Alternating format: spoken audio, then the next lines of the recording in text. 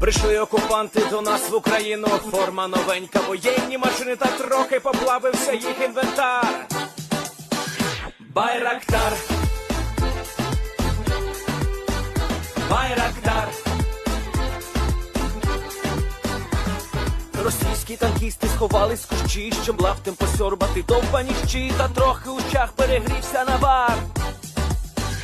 Байрактар, Байрактар. Приперли зі сходу до нас барани для восстановлення великої страны. Найкращий пастух баранячих отар. Байрактар, Байрактар. Їх доводи всяке озброєння різне, потужні ракети, машини залізні, у нас на всі доводи є коментар. Байрактар, Байрактар. Вони захопити хотіли нас зразу, а ми зачаїли на орків образу з російських бандитів, робить примар. Байрактар, Байрактар. Російська поліція справи заводить, там вбивцю рашистів ніяк не знаходить, хто винен, що в нашому полі глухар. Байрактар, Байрактар. Веде пропаганду кремлівський урод, слова пропаганди ковтає народ, тепер нове слово знає цар. Байрактар. Байрактар. Байрактар. Байрактар. Байрактар.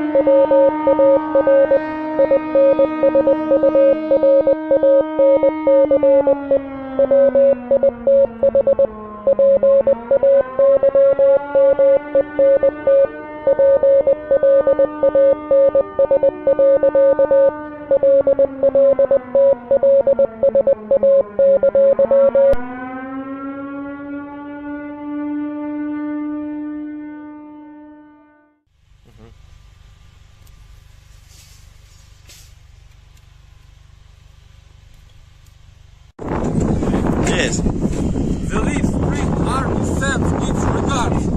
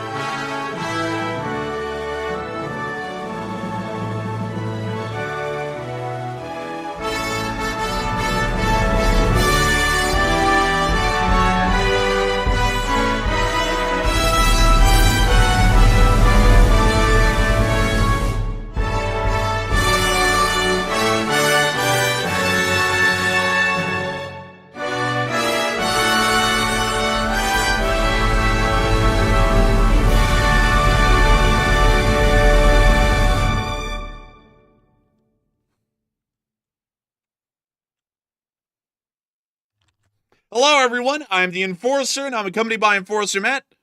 And good evening, folks. It's Enforcer Matt, and welcome back to day 1086 of the War News stream. And today we have massive news that Russian forces have surrendered near Pokrovsk in a very big move. Also, high-stakes Munich peace talks begin tomorrow, and Hamas has broken the ceasefire with Israel, apparently effective today. And it's good to see you all once again. And of course, we're going to be covering the past 24 hours of news from around the world, as we've been hearing significant news today that Ukrainian offensive efforts have once again seen that the Russian offensives near to the city of Pokrovsk have been stalled, and in the meantime, Ukrainian forces have been able to overrun Russian forces overwhelmingly enough that Russian forces are surrendering within this area in fairly decent numbers. We've also been able to see this replicated in different areas of the front line as well, as it does appear that the Ukrainian counteroffensive efforts are putting the Russians back on their toes and starting to not only stop their offenses, but slightly push them back from their existent front lines where they were about a week ago. We have also been able to get some additional information that the Russian Federation appears to be lacking some manpower. Still, as the manpower shortage continues to grip the Russian Federation, we can see that they are now turning around wounded Russian soldiers that have been returned into the Russian Federation and sending them back into Ukraine to continue on the fight, although they are wounded and largely combat ineffective at this point. We are also starting to hear that the United States has had a diplomatic team arrive inside of Moscow aboard a U.S. Air Force private jet. We understand that that diplomatic team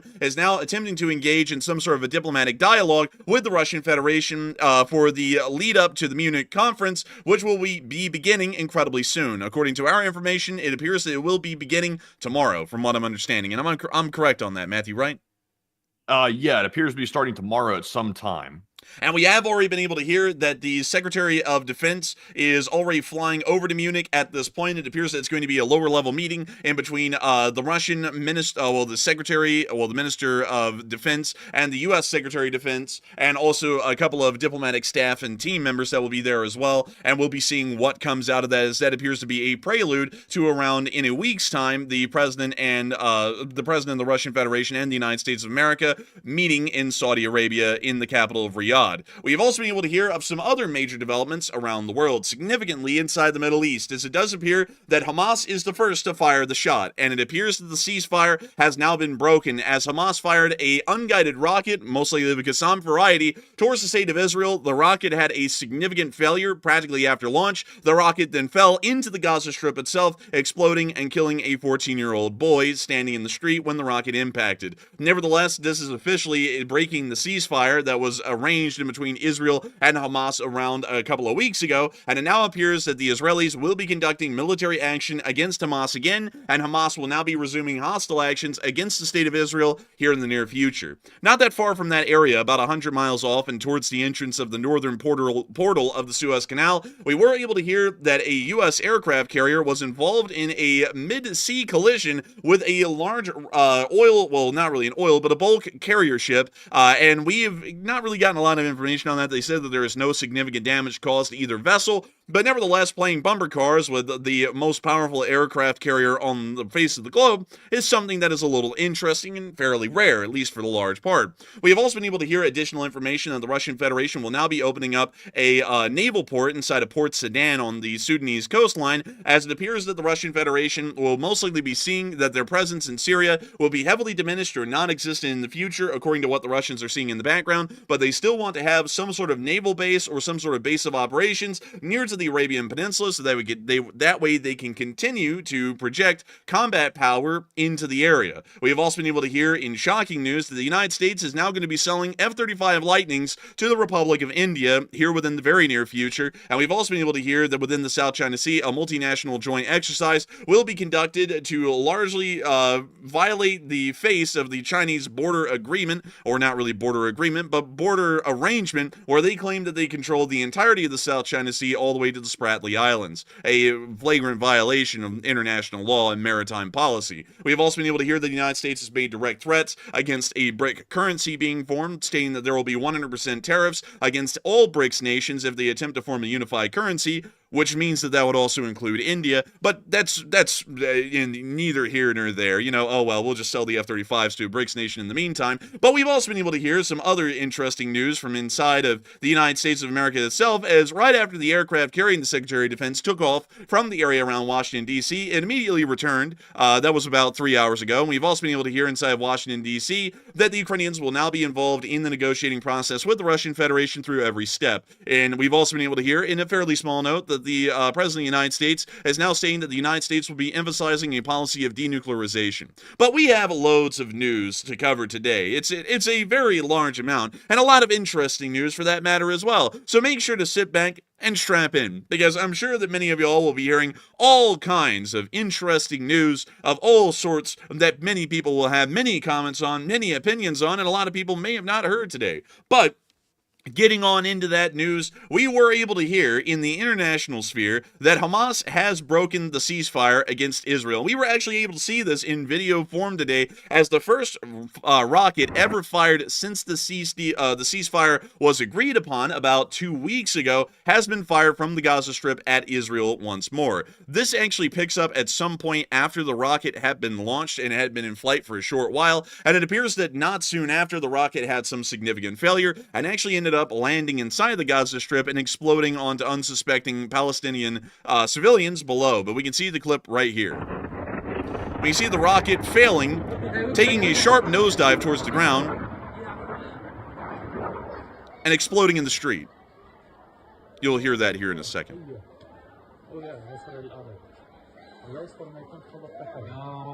Well, apparently it was a soft explosion. I actually am pretty shocked with all the noises that the rocket motor was making. The actual impact of the rocket and the explosion in the street made no noise at all. Like, that's actually a little wild. But nevertheless, it does appear that Hamas is now breaking the ceasefire, as we are hearing that they most likely will not be handing over any hostages by the time the deadline lapses this Saturday.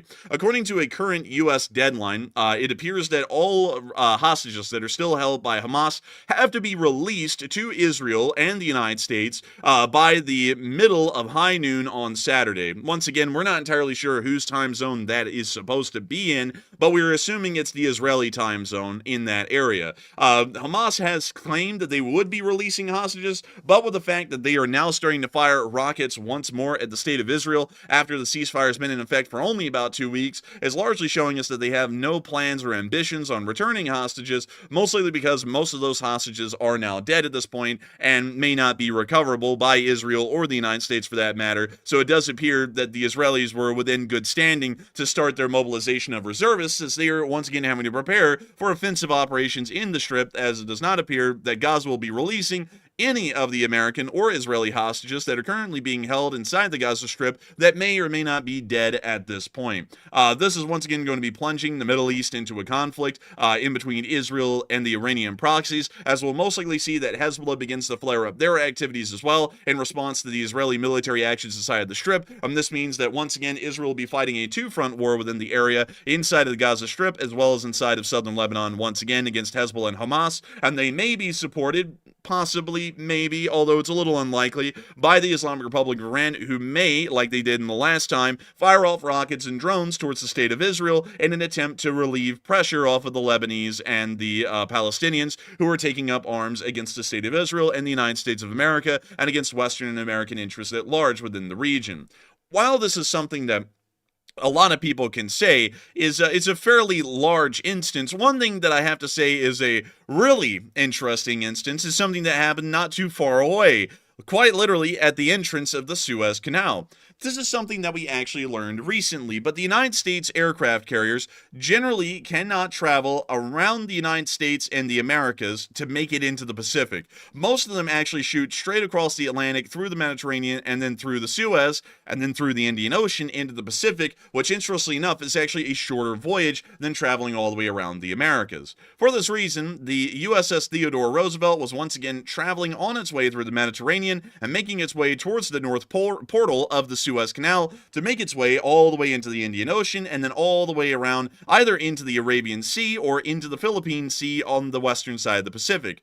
Something a little wild happened today in the middle of that transit. A bulk carrier vessel ended up colliding with the USS Theodore Roosevelt, actually ended up physically impacting the vessel and doing not really any damage from what we heard. But here are the two vessels that were involved. This is, correction here, it's not the USS Theodore Roosevelt, it's actually the USS Harry S. Truman. The USS Theodore Roosevelt was in the area some time ago, and so I guess I got the names confused. But nevertheless, this is the USS Harry S. Truman, which was involved in the collision today. This is the picture that was taken well before the collision. Obviously, make sure to preface that for some people who may be wondering, is that from today? No, that is not from today. But we were also able to see the vessel that it collided with, which is not exactly small. It's actually the Besiktas M, and this is the vessel that it actually collided with right here. This is a fairly large... How in the world does a aircraft carrier collide with a cargo vessel this large like this? Like, I know accidents happen. Like, accidents will always happen no matter what's going on, but it seems like a little bit wild to run an entire actual aircraft carrier into such a large vessel like this.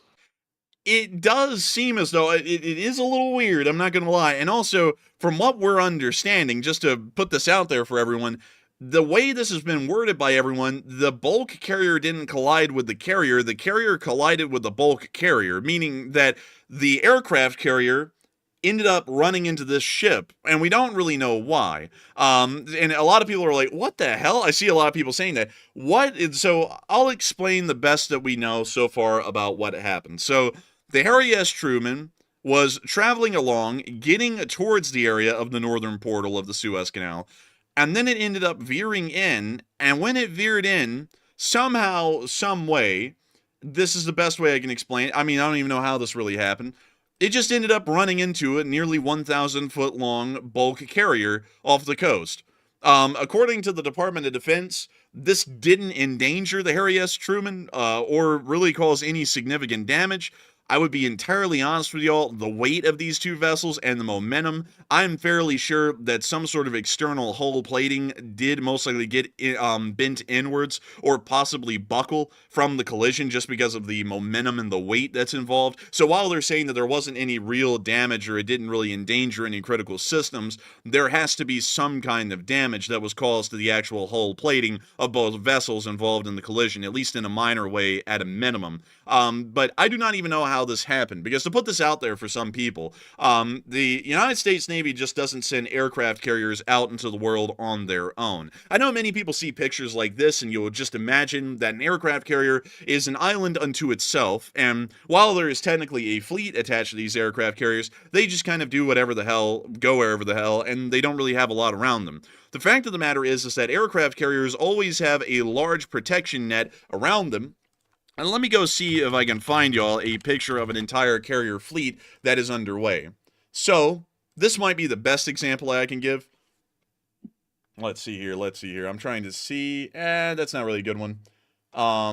You know what? We'll show this one. The picture's somewhat small, but we'll go to Wikipedia and hopefully get a larger version of it. So this is largely what a carrier fleet actually looks like. And this is actually what's surrounding the Harry S. Truman, but in a much wider formation than just this. Because this is very misleading when you look at pictures like these. You would truly think, oh, it should be so easy for them to run into each other. You know, it's only that the ocean is so big, and for some reason these ships can't avoid each other, so they just run into each other. You know, that would be completely explainable. But the thing is that carriers always have a perimeter around them, and it's created by the carrier fleet. This one's actually a very interesting sort of a fleet because it has 3 Ticonderogas inside of the fleet. One of them still has the REM system, the older REM systems that were used on the earlier Ticonderogas. These 2 towards the front have been modified to the vertical launch systems that are used pretty much across the entirety of the U.S. Navy in the present day. There's 2 Arleigh Burkes, 1 Oliver Hazard Perry, and then there's also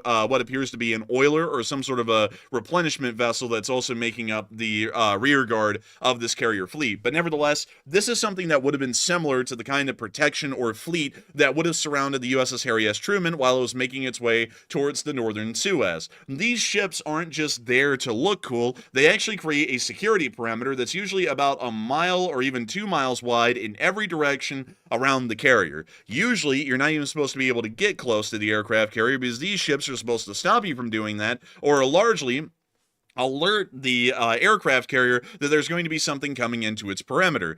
I do not know what in the hell even happened today for all of this to be completely overlooked, and for a bulk carrier, mind everyone, that's about 1,000 feet long, to end up running into the aircraft carrier, or more so the other way around from what we understand, the aircraft carrier ran into it. I honestly do not have any clue how that happened. There's really no explanation as to how this could happen, unless if the helmsman of the aircraft carrier and the helmsman of every other vessel, literally, like all the protection vessels of the fleet, I guess they just verged out of the way so that way the aircraft carrier could go and deliver a grand slam onto the bulk carrier, and the helmsman of the aircraft carrier just kept going straight until they eventually collided with the bulk carrier in some way, shape, or form. Is it possible this was some form of like ocean rage or something like that? Like the aircraft carrier was having like a navigation issue and they were getting in a fight and maybe they just rammed the boat? Could be canal rage. It could be something like that. Like I'm joking, by the way. I'm not being serious, by the way, just to make that perfectly clear. Oh, I know. You and me, we know. You know, someone in the chat could say, no, you know, someone will. But beyond that, I just don't even know what to tell y'all about this. I don't know how it happened. I don't know why it happened. I don't know anything about it. It's just that an aircraft carrier collided with a bulk tanker today, and, you know, that is what it is. I guess that's really all I can add to it, because I can't even really explain how everything could have gone wrong for that to happen, because that's just not even supposed to be a possibility at all. So anyways, moving on from that, and moving on from this sea rage, or whatever it could be called, and also some people are saying, well, were there rough seas? Were there rough seas in the area? Doesn't really matter, because there's supposed to be a big enough perimeter around the aircraft carrier that that's not supposed to happen. And also the fact that the bulk carrier, well, the aircraft carrier ran into the bulk carrier, everything's showing something just doesn't make sense here, and I wish we could get some more details about this, but so far they're saying that there's no serious critical damage to the aircraft carrier and it's running just fine. You know, what they did is that they walked up to the hood of the carrier, smacked it, and the engine started running. They said, it's got gas in it, and then they just ran it through the canal and got it to the other side. So that is what it is at this point, I suppose. But moving on from that, in that wild story, it does appear that much has been going on in the Middle East, but it also appears that we actually have a question that's been asked of all of y'all. I was hoping that we would get to the Middle East ones, but we'll get to the one on that one here real quick, so that way we can try and make everything make sense instead of just hopping from thing to thing while I'm talking about this one, then we talk about another thing in the news circuit. So moving on from that, we are going to be moving on into something that is very confusing to follow. I'm not even going to hide my frustration with how confusing this is getting to follow, but I'm going to try and make it make sense for all of y'all, because I know y'all come here to get the news. And while nothing is making any sense anymore, we're just going to try and tell y'all what we're getting today. And we're going to just work on a day-by-day basis at this point, because trying to figure out what the hell the U.S. government is doing at this point beyond the next 8 hours is completely foreign to me. I don't even know how the hell we're going to do that. So what you're hearing today could change entirely tomorrow. So with that in mind, we have been able to hear that apparently the European Union and the general, well, really all of the NATO allies and the united stand that they made last night that we were hearing about in the news may have had an impact on U.S. decision-making in further negotiating processes, as we are now hearing that Ukraine will have a seat at the negotiating table from day one, along with Russia. So it now seems like the United States will be doing the correct thing and will be including the Ukrainians in the negotiation about the war that they're the defending party in from day one. That could change tomorrow, mind you, but that's what we're going to be going with so far for now. So there you have it. It now appears that Ukraine will be involved in the negotiations, which is the right step.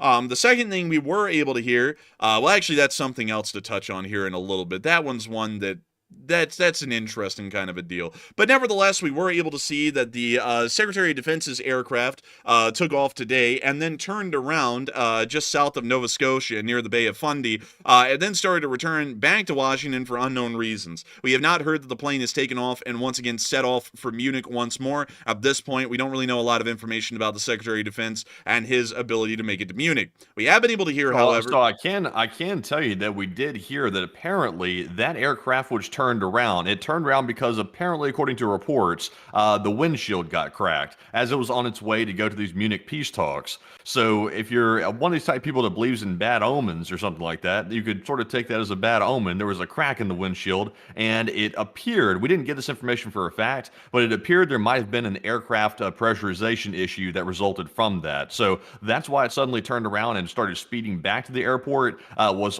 basically to switch aircraft so that way they're not going to, suffocate inside of there due to a lack of oxygen. So that's what we know at the moment. So an interesting start to the Secretary of State actually going to Munich. So it doesn't really sound like it was already starting well, but we were also able to hear that a U.S. diplomatic team arrived in Moscow.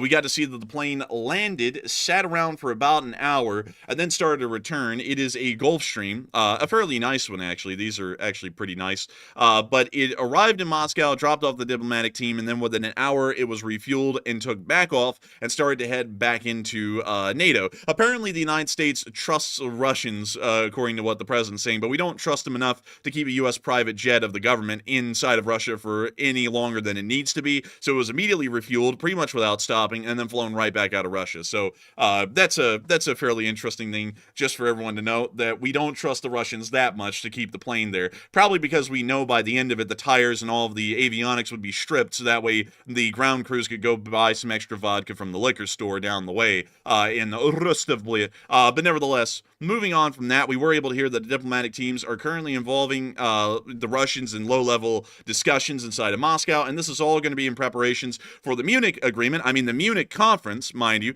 they'll be happening here soon, as we have been able to hear that the President of the United States announced that high-level officials from the United States, Ukraine, and Russia will be meeting in Munich tomorrow on Valentine's Day, a romantic gesture to be sure. But nevertheless, we do not know the exact details at this point that will be largely conspiring inside of Munich, because we do not really know much about the U.S. negotiating position. Y'all remember how I told y'all that that the Secretary of Defense said a whole bunch of stuff yesterday at Ramstein in Brussels?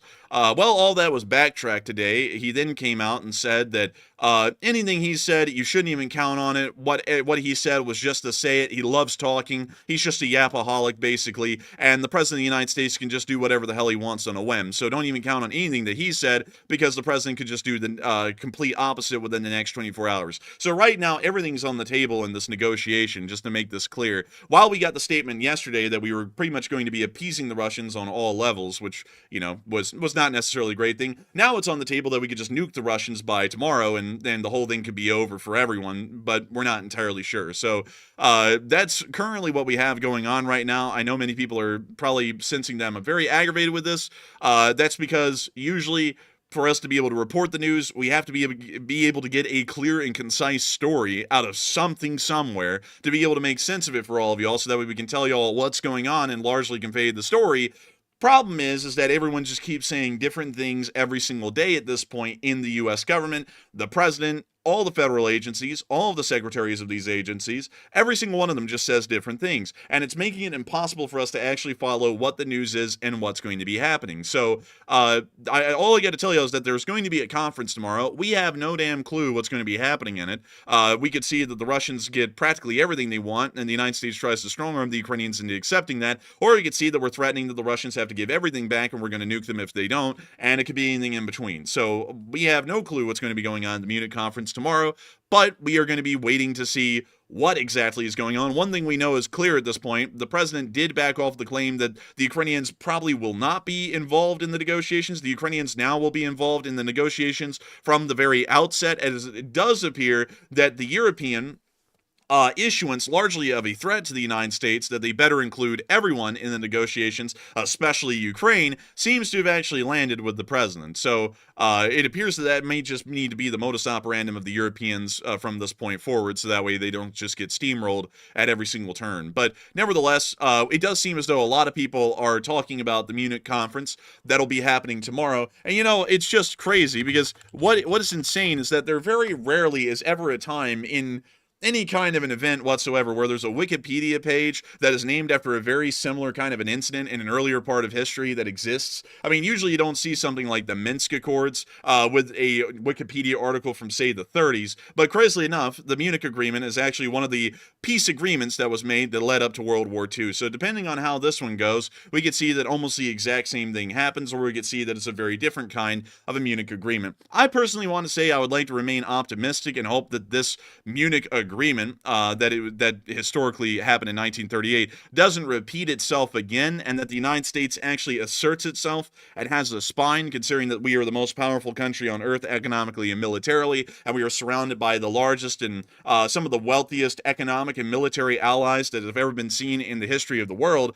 Truly nothing can really beat the position that the United States and the Western world is in right now. Not even the Roman Empire, which really was the only country that was pretty much uncontested in its time in history, could even boast such a assertion as the United States and the Western world can right now. So we are going to be seeing what's going to be going on tomorrow, but a lot of people are having their inputs and comments right now on what will be happening tomorrow, and what they believe is actually going to be happening is high-level peace talks, quote-unquote, with the United States, Ukraine, and Russia will begin tomorrow in Munich in Germany. And a lot of people are wondering what is going to be happening with this. And many people are going to be saying that everyone's going to walk away and there's going to be absolutely no peace deal made whatsoever. And this is pretty much going to completely stop and pause any kind of further peace deals in the future, at least for now. Others are saying that this will be the first of many talks, meaning that the negotiating process for peace will be going on for an incredibly long time. Others are saying that the U.S. and the Russians will force Ukraine into a deal. That seems to be a smaller amount, and some are unsure and undecided. But Matthew, what are people thinking about this, and what are you thinking about it as well? Because it seems like there are a lot of different opinions on how this is going to be going tomorrow. So yes, indeed. It looks like 49% of the audience said everyone's going to walk away from this Munich talks right here. There will be no deal, while 32% said this will be the first of many talks. 14% said the U.S. and Russia will force Ukraine into a peace deal, and only 5% said unsure. So on this one, the way I see it going down is Russia is going to show up, Ukraine's going to show up, and the United States is going to show up.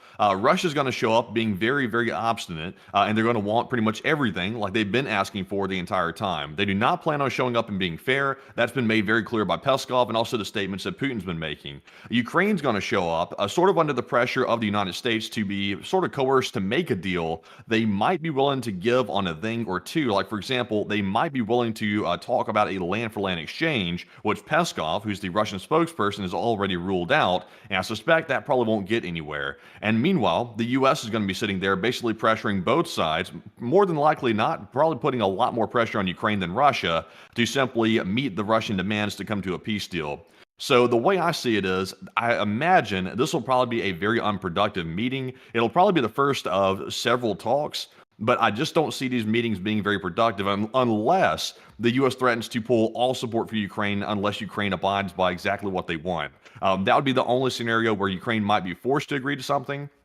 if the U.S. decided to say, if you don't agree to what we tell you to agree to, we're about to basically pull every piece of military aid, every piece of humanitarian aid, and it's going to be over for your country. So I don't know if the U.S. is willing to go that far or not yet. We really don't know at the moment, and to say otherwise is kind of speculating. So I suspect nothing's coming out of this meeting specifically tomorrow, but only time will tell. But Enforcer, what say you? I would have to say that, in my opinion, I believe that I would have to say that while I got to be honest with y'all, I'm really aggravated about the things that the United States said yesterday about what our ambitions were for this peace arrangement. Most of it seemed to be appeasement and not really looking to achieve anything that the United States or the Western world would be looking for coming out of the war, or really looking out for Ukrainian interests as well, considering that they're a Western aligned country. And today, some of, not all of that, but some of that was now backtracked, and now it's a whole other approach that is going on. And I see some people saying that it's a negotiating tactic to keep everyone confused and in the dark. I've got to be honest with y'all. I have a history major. Like, that covers a lot of things, and generally nobody goes into peace negotiations throwing everything across the way. Like, if we want to take the best example in modern history, in Iraq in 1991 during the Gulf War, we made it very clear before that conflict, the United States and the coalition was looking for the removal of Iraqi forces and Iraqi control of Kuwait from that territory, and that they were to leave. We didn't go before the war, hell, we might just throw out Saddam too, why not? We didn't do that then. We simply said we want them out of Kuwait. That was the war goal. During the entirety of the war was fought to remove Iraq from Kuwait. And even when the U.S. Army, under Schwarzkopf, well, really the coalition under Schwarzkopf's incredible trapdoor battle strategy, was able to trap the entire Iraqi army in Kuwait, and Baghdad was wide open to the U.S. Army just going in and deposing Saddam, they made that incredibly clear before peace negotiations even began, that that was not their intent to overthrow and depose the Iraqi government, but was simply to enforce international law and remove the Iraqi army from Kuwait. During that entire process, the coalition's ambitions were incredibly clear from beginning to end on what they were looking to achieve. Confusion is not really a negotiating tactic. And also, it leaves the public blind, people who may have voted for this person or may not have voted for this person, from what we're actually doing in America's interests. This is kind of like saying, well, it's good for Congress to push forward bills that nobody can even read, either in the Congress or in the public, because this makes it to where it's a little bit more confusing and it's a good tactic to get bills passed. You ought to be able to know exactly what's going on, and this is what's making things fairly difficult for us on a news reporting end, is that while historically it usually would be fairly common to know exactly what are people going for and exactly what a peace negotiation will look like because both sides are incredibly clear about what they're looking for, this isn't necessarily the case. Also, we kind of do know, like, a little bit here. We do know that the U.S. president seems to be pushing pretty much for giving Russia whatever they want at this point. He appears to be saying to capitulate to Ukraine. That's what he's currently said. And once again, those are just statements right now. That's not actual actions. That's simply what he's saying, and that could change at any moment, like we've seen before. And what that tells me is that in order to get Putin even to the negotiating table, Putin wanted assurances, or at least statements indicating that Ukraine would be forced to give over pretty much whatever Russia demanded, which is not a good sign. That tells you that Russia's not really willing to have legitimate talks. So if that's what the president is currently doing, is trying to basically deceive Russia to come to the negotiating table and then back off of all those statements and say, okay, now that we're at the negotiating table, now let's be fair. Ukraine's not giving up all their land, and you're going to have to be fair. Russia's simply just going to get up and walk away. I can tell you right now, they're going to do that. So maybe that was the objective, was to simply fool Russia into showing up and then lay the hammer on them. Or maybe it is what it appears to be, which is telling Ukraine to basically surrender. maybe so. I'll be honest with y'all. I have a feeling. I still have a tinge feeling. I'll be honest. I'm not really a big fan of how the United States has been approaching this so far over the past 36 hours. But if I had to pick an opinion, I believe that everyone's going to be walking away with no peace deal, or even the semblance of a peace deal, from tomorrow. Tomorrow is the groundwork for the meeting for Putin and the President of the United States inside of Saudi Arabia in about a week's time. So with that in mind, this has to go well for that to even happen, because right now that's slated to happen in about a week, but we don't really know if it will actually happen, because that largely depends on what's happening in Munich and if we see that the Russians are operating on good faith. The Russians have extremely stringent terms, mind you all. They're incredibly anti-Western, and they're looking practically for total victory on their end to achieve all Russian ambitions and to not allow any cessations towards American or Ukrainian ambitions towards the end of the war. They are non-negotiable on that at this point. So if the United States goes in tomorrow and even insists on a single thing leading towards the Ukrainian or Western direction as a whole, we probably will see that the talks will completely fall apart. And then we'll most likely see, moving on from there, that the Russian Federation will continue on the war along with Ukraine, and the United States will just continue to support the Ukrainians until the Russians actually start to give cessations or concessions, more so, to the Western world and Ukraine in the next peace negotiations that will most likely happen in a year from now. That's So most also, by the way, Enforcer, one more thing I forgot to mention that I think we're forgetting to factor in here is I believe someone had come into our chat last night and told us that the mineral deal that the United States is currently pursuing with Ukraine for I think it's like 500 billion in minerals, like it's the overall amount. Yeah. Yeah, it's a humongous amount of minerals that Ukraine could potentially end up turning over to the United States. That is indeed for future weapons, like military aid. That is not for past aid. That is for future aid. So that's kind of intriguing right there, because for one thing, just from an economic standpoint, the United States stands to benefit tremendously by letting Ukraine have the military aid they want in exchange for minerals. We'd actually be coming out with a profit in the end, which would be very beneficial to the United States. So maybe that lends credence to the idea that simply the U.S. president is trying to goat Russia into showing up to simply get, I guess you could say, a photo op and maybe say that he won in some way or another by getting them to the table. And then he can try to place the blame on Putin for being unreasonable when he finally got to the table. And maybe that could be it. Because otherwise, why is the United States, if we're looking at it from a purely economic standpoint, why are we willing to give up almost $500 billion in minerals potentially just to let Ukraine capitulate? That wouldn't make much sense if we're looking at it from a sort of non-human, objective perspective. I would I would have to say, agreeing with that, I'm hoping right now, I'll be honest with y'all, with the statements that were made yesterday, my outlook on this isn't as positive as it has been. I'm hoping, though, and I believe that this might happen, there's a chance that this might happen, the United States might show up tomorrow and completely reverse everything it said publicly, because it's just like that at this point, and then insist pretty much on achieving entirely American interests in Ukraine with no concessions to the Russians whatsoever, and then the Russians get punked. And I hope that that's what happens, because that would make a good bit more sense, and that would start to show that the United States isn't necessarily just really giving away the 3 years of war that's been fought in Ukraine for really nothing in return. That's what I hope would happen, and because that generally would make the most sense. And I see some people making some comments and points, and some people have got some points. Some people say that the current president really emphasizes a peace through strength initiative, and that's what we've heard, and that's what we've also been saying on this channel, and I would hope that that's actually what we're vying towards and what we're moving towards, but with the statements made yesterday, that starts to kind of throw that all into question whether that really is the case or not, because peace through strength is something that you have to pretty much exercise consistently. That's what the Russians continue to try and exercise against the West, is that they're going to get peace by pretty much threatening to kill everyone, and they're pretty much going to hold everyone's lives hostage to get the peace that they're looking for in their way. What the United States should go for is peace through strength in our way. If the Russians want anything in Ukraine at all, they're going to have to give a lot back to Ukraine and a lot back to us to get, to keep anything that they got in the first place. That's what I would say. That's what I would believe. But once again, I want to make this fairly clear, because there's always, I got to say this, y'all, it's getting really tough these days to cover news neutrally, because everyone tries to turn everything into something. On the last president, I could sit there and say that I didn't like what he was doing in Iran, and I didn't like that he was dragging his feet on U.S. support Ukraine, and I could say other things like, why didn't they shoot down the balloon, and I could say all kinds of stuff like that, and people didn't really take that as much, because it was honest truths, and it was my assessment of the situation and saying that this isn't really good for U.S. standing.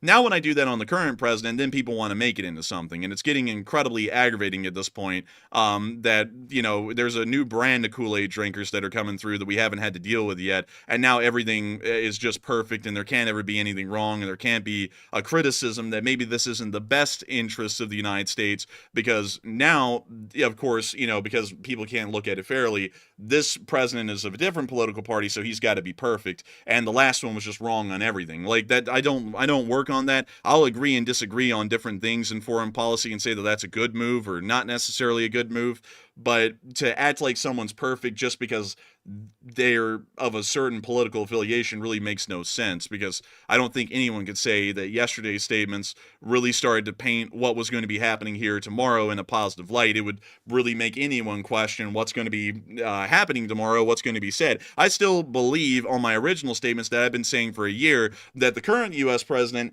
has to understand, and I'll be shocked if he didn't, the U.S. strategic interests that are going on in Eastern Europe, and he's hopefully going to be pursuing that regardless of what he said yesterday and regardless of what the Secretary of Defense has said yesterday and today.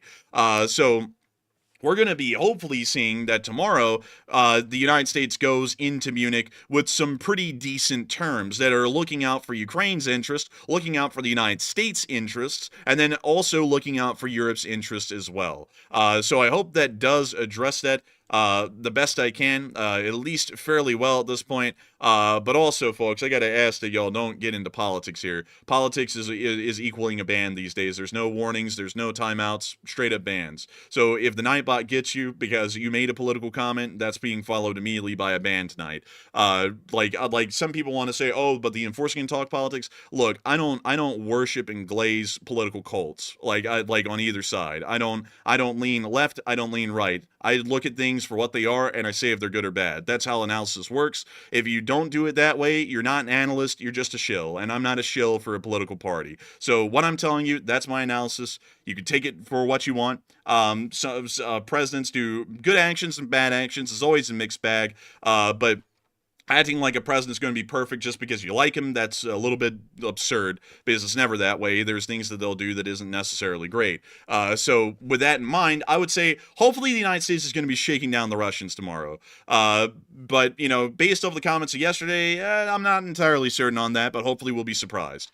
So with that, I hope that does address that the best I can, at least from what I would understand. But nevertheless, I see Clausen saying unbiased logic is not exactly popular. It is fairly popular with pretty much the majority of our audience, but for a small few, and sadly enough, the small few really talks a lot in the live chat. That's not to say that it's all of y'all. It's to say that these kinds of people, I don't know what it is, but they're just extremely vocal on the internet. They will blow up the live chat and just go insane. Like, and it will only be like 5 people, but they'll type like 5 chats every minute. So it looks like the whole chat's blowing up about this in one way or another, because, you know, back in the past, when the previous president was in charge and we would sometimes critique or criticize things that he would do, then we would get called a fascist. And now we're being called a communist because the current president's in and he's of a different political affiliation. And now we're going, well, some of this doesn't really look like it's the best thing to do. So now we get called a communist. Like, you can't, like, it's just,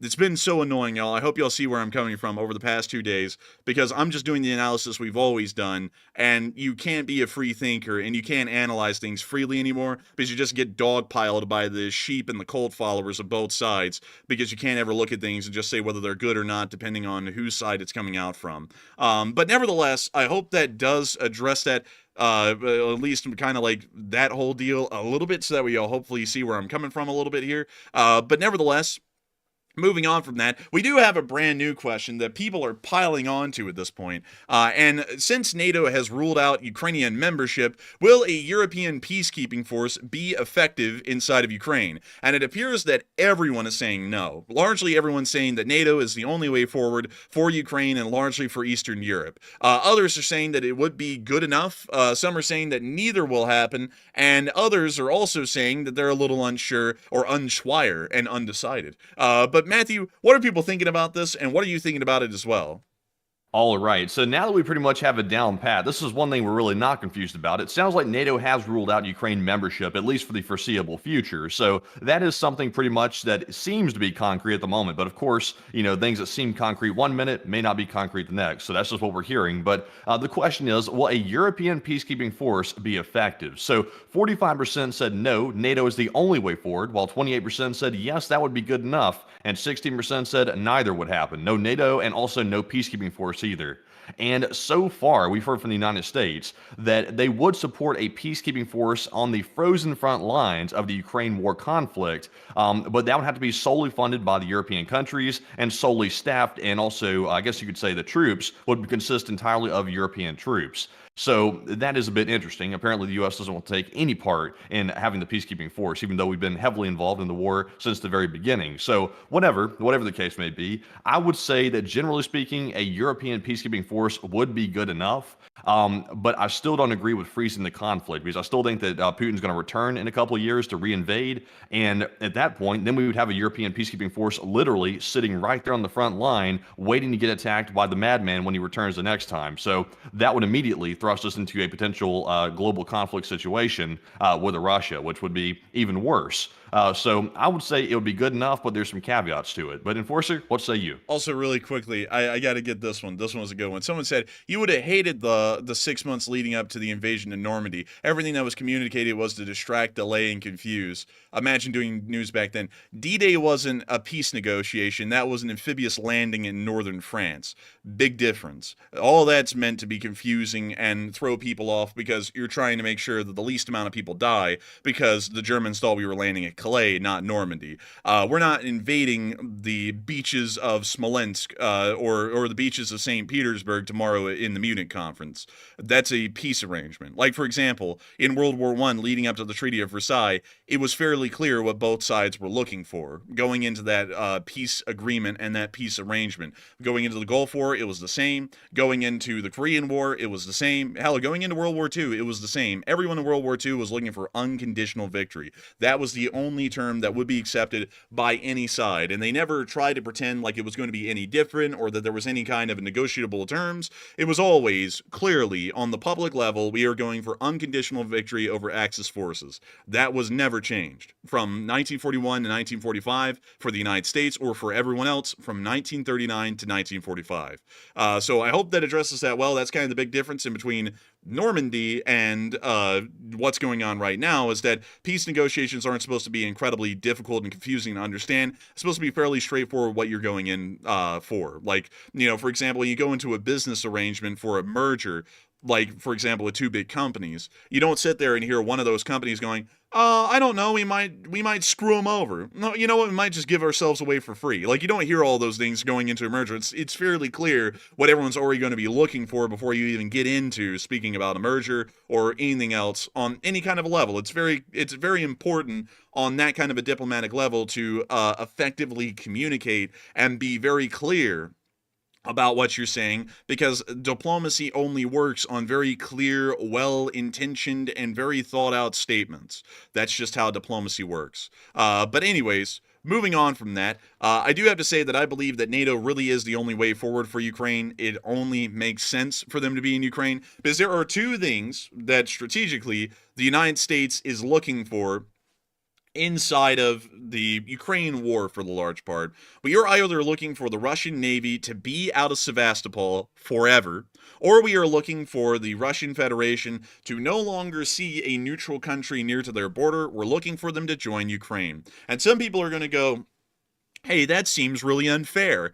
And it is unfair. Sadly, the Russians haven't been good neighbors, and so everyone around them has been running away from them for about the past 30 years. That it started with Poland, and then the Baltic states, and then Finland, and then everything else in the Balkans that wasn't a part of Yugoslavia, that was a part of the Eastern Bloc, and then finally, Ukraine, which has been one of the last ones. Also, by the way, mind you, Georgia as well. That's one that's really not really talked about or thought about anymore, but that one's about as important as any other, because it actually tried to join NATO and the European Union, and then the Russians invaded them for that all the way back in 2008. So this isn't anything new for the Western world to be dealing with what's going on in Ukraine. for Ukraine to not be in NATO and for it to be declared as a neutral country, that pretty much means that it's going towards the Russian side. The reason why everyone ran to join NATO is because if you were a neutral aligned country near to Russia before they joined NATO, the Russians would pretty much just corruptly run your country through bullying you until you couldn't take it anymore, or until you were literally a Russian satellite state, just like they did throughout the entirety of the time of the Cold War with the Soviet Union and the Eastern Bloc countries. They largely ran those like satellites, and while there was differences here and there in between those countries and how they ran, they still answered back to their Soviet masters back in Moscow throughout the whole war. That's why everyone ran away from them at the end of the war, and, well, not at the end of the war, but at the collapse of the Soviet Union, and then not only that, during the First and Second Chechen Wars, because everyone started to realize, especially with the invasion of Georgia, Russia is no different than it was under the Soviet Union. So if Ukraine ends up being a neutral state, it's only ensuring that the Russians reinvade them again, or focuses their territorial ambitions on even larger goals like the Baltic states and parts of Poland, which Putin has already made clear that he's going for, or it just opens up Ukraine for reinvasion again in a couple of years. And then we're literally dealing with a World War II kind of a situation, where this ended up being the Munich Agreement of our time, the quote-unquote peace in our time, and then 2 years later, we are forced into a war that was simply unavoidable at that point. So I would say that Ukraine getting in NATO is incredibly important. Also, why are the Russians so scared of NATO? Why is Russia terrified of NATO? Think about because that. they know that the moment that Ukraine gets into NATO, that'll be the end of any more territorial ambitions for Putin to try to invade that territory. Because once again, like we've been saying, is Putin's goal is to rebuild the Soviet bloc. He cannot do that without retaking Ukraine. So if Ukraine goes into NATO, that permanently rules that ambition out. That's why he's so desperate to prevent it, because he cannot afford not to be able to reinvade in a couple of years. That's the sole reason. I would agree so, but I want everyone to think about this. These are some rhetorical questions to think. Why are the Russians scared of Ukraine joining NATO? Why is Russia scared of NATO in general? It's not like NATO can attack them. NATO is a defensive alliance by structure. We can go look at the NATO charter right here, and I misspelled that. My fat fingers hit the E. But the parties undertake to settle any matters in international peace and security, and to refrain in their international relations from the threat or use of force in any manner inconsistent with the purpose of the United Nations. Then, the parties will contribute toward the further development of peaceful and friendly international relations by strengthening their free institutions, by bringing about a better understanding of the principles upon which these institutions are founded, and by promoting conditions of stability and well-being. They will seek to eliminate conflict in their international economic policies and will encourage economic collaboration between any or all of them.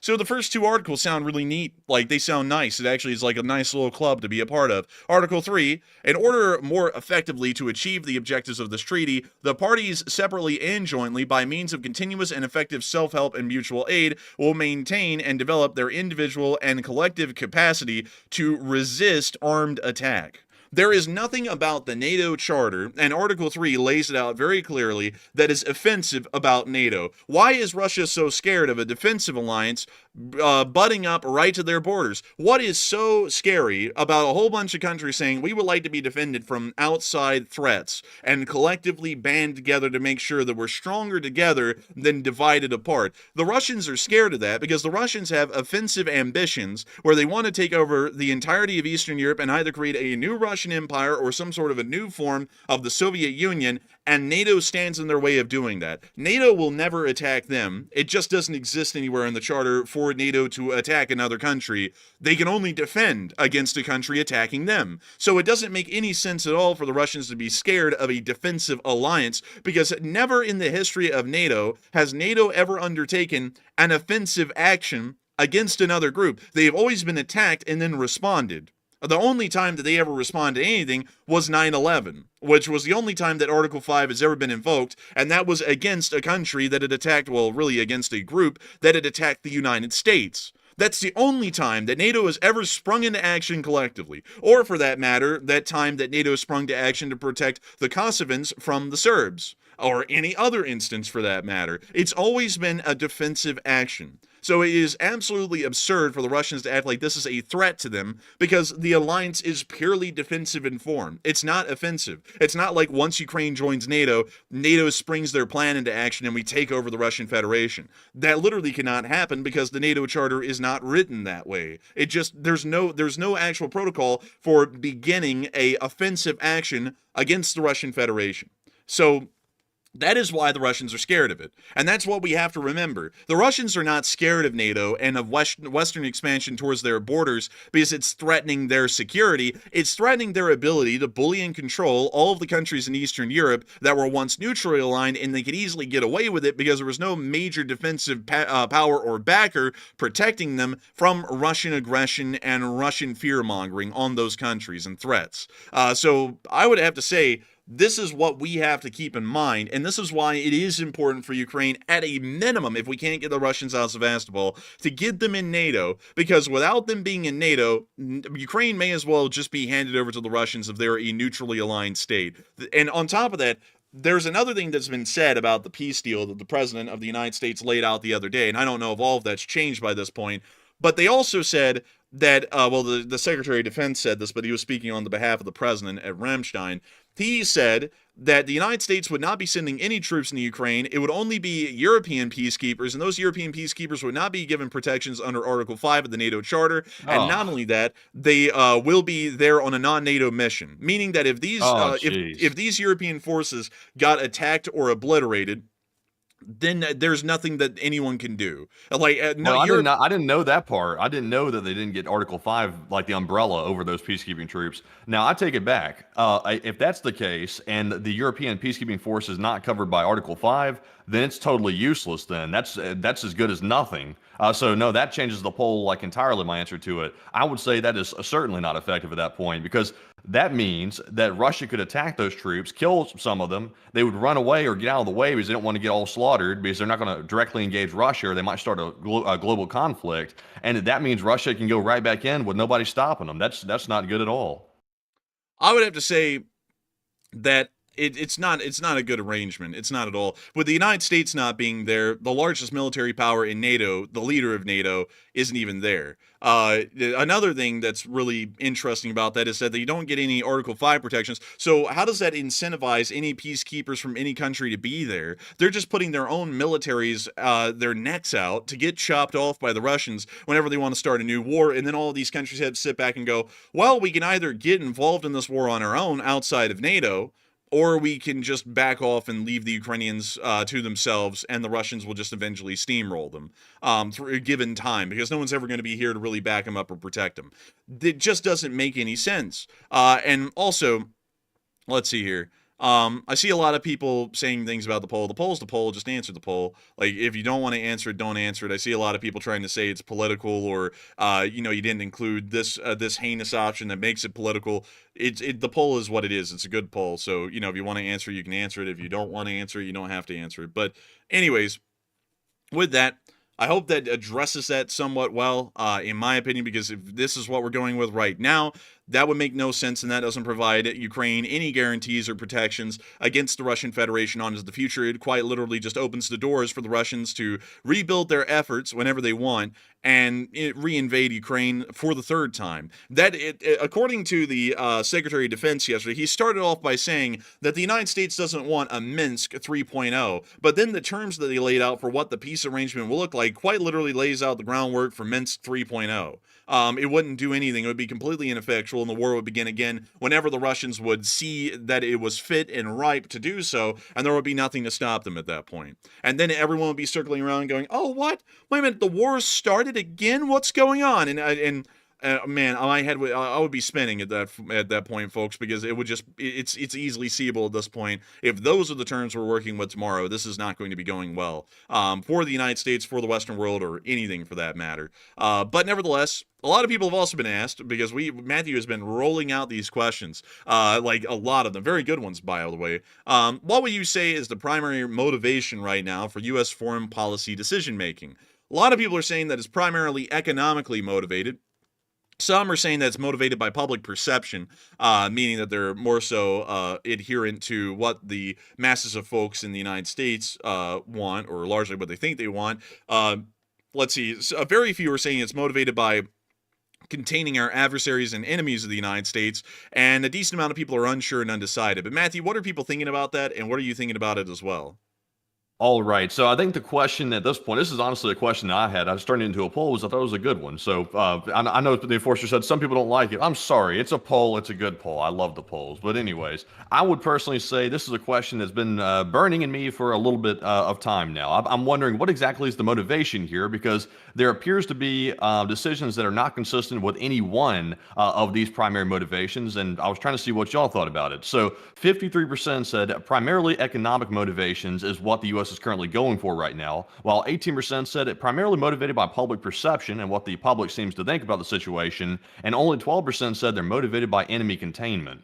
And I would say that it sounds like honestly, this is almost the way I would answer it actually in this order. Probably the least likely would be enemy containment, because if we're going to let Russia take Ukrainian land, that's not containing Russia at all. That's letting them expand. So that appears to not be the motivation. Public perception, that does not appear to be factoring in here either, because there's a lot of people that don't want to give up Ukraine, but that doesn't apparently be taken into the situation either. So we're left with assuming that's economic motivations. But even at that, though, like I mentioned, Ukraine is offering $500 billion in minerals if they receive more assistance, and the U.S. is basically telling them to give up, at least according to their current statements. So I'm not really sure what the primary motivation is. It seems like, honestly, the option that was not on the poll is they're taking shots in the dark. That basically seems what it probably is. It's just whatever floats the boat at the moment, and if it starts to sound bad in their heads, then maybe they just simply change it to whatever they want to change it to. So basically, throw something at the wall and hope it sticks. But Enforcer, what say you? I would have to say that, in my opinion, I would have to believe that this is primarily economically motivated at this point. I would largely have to agree with the broad majority that it seems at this point, once again, this is going off of what we've heard yesterday and today, which could be entirely different by tomorrow. And if it is, then we'll say that, apparently that was all just talk for no reason. I don't know why. We could have just saved the breath. But beyond that, I would say that at this point, it doesn't really seem like containment is really something that we're looking at all. I would be honest with y'all, we really aren't covering this much either, but on the other side of the world, towards the Chinese, it doesn't really look like we're trying to contain them much either.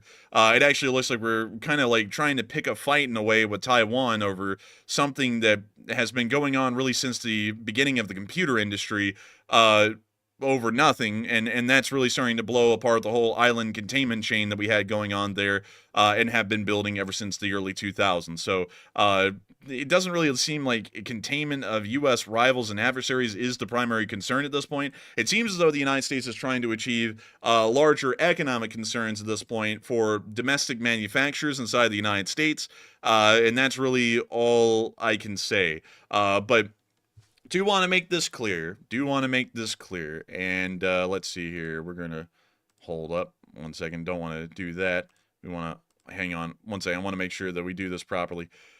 Really quickly, everyone, I'm just going to go over this one more time, because I just want to make this a little bit clear for some of the folks who don't get it yet.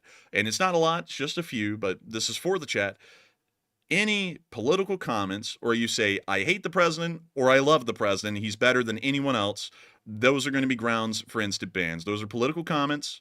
We do not accept those kinds of statements here. You could say that you agree with what the president's doing, or you can say you disagree with what the president's doing. But saying that the president is better than everyone else, or he's a terrible person, that is a traitor, or something along the lines, those are political comments. That's not what we have on this channel. So I want to make that a little clear. This is not the channel for that. If you want that, you can go to Ben Shapiro's channel, or you can go to that other guy's channel on the other side. I don't even know his name. You can go to one of those channels. That's not what we do here. We are more so into the analysis of foreign policy. So just want to make that a little bit more clear, because I think some people might be missing that memo a little bit, and I just gotta make sure to put that out there, because I'd hate for some people to not really understand that those kinds of things are political comments, and that's largely going to be grounds for banning. So, just want to get that out there one more time for folks. But nevertheless, moving on from that, I do understand that we have a decent amount of people who have been asking questions tonight. So, Matthew, what do we got? All right, so jumping into our first super chat question of the night, this one goes to BC Skyman, who threw in a $33 donation, and thank you very much, BC, for that $33 support and helping to keep the channel running like usual. And I do not see a Hey! comment attached to it, but thank you very much, Mr. BC, for helping to keep the channel running. But Enforcer, what say you? And I gotta thank you massively for the support, BC Skyman, a channel legend and an old guard, for supporting this channel and helping us to keep this thing running. Because if it wasn't for folks like you, we wouldn't be able to make this thing possible. We wouldn't be able to keep it rolling. Times are interesting, and it's a very interesting time because we are trying the best to make sure that we can get the news out, make it make sense, also put out some analysis like we've always done, and also make sure to try and control the political mobs, which is something that is a little bit new to the channel, because while there's always been people trying to turn this into a domestic political issue, it's never been to this degree. But nevertheless, I do thank you so much for the support, BC Scamming, and helping this channel to keep on running, because if it wasn't for folks like you, we wouldn't be able to keep this channel running, and we wouldn't be able to see that all these folks are here tonight getting their news, about 9,000 people, and I gotta thank you so much once again for that, because you're one of the main people who supports this channel and helps us to keep on running day in and day out for us to continue to get this news out there each and every single day. And so a huge thanks to you so much once again. I hope that does address that incredibly well. And with that, we are on to the next one. All right, and our next one here goes to Greg Carrier, who puts in a $25 donation. And thank you very much, Greg, as well, for also being a longtime channel legend and also helping to keep the channel running on its 2 feet. Thank you very much. And Enforcer, what say you? And I got to thank you so much for the support as well. Your support is absolutely appreciated. Now, we got to thank you massively for it, because if it wasn't for folks like you, Greg Carrier, who threw in some support, we wouldn't be able to make this thing possible and keep it rolling. I say that a lot every night. We sound like a broken record, but folks like y'all help us to be out here and do our thing. Y'all help us to be put up on a cross and nailed to it pretty much every single day, because we just refuse to take a political side, and then people get pissed off about that from every single side. Oh man, I'm telling you, we get no respect around here. Oh man, we try and be neutral and level-headed. Oh man, and then the mob comes and beats us and stones us to death. Oh man, I'm telling you. But nevertheless, I got to thank you so much for that, because if it wasn't for folks like you who really enjoyed this channel and supported it so that way we could do this as a full-time job, we wouldn't be one of the few people out here on the internet who can openly analyze things fairly and say whether something is good or not, no matter who's the president. And some people have been saying this, and I'm going to bring this up because some people keep on saying, well, I didn't hear you bash the last president. I don't know if you were like deaf or something, but we bashed the last president. Well, we didn't bash the last president. We really disagree with the last president a lot on things. Like, for example, the amount of support going to Ukraine and how quickly it was getting there. That was always a huge criticism. The lackluster American goal or objective for the Ukraine war was always a criticism, because it never really seemed like we had a clear roadmap of where we were trying to go, rather than just supporting them and keeping the war going. There never seemed to be a very clear roadmap. When that Chinese balloon flew over the entirety of the United States, we criticized the U.S. government a pretty decent amount during that entire ordeal, because we were wondering what the hell was going on there. And also, whenever the Chinese were encircling Taiwan, we always criticized the U.S. government, because we always seemed to disappear whenever joint sword operations were happening and never really did anything. And then on top of that, especially in the Middle East, we criticized the previous administration a good deal, because they would hardly do anything in response to the Iranians developing a weapon of mass destruction. Like, if you go through the history of this channel, I've always made sure to say that we are not political and we do not take a side in politics, and that's entirely true, because I will 100% call out something on the foreign policy level from either side that doesn't really look like it's within American and Western interests. I'm not going to go out of my way to praise or glaze any of them, but when I see something that doesn't look like it's doing that well in terms of U.S. policy or U.S. objectives or really Western interests, I'll 100% say it doesn't look that good. So me doing this against the current president is nothing new. If you're trying to claim that is, that's because you have an inherent bias where you favor the current president and didn't like the last one, and now you don't like it that the current president also does things that is not really the most favorable for American and Western interests, just like the former president. That's really where the issue lies. Not in my analysis. It really lies in the people, the small group that are hearing it, because I've made sure to make my analysis as fair as possible, and if there is anything that's ever gone wrong, I have openly criticized it and said that it's not the greatest in American interest. Doesn't mean that I go out my way now to say that I hate that specific person or hate a political party or anything like that. I just dislike things that I personally believe are not within American and Western interests. That's making sure to keep it as non-political as possible and really really speak for all of y'all. Because when I speak about these kinds of things, I don't speak about them because I have skin in the game or that I'm a political person or I'm trying to force down some kind of a political agenda. At the end of the day, I'm trying to think about all of y'all and the kind of quality of life that y'all are looking for and the kind of world that y'all want to be living in. And sometimes things get nasty overseas. And we've got to be able to understand that sometimes we have to go through with these actions and get our hands a little dirty sometimes to make sure that all of y'all continue to have the good lives y'all have, that the eggs are cheap, that the food is cheap, the bills are low, and that everyone has a good paying job. That's really what a lot of the foreign policy things shape up to be, because we want to make sure that we have the largest amount of trading partners, that we have the most secure sphere in the world, and that we continue to contain our adversaries and rivals that would try and shrink down the number of trading partners we have or mitigate the control that our sphere has around the world, which in the end, whether y'all know it or not, is going to make y'all's lives a great deal more difficult. That's where all of my analysis and positioning comes from. Not at all trying to benefit any side. It's trying to just benefit all of y'all equally as citizens of the United States and our allies around the entirety of the Western world. And so with that, I hope that does address that well and let y'all know where my analysis baseline is at. But with that, thank you so much once again, Greg Carmen, for the support and helping this channel to keep on running. And with that, we are now on into the final question of this segment, and then we're going to be getting on into the rest of the news for the night. All right, and this one's going to go to Keymaster, who puts in a $20 donation. And thank you very much, Keymaster, for that support and helping keep the channel running. And sadly, they're already left for the night, I think. But if they're listening tomorrow, huge thanks to you for helping to support the channel and keep the coffee brewing. But Enforcer, what say you? I got to thank you so much for the support. Once again, no comment, but the support is great and helps us to keep this channel running. I got to thank you massively for that, because if it wasn't for folks like you, we wouldn't be able to keep this channel running and we wouldn't be able to make this thing possible. And so a huge thanks to you so much once again. And with that, it is time for us to get on into the rest of the news. As we have been able to hear today, that the Russians are now opening up a naval base inside of Sudan. This is coming after the fact that it appears that the Russians are largely going to be kicked out of Syria, or Syria may be an unreliable basing. They're now going to be opening up a naval base within Port Sudan, inside the country of Sudan, which is currently involved in the middle of a civil war, so that way they can continue to try and power project inside the Middle East and also within East Africa as well. As this is going on, a joint exercise is going to be conducted by a multinational coalition, including the navies of the United States, the United Kingdom, and Australia in the South China Sea, demonstrating their ability to work together in one of the world's most contested waters, which is this entire area in red, which China claims is theirs. The exercise is focused on tactical maneuvers and coordination, and will once again be showing the People's Republic of China that this area of the South China Sea around the Spratly Islands is not theirs. It is international waters, or it is owned by the surrounding nations like the Philippines, Brunei, and so on. We have also been able to hear in other shocking news that the United States is going to be threatening BRICS economies with 100% tariffs if they ever attempt to create a unified BRICS currency.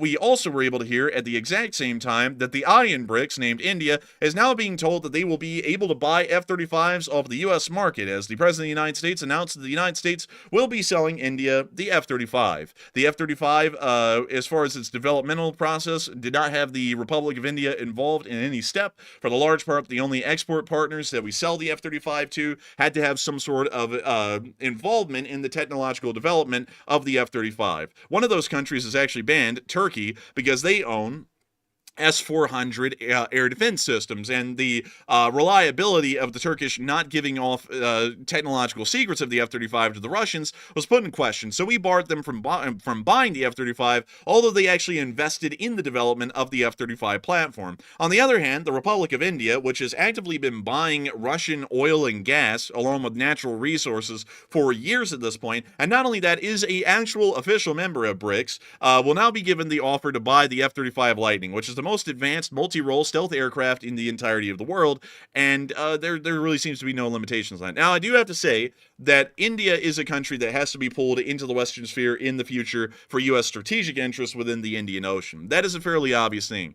But at this point in time right now, with the kind of relationship that India has with the Western world, I don't really think selling them our top ticket aircraft is the best move. I think it would have been a lot better to provide them or offer them, say, an F-16 or maybe some version of an F-15, but to provide them with a F-35 or to allow them to purchase F-35s That's really going on out there for the large part, at least on terms of national security, because the chances of technology being slipped to the Russians from India or to the Chinese is about as high as actually giving the Ukrainians one for battlefield service and then it being shot down somehow miraculously over the active battlefield. That almost seems to be the same odds to me at this point than letting the Indians have it right now with the diplomatic situation they're in.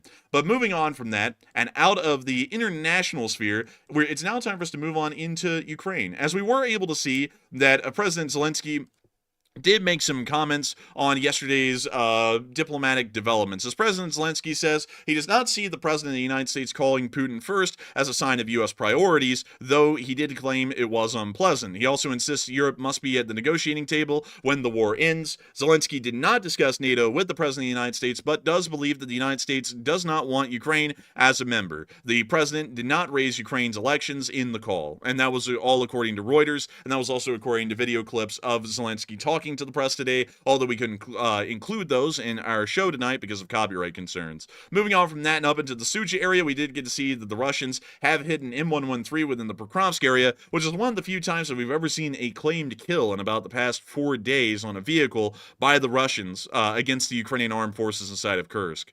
And we see the fiber optic drone making its way into the M113, landing in it, and then apparently just combusting or something along those lines, as we now see the M113 is on fire. Such clear footage off of this. I guess that's because of the fiber optic cable going back, but it's just extremely clear. Yeah, but notice that these fiber optic drones always seem to be impeded in their mobility. They never fly them fast, and I think that's because if they did, they would lose connection to the wire would break, and the drone would go out of control. Because notice how slow both of them are moving. I mean, it's incredibly slow. Yeah, and it's moving almost like somebody has their hand on it, and they're like actually guiding it like with their hand, like holding it steady or something. It's almost not moving like a normal drone. Yeah, that may actually be a drawback of the fiber optic drones, is that while it's impossible to break the connection, they are not speedy enough to actually catch up with moving vehicles and knock those out. They really can only hit stationary targets because of their speed. But moving on from that, and out of that little bit of news inside of the Kursk region, we did get a couple of interesting location unknowns, as we did get to see the Ukrainians training with a Grom, which is a Polish manpad, somewhat similar to the Piorin or the Stinger. Fairly interesting to see. Good to know that they're still trying to integrate more Western weaponry, although this is kind of like Soviet because it's from the Warsaw Pact era. Still interesting to see that they're trying to implement new weapon technology and that they're still introducing new armed forces into these concepts. We also were able to see some Ukrainian F-16s in flight once again today. You can see the Ukrainian Trizub on the vertical stabilizer of one F-16 and the yellow and blue roundels on the wings. It appears that both of these aircraft are carrying a pretty extensive fuel load, actually 2 external fuel tanks on both F-16s, but as far as the actual missile loadouts, they're incredibly light.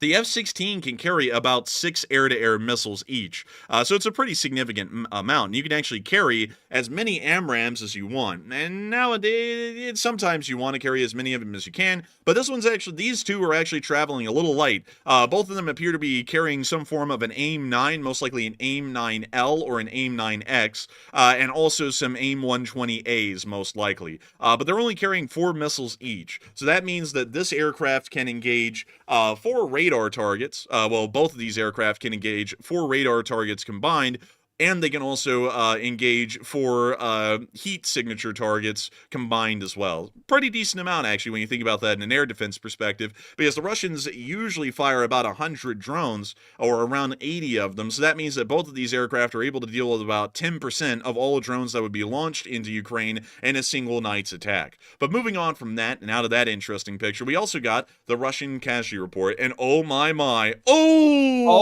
goodness, they went up to 2 Bobcats today. We got a whopping 2 of them. That's very generous. But Enforcer, tell us more. Man, I gotta tell you, the losses are looking juicy. We were able to hear from Miss Decent, keeper of the records, that troop loss is up and all categories are over the 7-day averages. Great to see. We're meeting quotas like the Soviet Union. Artillery is consistently high lately with 153 drones, tied with January 20th as the 4th highest daily loss of the entirety of the war. We were also able to hear that 168 supply trucks ranks as the 7th highest day of the war. And now for the actual report. 1,250 Russian soldiers and Norks have been wounded and killed over the past 24 hours, along with 23 armored personnel carriers, 168 supply trucks, 17 main battle tanks. The number, by the way, just recently surpassed 10,000 main battle tanks destroyed, 58 artillery pieces, 153 drones, 2 MLRSs, a very rare thing to see, 6 cruise missiles, 2 anti-aircraft warfare systems, and the 2 Bobcat skid steers. All in all, today was actually a pretty decent day for the armed forces of Ukraine, and it does look like they were able to inflict a pretty decent number of casualties onto Russian forces. Meanwhile, within the northern area, we got to see a DITA SPG provided by the Czechs. We love to see the Czechs. And you know something that's really great? You know, whenever you get a whole bunch of Czech military equipment and you just kind of like throw it all across the Ukrainian army, you know what you get, Matthew? You check it off your list. You get Czechs mix. Oh, man, those Russians are getting checked. Man, I guess dude. You know what they need to call? You know what they need to call one artillery piece? You know how you write on the barrel? Yeah. They need to call it checks and balances, but the checks is like the checks. You know what I mean? Like the country. That would be a pretty funny one. Man, they ought to go get a box of like Chex Mix and put it on the front of this thing right here and say, "See, we have a whole bunch of Czech material. It's called a Chex Mix." or John Person put in checkmate. Dude, that's a pretty good one too. You know what's crazy, y'all, is that the Czech foreign minister actually follows us on Twitter. It's crazy like that, you know what I mean? But anyways, moving on from that, we did get to see them standing on top of the actual gun system inside the turret, and then moving on from that, we got to see the DITA moving around. I gotta say, I really like the Czech SPGs, especially how they have the centrally located gun turret on the gun carrier. I think it's an incredibly neat thing, and I just love to see it. It's really cool. But moving on from that and out of the northern area near to Kupiansk and moving on down towards the Severonsky Forest, we got to see that these Foreign Legion soldiers got very lucky. Here's the clip. See them walking through the woods.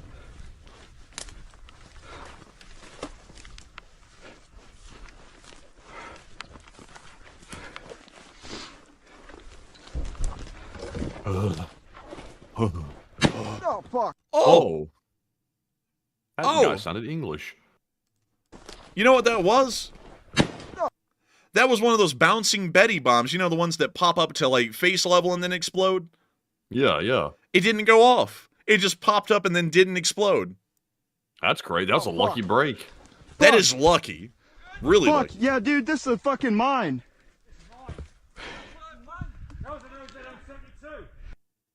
Well, they're lucky. That's wildly lucky. They could have both died right there. So what a nice thing to see that mine somehow messed up and did not go off at all. So moving on from that and down from the Severonsky Forest and towards Seversk, we were able to see that the 54th Mechanized Brigade was able to capture some Russians in this area. A fairly decent number of them, mind you, considering that the Seversk area is largely an open battlefield over the prairies for the large part of Ukraine. So seeing any soldiers surrendering in this area is very rare for the large part. Луганский, да, местный. Ты следующий. Поселок Комиссарок. Ну, Луганская область. Следующий. Луганская область, антрацит, мобилизованный. And we see the Ukrainian up there on the top bunk with the gat, just making sure that no one's acting up. He's just up there in the corner. Следующий. Город на Волгу, Кострома. Рядом Ярослав Иванова. Передаем привет 54-й бригаде. Гуртомсина. Давай. Привет 54-й бригаде. Привет, 54-й бригаде. Давай. Привет, 54-й бригаде. Привет. I'm sorry. Come again? Wait, what? Well, hold up. What did he say?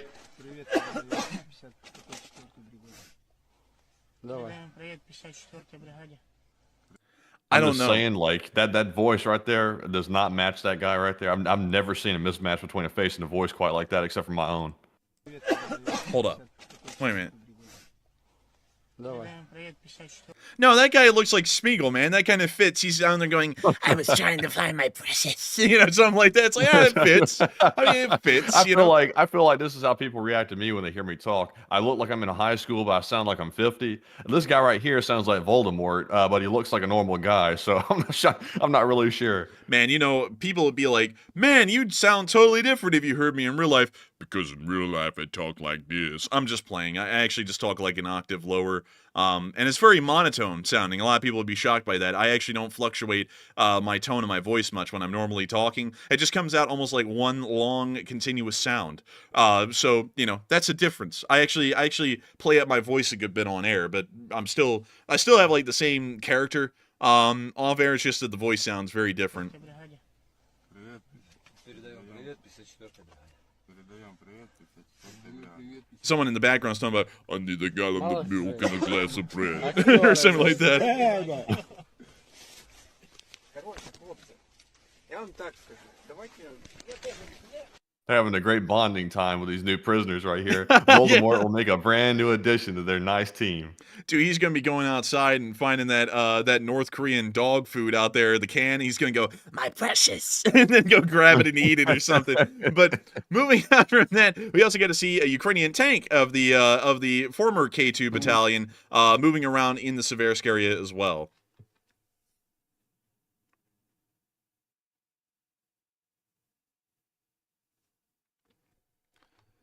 And you see them riding around.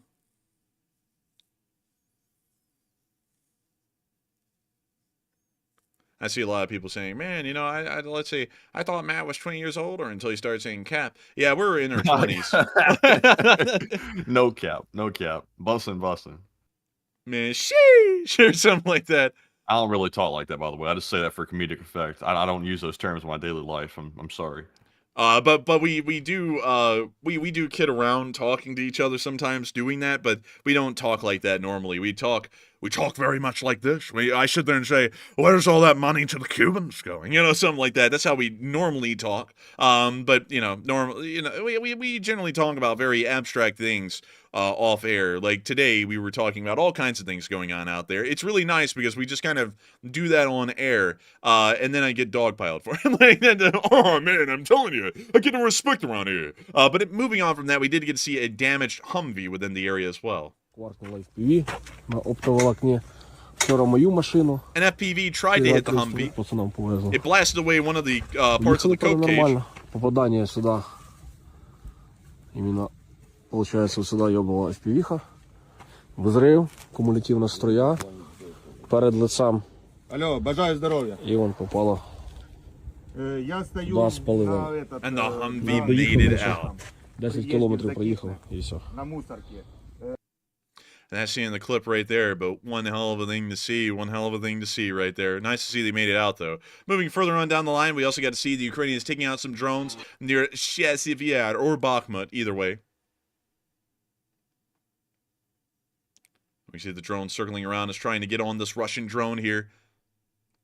And, oh, I have to say that we need to put more drone bombs in the Ukrainian drones, make them more explosive. Did this drone give informed consent before it was sent out like a piece of junk? Did they grease up that drone motor with some tallow? Like it's that would make it This run drone really note was well. being sent out like a little pigeon bird that was not going to be coming back. Well, today I'm not even going into that. But moving on from that, and further on down, we did get to see them hitting some Russian forces in Touretsk, and here's the clip. This is from the 28th Brigade, and there are the Russians there. They're just kind of wandering around. And Butcher 777, I don't understand all this modern language the youth uses. I don't either, really. Like, that's why we say that stuff. We're kind of making fun of it, too. Like, now there's this whole skibbity toilet thing. I don't even know what the hell it is, but I don't know anything about it beyond the skibbity bop, skibbity riz, or whatever the hell they say. You know, now I'm sounding like I'm old.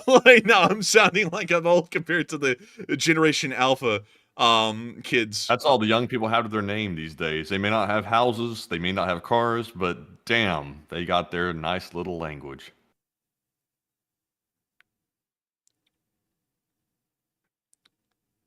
Rocket NYC said, silent ears. don't drink the raw milk, and I sure as hell would, because it's good for you. And that's something a lot of people don't know, by the way.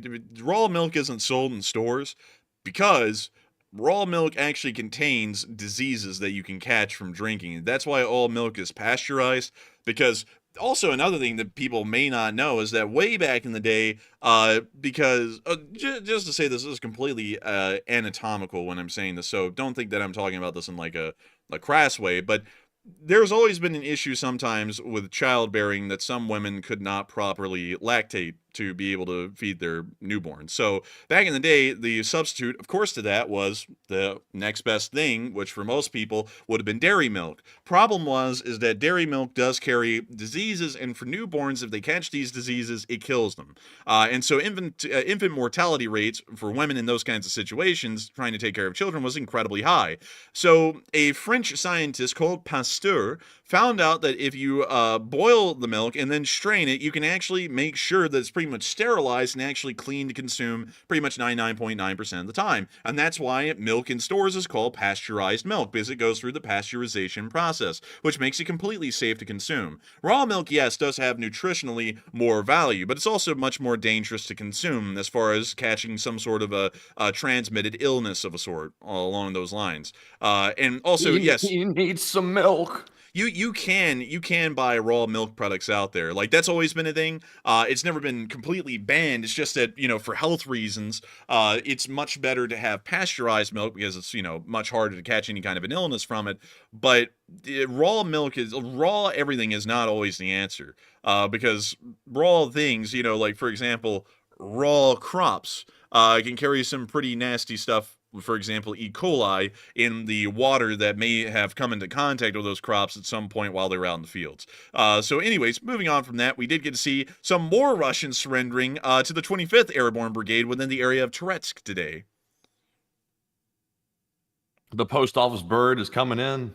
Rain, sleet, or snow. Oh, look at this. They got bullets coming through the wall. Might want to shore up your defense. Might want a thicker wall, maybe, something like that. Some bullets going clean straight through concrete. They've got some trouble. And then some Russian bots says, why are we talking about milk? Because it's this show, like you've never been here before, I guess. And it said, why are we talking about effing milk? I don't have any. It's like, of course not, you risky bot. Of course not.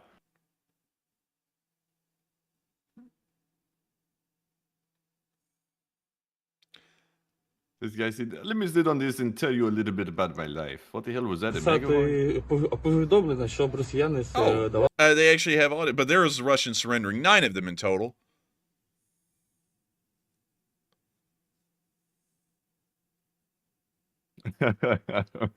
They say in the U.S. our whole milk is 3.2%.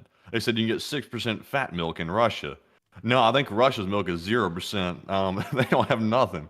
So I want to say this. I want to say this because I just want to point this out. I want everyone to pay attention, okay? There is a new health initiative being taken by the Department of Health right now. I just want to let y'all know that started to happen today. What I'm looking for, I'll be honest with y'all, is the elimination of dangerous and openly known harmful artificial preservatives.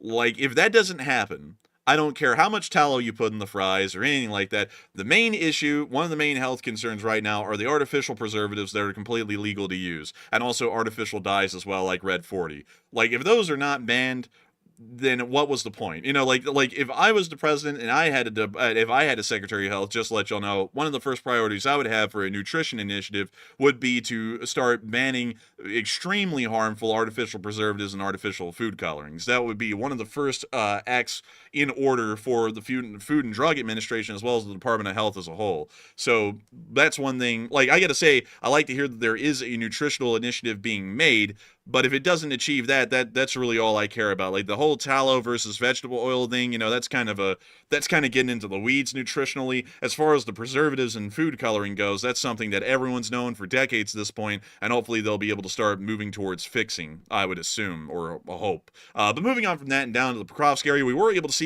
more destroyed Russian vehicles. This year all had a bad day. I guess you could say it got a year all. I don't even know how to make that make sense. But moving on. I don't either. I was trying to make sense of it myself. Like, I don't get it. But moving on from that and into our next clip, we did get to see even more Russians surrendering down here. Look at that. Look at that. They were surrendering right there. There they are. And It was right there, near the railroad tracks, near to the city of Pokrovsk. What do you know? It's a double-tracked main line. Crazy, right? But moving on from that, and out of the Pokrovsk area, we did get to see that the Russians are having such a manpower shortage, they're still sending walking wounded back to the front, pretty much at gunpoint at this point, to keep fighting in the war. Это полный здесь пиздец. Поэтому, вот смотрите, как ребята This is down in Rostov, by the way. на войну, блядь, которые не должны ехать. Просто ВПшники заталкивают КамАЗ. О, сейчас очередного. Вот, с костылями человек. Его ломают. And they're dragging this guy in. Это просто невыносимо, не передать. You see he's got a crutch right there, and they're still going to take him away. But they're going to make sure to bring his crutch with him so that way he can have it on the battlefield, because, you know, you don't want him limping around on the battlefield without a crutch, you know? That would be terrible.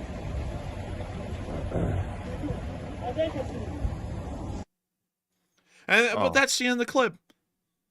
Also, by the way, folks, let me say this real quick.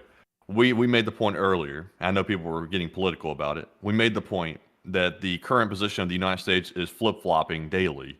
It is flip-flopped again. I don't even know if it's worth addressing right now. We might just save that for the last segment, actually, but they flip-flop dramatically once again. So maybe all hope is not lost for Ukraine, maybe. But we'll address it near the end, though, because I'm sure we're going to rabbit hole deep on that one. Hello? I'm trying to read it right now. Yeah, that's a change. Hell, who the hell knows what's going to go on tomorrow? You know what, folks? We're going to save all that headache for, like, a couple of minutes. I'm just going to get through the news that we know is going on, which is definitive frontline action. We're going to get to that in a minute. It looks like it may have just went the opposite direction now, so we'll get back to that.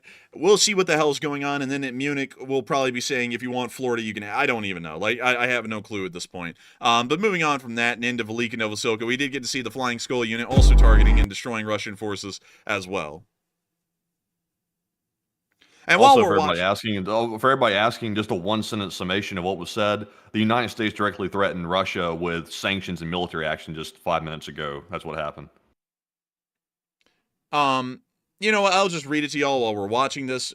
This is according to a direct statement that the Vice President of the United States made to the Wall Street Journal, stating that the U.S. would hit Moscow with sanctions and potentially military action, direct military action from the United States of America, if Putin won't agree to a peace deal that guarantees Ukraine's long-term independence. So now we're hearing that instead of what we heard were the terms yesterday, if they don't agree to whatever the United States believes are good terms, now we're going to go to war with them, and we're also going to put sanctions on them. So now it's gone literally 180 degrees in the opposite direction. I generally would say that depending on the terms, that's a pretty good little threat right there. That's actually pretty decent. I like that. But it really depends on, you know, what that is about, because if we're saying, here you go, Russia, you can have everything you want in the peace negotiations, but if you for some reason go even further than what you want, we're going to go to war with you, then that is really pretty much an idle threat. But if the United States says, we want Ukraine to get some territory back, or we want Ukraine in NATO, and if you don't accept this, we're going to start obliterating you people, then I would say this is actually a great move. But you know, who knows? That could change tomorrow. So, you know, just putting that out there. Two options here. Either the vice president's playing the bad cop and the president's the good cop. That could be. That's a standard negotiating tactic, by the way. That's not like a secret tactic. That's been known for decades. People have always been using that. Or it could be that maybe Putin is threatening not to show up tomorrow. That's possible. And the U.S. president's about to be made to look like an ass because they're not going to show up. And now he's trying to preempt that by threatening military action potentially. That could be it as well. Possibly. Maybe. But I guess we'll just have to keep on waiting and seeing, I suppose. Hopefully we'll be pleasantly surprised tomorrow, and all this will just be pretty much hype at this point that we had to go through to get to that point. But moving on from that, we did also get to see a Ukrainian recon group, and Matthew saw a little frame of that at the beginning that makes this one cool, is that right here, wait, hang on, it's right here, Corgi. Oh, look at that. It is a Corgi. It's baby Corgi. And it was very calm. Damn, look at this guy. He's freaking straining. Man, he's struggling. And also, someone said speculation. No, it can only be a few different options why the vice president would say that. It's not like it's infinite amount of options they could say that. There's only a couple of scenarios that would actually occur under. So no, it's one of those options. Man, this dude thinking it's Avengers Endgame like we're Doctor Strange. There's 1,900,316 options. It's like, no, there's like maybe like a handful, maybe 4, maybe 3. It's not a lot of them. But moving on from that and down towards Odessa, we got to see the Odessan air defense shooting down a decent number of Russian drones overnight. Take a look at that. Oh, hit by the Mosul orb. Oh, look at it. Or something like that. I had to throw it in. Oh, and you see the air defense continuing to fire. And we see one of the drones exploding in the horizon. By the way, do y'all want to see what the Port of Renai was looking like last night on the Danube? This is what it was looking like. Looking like Baghdad out here in 1991. Jeez.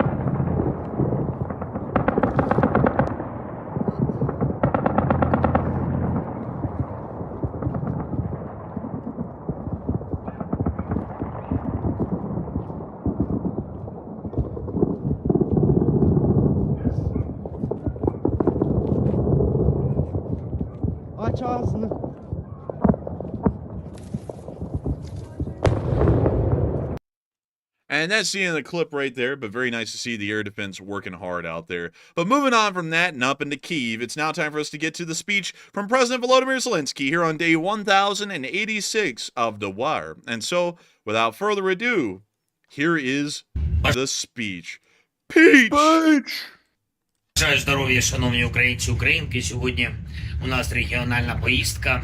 Спочатку Хмельниччина, наша Хмельницька АЕС, нарада щодо безпеки і важливого проєкту добудови блоків станцій. Загалом готуємо для України запуск ще 4 блоків. Перший етап – 2 блоки плюс 2,2 гігавата. Згодом другий етап – ще 2 блоки. Американські, до речі, блоки будуть. Потім компанії Westinghouse теж 2,2 гігавата. Загалом саме з американськими партнерами ми працюємо на добудову станції. Це буде найсильніша наша станція.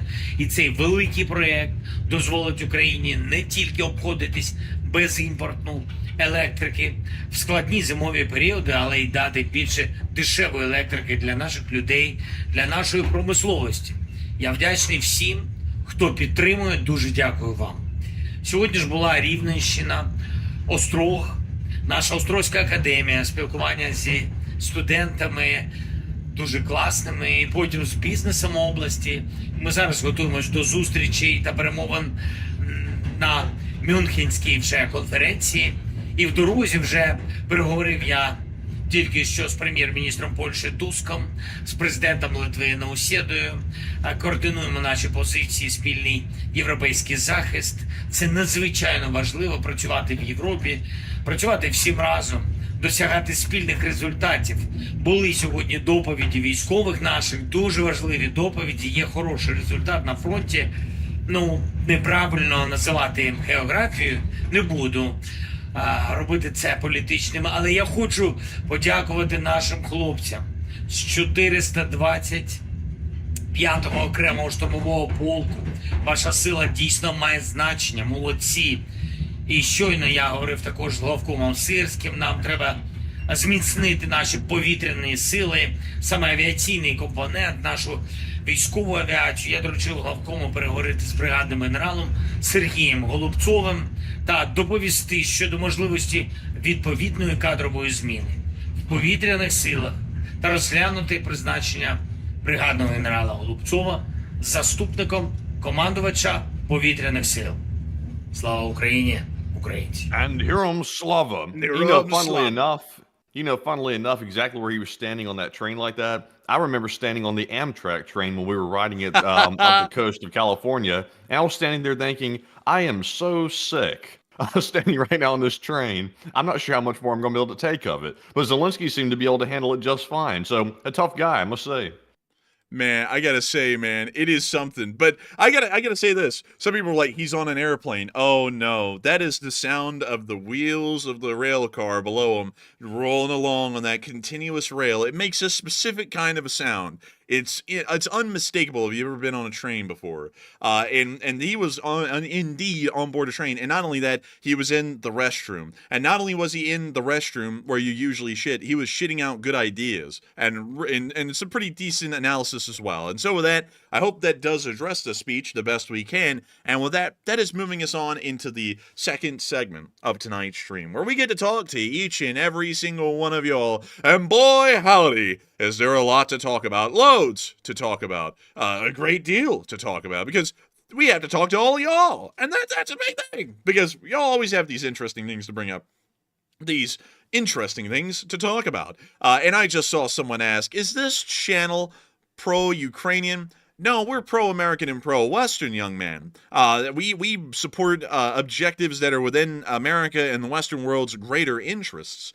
So, yes, we end up being pro-Ukrainian for those reasons, but we are not pro-Ukrainian for the sake of being pro-Ukrainian. We are pro-Ukrainian because we have greater ambitions and objectives in mind in enriching and embettering the lives of the citizens of the United States of America, the citizens of our allies around the world and our allied nations, and also those in Ukraine as well, considering that they want to be a part of the Western sphere. So I hope that answers your question incredibly well and lets you know that this may be the place you want to be, or maybe the place you don't want to be. But nevertheless, I hope that does let everyone know what kind of a channel this is if you're new here. And also, please make sure to subscribe if you like what you're hearing, because it doesn't change that much from night to night. And whoa, look at that boiler.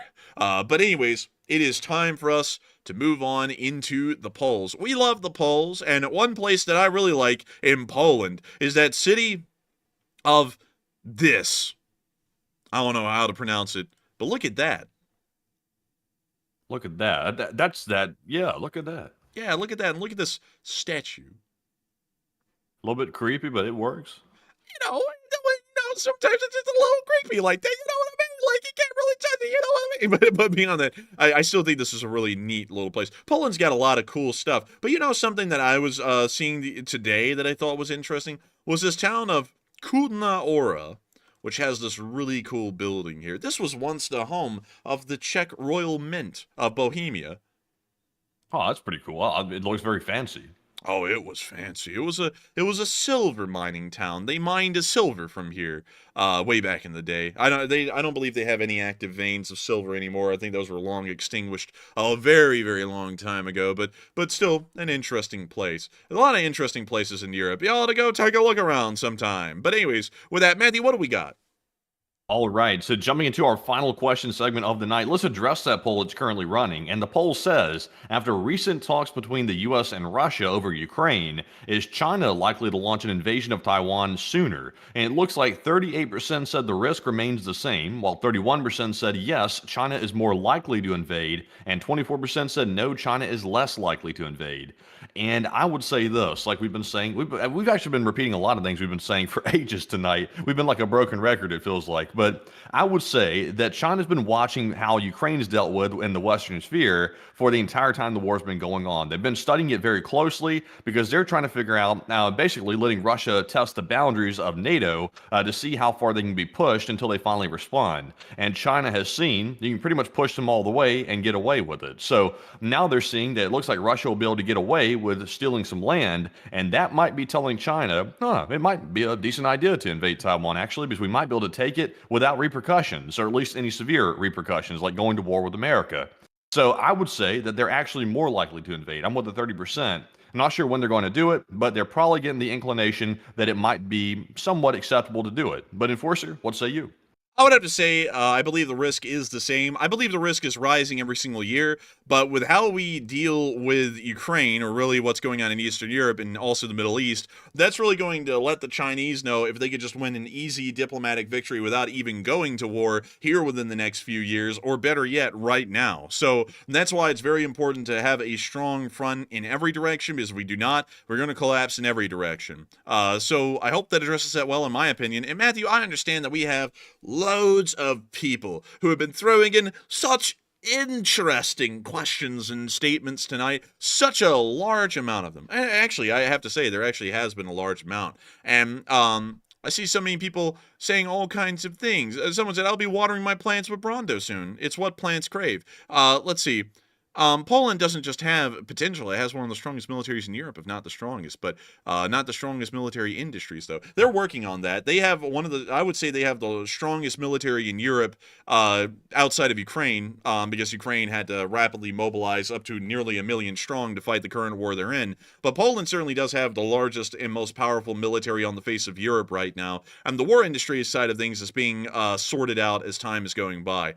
Poland has a great deal of potential militarily and economically, and I would have to say Poland in its own right, with how Poland's GDP has been climbing over time, it is, in a sense, fairly similar to the South Korean economic miracle, and how this is just kind of starting to take off, and it looks like it's going to start becoming a wildly successful country here within the near future on an economic level.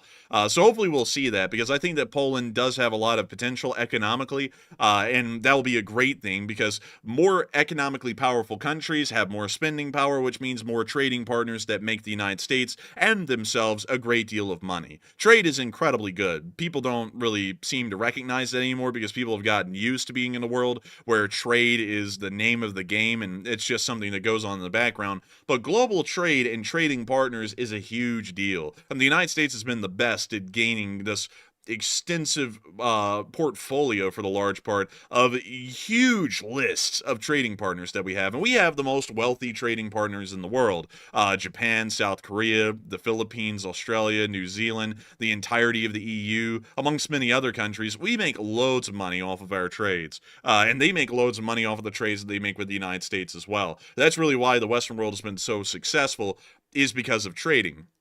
And especially in a post-industrial and industrialized world, trading is one of the most important things, because a lot of our industrial goods require materials and resources that may not be as cheap or plentiful inside of our own home country. There's a lot of rare earths and minerals that are out there around the rest of the world that the United States does not have natural veins or resources of in large enough amounts to make it affordable to create products that will require those kinds of rare earths or minerals or such things.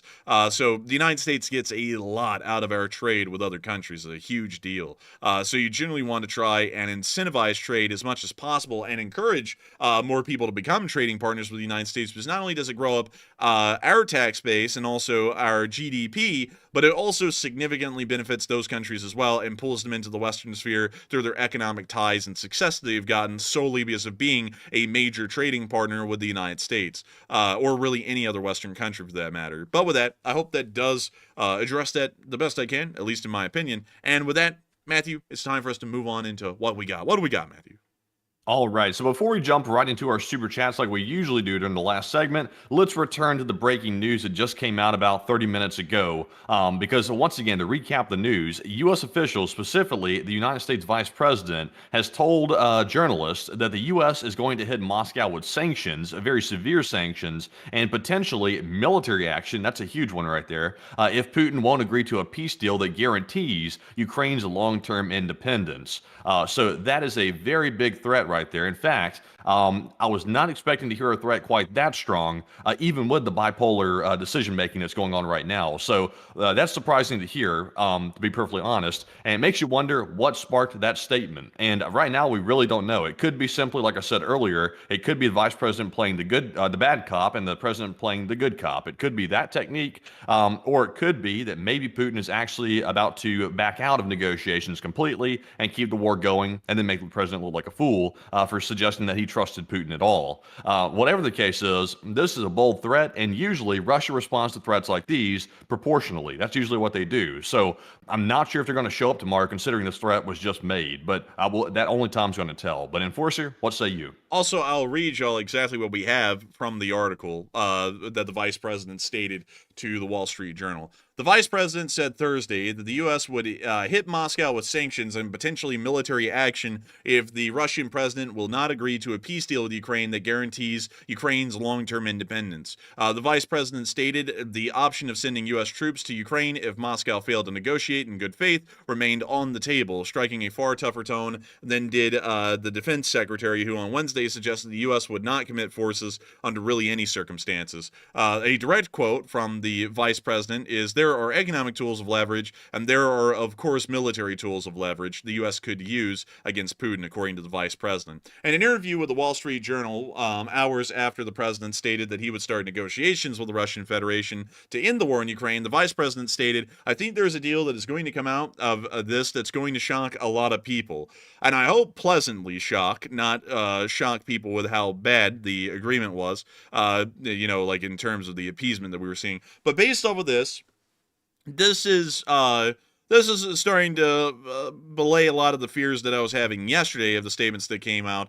But once again, with all of the different statements that are coming out literally in just 36 hours, we have no clue what's going to be happening tomorrow. And like Matthew's saying, the Russians could just show everyone up tomorrow and not even really show up. And also another thing that we have to remember is that the Russians really aren't ones to listen to threats like that. And whenever they're threatened even at all, they usually go into extreme violence against the Ukrainians. They pretty much just beat up the Ukrainians again, like with a large drone and missile attack to go, "I'm so big and strong," or something like that. So they could do something along those lines in response to that, or they may not even show up to the negotiations tomorrow for that reason, and these peace talks have just failed because of that statement. So who knows? Also, Matthew, I don't know where in the world they're going to be holding this peace conference in Munich tomorrow, but I'd suggest the BMW Museum. There couldn't be anything wrong with going to the BMW Museum and hosting it there. Man, keep those people out of the BMW Museum. Don't disgrace the museum like that. I like an Isetta. I think the museum's already been disgraced by the presence of an Isetta. Whoa. I'm just kidding. I'm just kidding. Say that again? Don't beat me. Please say don't. That again? Matthew beats me off air. I'm just kidding. I'm just playing. No, I don't. Man, what do you don't say that? I don't do that. Man, I'm just playing with y'all, by the way. That does not happen. Matthew got scared of that. He's like, whoa, wait. Don't make these allegations like this. Allegations, man. Stop that. I'm fighting for my freaking life. But beyond that, this is actually a pretty neat... Dude, this doesn't even really look like a BMW. I'll be honest with you. I'm not familiar with that BMW. I know a lot about BMW history, but I don't recognize that one. I would assume that says "do not touch." It does say that, actually. Really? Please do not touch. Because it says "bitte," doesn't it? Yeah, and that's bitte, please. Yeah. But I knew a little bit. I knew, but man, they actually have some. Dude, this is actually a pretty cool little museum here. Like, I like their displays. Wait a minute, I'm 507. My bad. Literally says on the wall back there. That's dude. You said 501 instead of 507 on the wall. I was like, I don't know about that one. But let's see. Let's see here. What else do they have? Dude, honestly, the main building is actually just really cool in itself. It is pretty cool. It's honestly pretty sick. BMW needs to go back to making their cars like they used to, though, because they're not making them like they used to. They used to build BMWs where they were, like, freaking good. Like, they went through a bad period, like, around the 2000s, I think, but they got better, like, around 2008, and then from there, it's like it's been a downhill slope ever since. Man, honestly, man, I think they went downhill when they got those French designers to redesign the cars. Yep. I'm gonna have to say, y'all, I'm just not a big fan of French design when I'm looking at German cars. Like, a German car should be designed to a German style, not a Peugeot style. That just doesn't really seem to be like the thing to do. But Munich is a very beautiful city. Interestingly enough, it was once the capital of let's see here. Oh Lord. It was once the capital of the Kingdom of Bavaria, which was a southern German kingdom and one of the larger ones towards the end of the princely states era, if you want to call it that, in Germany, before the creation of the German Empire towards the latter end of the 1880s. So that was a fairly interesting thing because this area of Germany, down here in the Bavaria region, is very different culturally from the rest of Germany, and from what I've heard, I believe most Germans act as though Bavarians are rednecks, because they're very different culturally, and they're a little bit more country-oriented, if you want to call them that. So they view them as like these weirdos or rednecks or something like that in Germany. Although I think, honestly, Bavaria is one of the most distinct parts of Germany for that reason, and it is pretty neat. They're the folks that y'all would know for like Lederhosen and Oktoberfest. Most of that comes from Bavaria, and specifically a Bavarian thing culturally inside of Germany. And much like any other country, Germany is very different culturally from place to place just inside of Germany. Much like the southern United States is very different culturally than, say, other areas of the United States. Although I'll be honest with you, all those lines are getting blurred a lot these days because people move around so much. So there's a lot of Westerners and Yankees, as they're generally called here in the South, that have moved down here, and there's a lot of Southerners that have moved elsewhere out west or to the north. And it really is kind of like made it to where there isn't like distinct cultural boundaries in the United States of like Southern culture versus Western culture versus Northern culture. That doesn't really exist too much anymore. But in Britain, it really does exist distinctly still, even with the amount that Britons move around, which is a very interesting kind of a thing to observe, that just several miles apart from each other, there can be distinct cultural differences still inside the United Kingdom. But anyways, with that, also Owen said, what is California like? You guys have been there. I've never been there. It's a little different, but I'll be honest with you, I was pleasantly surprised that most people who live in California are incredibly polite. I always assumed that big city people of any big city generally would tend to be assholes because they deal with a lot of people, and that just increases the chances of having bad experiences dealing with people, so you probably just be a lot more rude in general. That's why I explained away like New Yorkers have a reason to be rude, but generally everyone in Los Angeles was wildly nice. More so nice than you would ever imagine them to be. And I was very shocked by that because they really gave Southerners a run for their money, or may have outdone them in a couple of ways. So I was very shocked by that. Beyond that, we didn't really get to experience much of California because the rest of it we saw through a train window. And then we slept through most of that beyond, like, San Jose all the way through the rest of California. But California was pretty nice. Very expensive, mind you. Incredibly expensive. But the people were different. Not in a bad way, mind you. When I say the people are different, they're just different from what I know. I don't really think they were different in a bad way. They seemed like nice, polite people, much like anyone else I've run into really traveling the whole country. And beyond that, it wasn't that bad. Like, I honestly would say, I don't really think there's a state out there that I've run into yet where the people are just terrible. Like, I've never run into that. Actually, everyone's generally nice. Like, we've been to Colorado, we've been to Missouri. We've been to Kansas City specifically.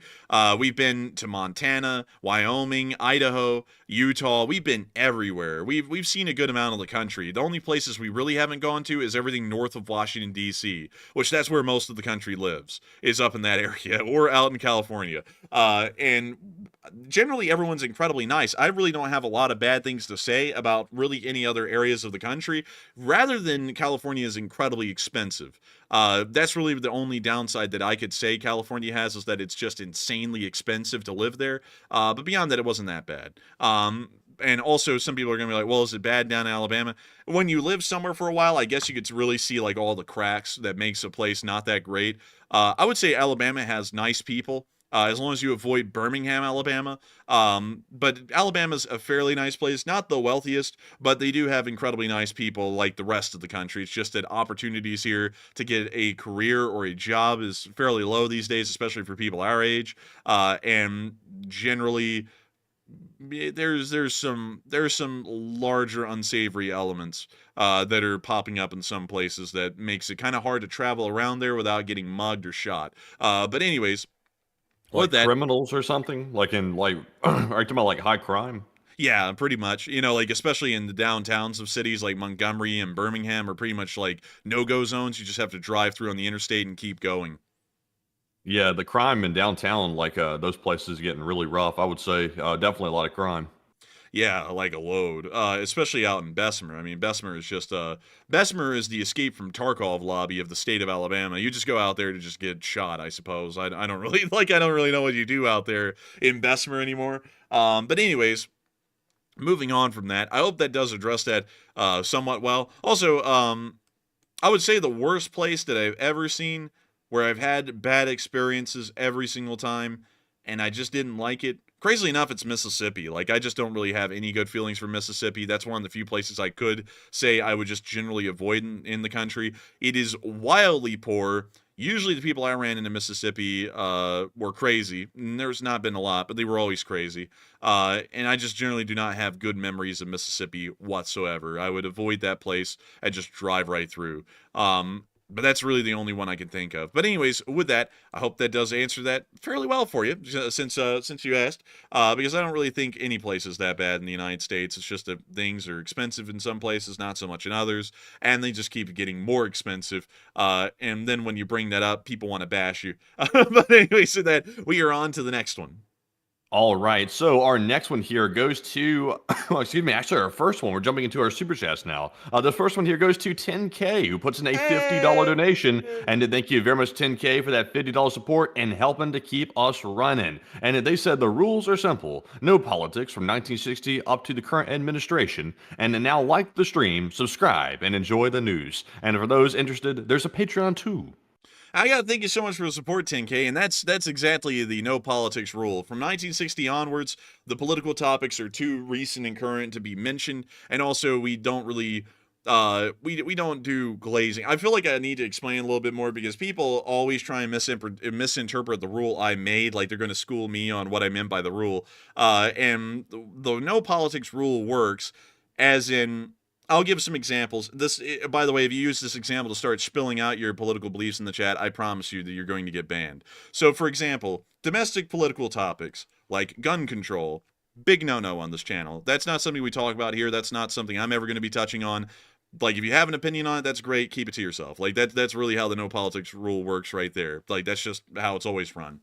However, you can disagree with things that the United States does. So, like, for example, under the current administration, if you didn't like the way Ukraine support was heading to Ukraine, for example, it was slow, or it didn't really look like the United States had a clear ambition to end the Ukraine war or find some way to achieve American interests in the war, you could say, I don't really think the president has a clear plan.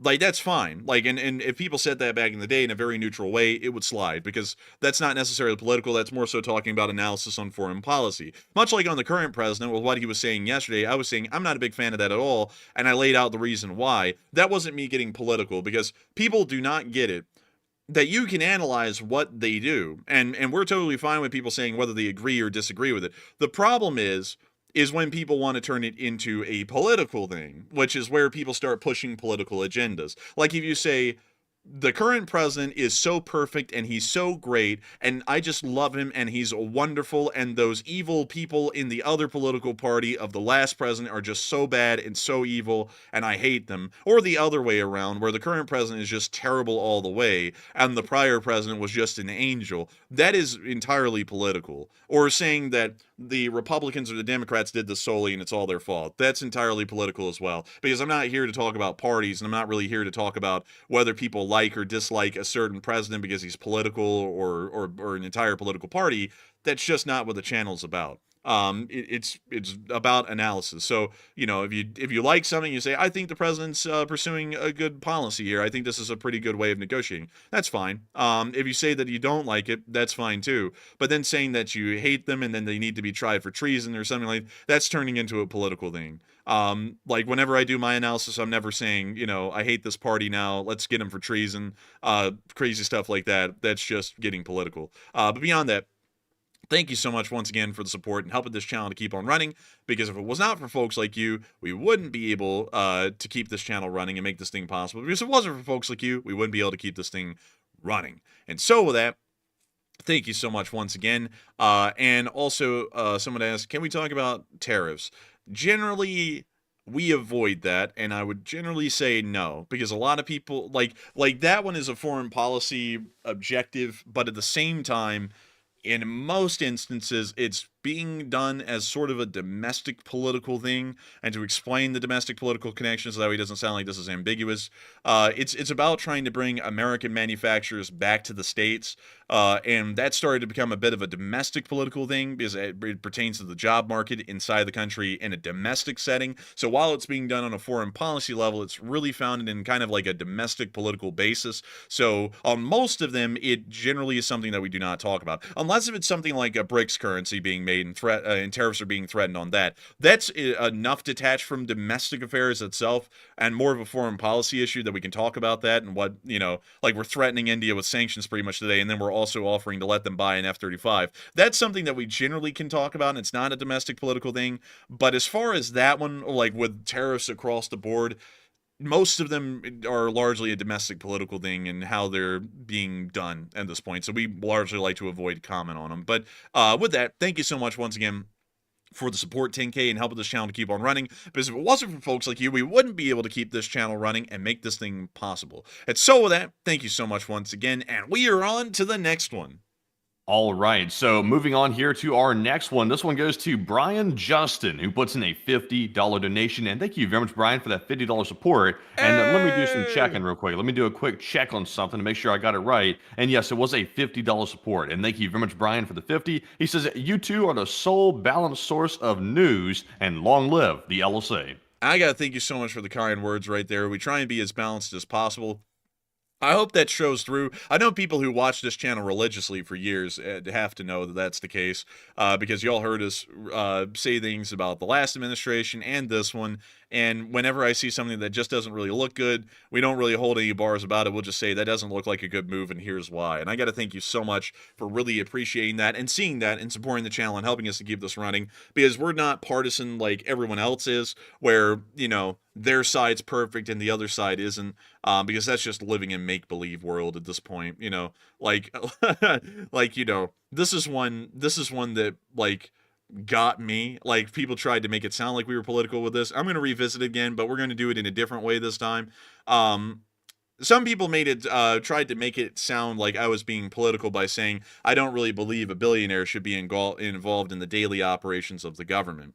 And because it was about a specific billionaire, some people wanted to say that we were extremely political and we were turning into commies. But if I flip that on its head and I say that the other political party that's not in charge right now also has a certain billionaire that a lot of people know about called George, and his last name is Soros, and I also said that I didn't want him involved in running the government or operating it or funding any political party either, then it becomes a very non-political thing, because I'm talking about it on both levels. It's just that right now, one particular billionaire is being shoved in our face, and that's the one that I generally have the issue with. The other one's sitting on the backbench right now. He's just getting a little spritz with some water, and when the next 4 years is over, he's going to come back in, and he'll be pulling the strings on that direction.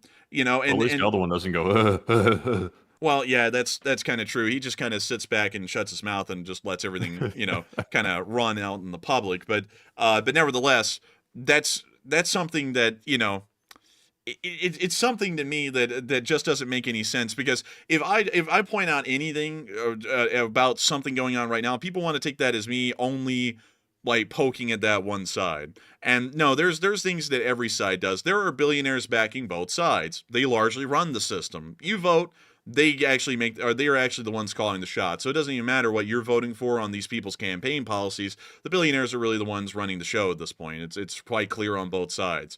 Some people say that corruption's bad inside the government. I'd agree. I believe that insider trading being done by all of the top party heads of both political parties is absolutely abhorrent and should come to an end. I would agree with all those things, and I would agree with it on a bipartisan direction, not looking at one party or the other unfairly. It happens on all sides.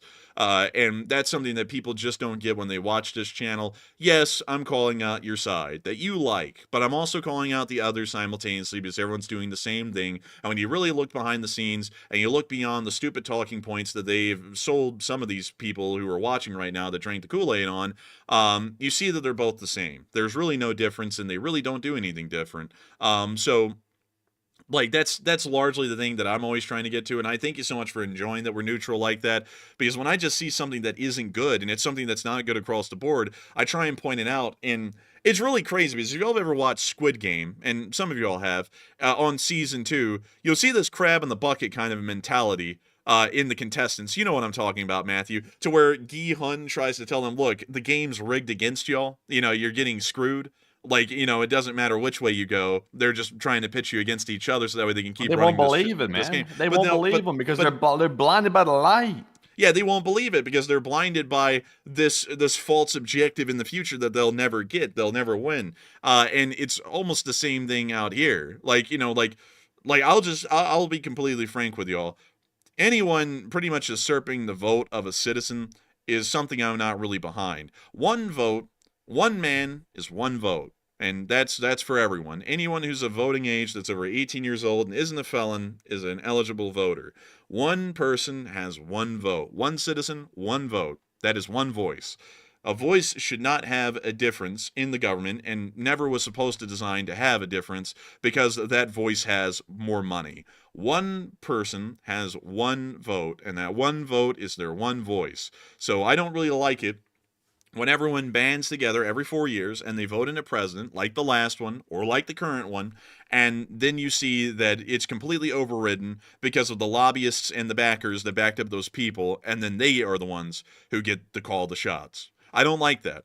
The money was never supposed to weigh in. It just wasn't. And now, recently, I've been hearing that this guy, I'm just going to be a little bit frank here, this guy, who is not a natural-born citizen of the United States of America, a citizen of South Africa, is now openly, flagrantly saying that he believes that the judicial system should have no power, and it's absurd that they are a check and balance to the executive branch.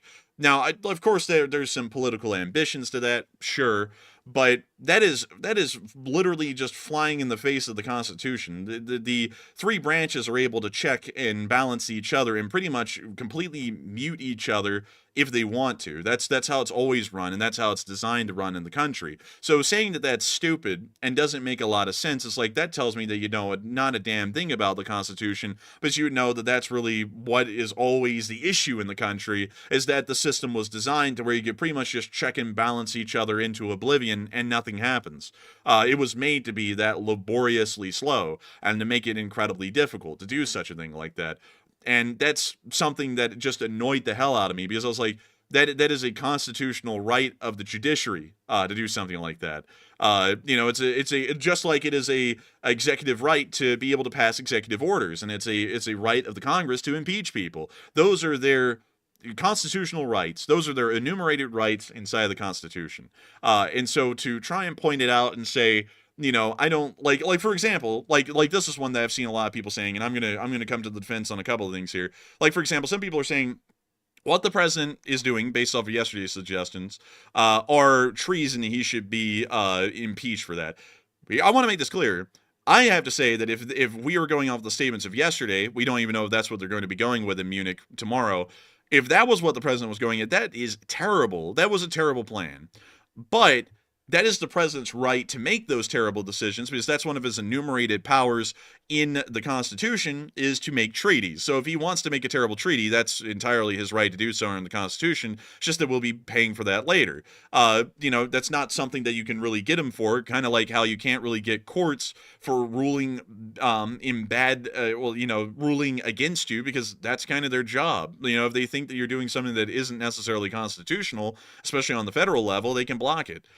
So it's a little bit insane to say that, that's so bad, because it's like, well, then you're just going against the very framework of the very difficult and convoluted government that we created 250 years ago, that was created to be convoluted and difficult for a reason. Like that. Oh, let's see. Someone in the chat said, what do you young fellows suggest we do to fix this issue? And I assume they're referring to money in politics.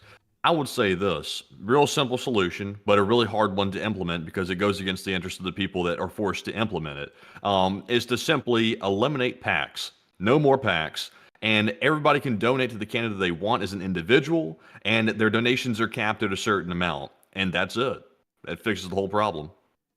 That really would fix the problem. And I would also have to say this. One thing that I'm so tired of, and something that's very seldom mentioned, is the foreign PACs. that go and lobby all of these congressional members, and they're from foreign countries.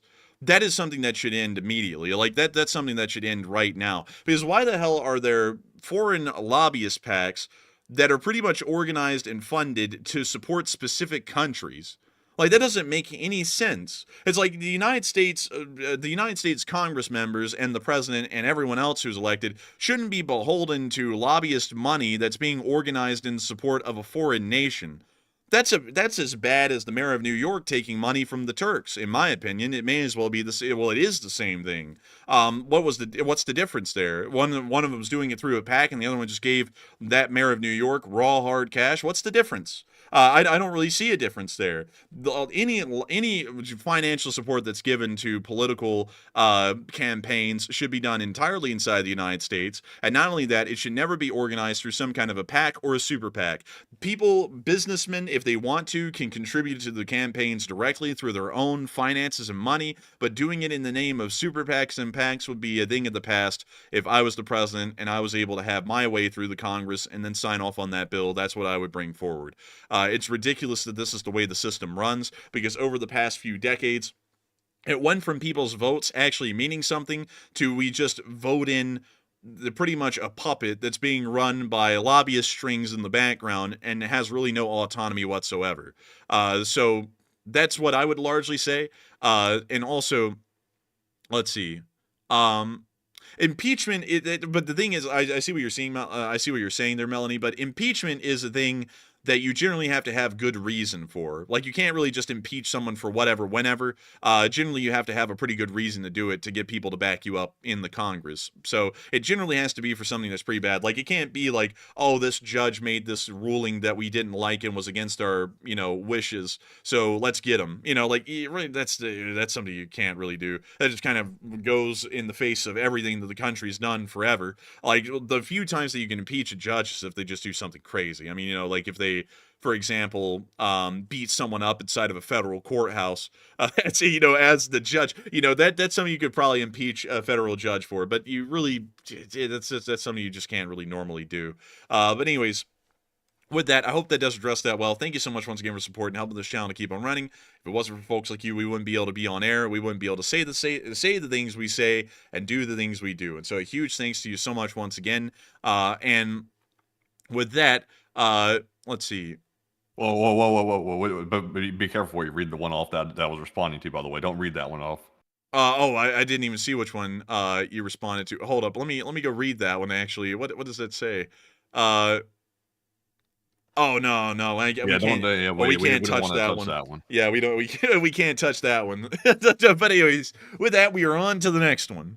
All right, so moving on here to our next super chat. This one goes to Just Chillin', who puts in a $50 donation. And thank you very much, Just Chillin', for that 50 as well. We appreciate it very much. And thank you very much for helping to keep us running. And they said a pizza and coffee, and take one from the chat. And thank you so much for the pizza and coffee fund. We honestly need to get a pizza soon, Matthew, because we haven't had a pizza in a minute, actually, thinking about it. But man, we need one, man. I'm honestly pretty starving right now. I'm not gonna lie. Danny B's in the chat once again. Chef Danny, he's in there right now, and he's telling me about the food. He mentioned something about the food earlier. I was like, stop mentioning the food, please. Please. I'm so starving right now. I eat tallow. Please give me the French fries. Hold the fries. Only tallow. But beyond that, thank you so much for the support and helping this channel to keep it running. Thank you for the coffee and the pizza fund, and we will make sure to get one from the chat. But a huge thanks to you once again for really enjoying this channel and supporting it and helping us to keep this thing running, because if it wasn't for folks like you, we wouldn't be able to make this thing possible, and we wouldn't be able to keep it running. And so, Matthew, what do we got for a live chat? All right, so the live chat goes to Kendrick Streetman, who says, if the USA denuclearizes, how much trouble will our allies be in? Man, how much trouble are we going to be in? Like, the people in the United States are going to be in trouble. Like, honestly, I love our allies and stuff like that, but ultimately, though, self-preservation comes into effect. We're going to be in trouble if we do that. So, hell no. I don't even know why that was suggested. That was probably just like an offhand remark that was not well thought out. Hopefully it was, because we should definitely not do that. MAD is still in effect, mutually assured destruction. And if we get rid of our leverage, we're screwed. So I don't know what the hell that statement was about. But Enforcer, what say you? Crazily enough, Europe would be fine. In between the French and the British, I believe they have about 800 nuclear warheads. They would be totally fine. The Russians still wouldn't be able to do anything to them without possibly getting nuked. As far as us, though, we would be screwed. Literally, no one serves to benefit anything there, rather than, well, we serve to lose everything if we do that, and no one would benefit any of it, or really the situation would change for anyone, because Britain and France would be totally fine still. Everyone in East Asia would be left without a protector at that point that is a nuclear armed power. That would change drastically for everyone in the Pacific. And then the United States would have no nuclear backing to stop us from getting screwed by everyone else with nuclear weapons.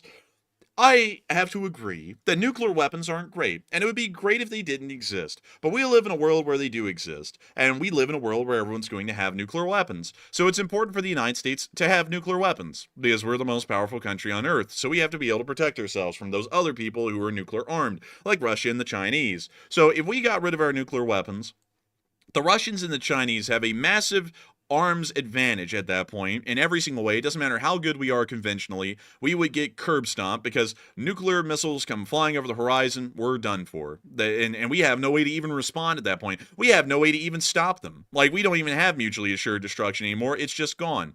So that was a horrendous idea. That is one that I would have to say without a shadow of a doubt, because that is coming off of the wall so badly. That is bird-brained to suggest denuclearization. I don't even know what the hell would cross someone's mind to act like we would do that. And then I saw a whole bunch of people.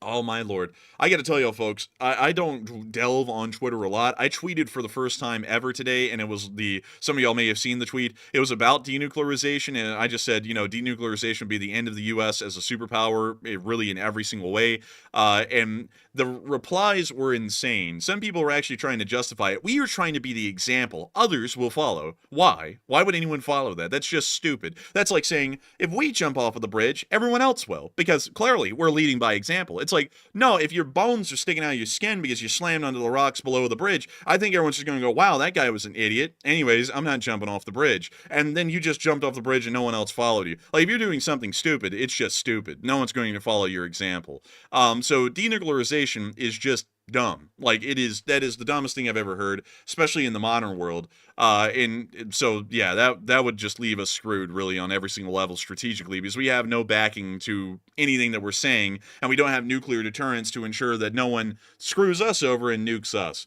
As far as I understand it, though, it may have been a bit of a misstatement by the president, because he said denuclearization, and then he specifically said that we wouldn't be producing any new nuclear weapons. So I don't know if he knows what denuclearization it means, because denuclearization means we're getting rid of all of our nukes. I don't know if he meant that by saying we're not making new nuclear weapons, which has been the case for quite a long time, or if we're getting rid of all of them. But why is the ground in Nevada shaking and they're registering earthquakes, like, mysteriously all of a sudden out in Nevada? Like, are we really, like, not developing nuclear weapons? Because I don't think we're bound by any of those treaties anymore with Russia, are we?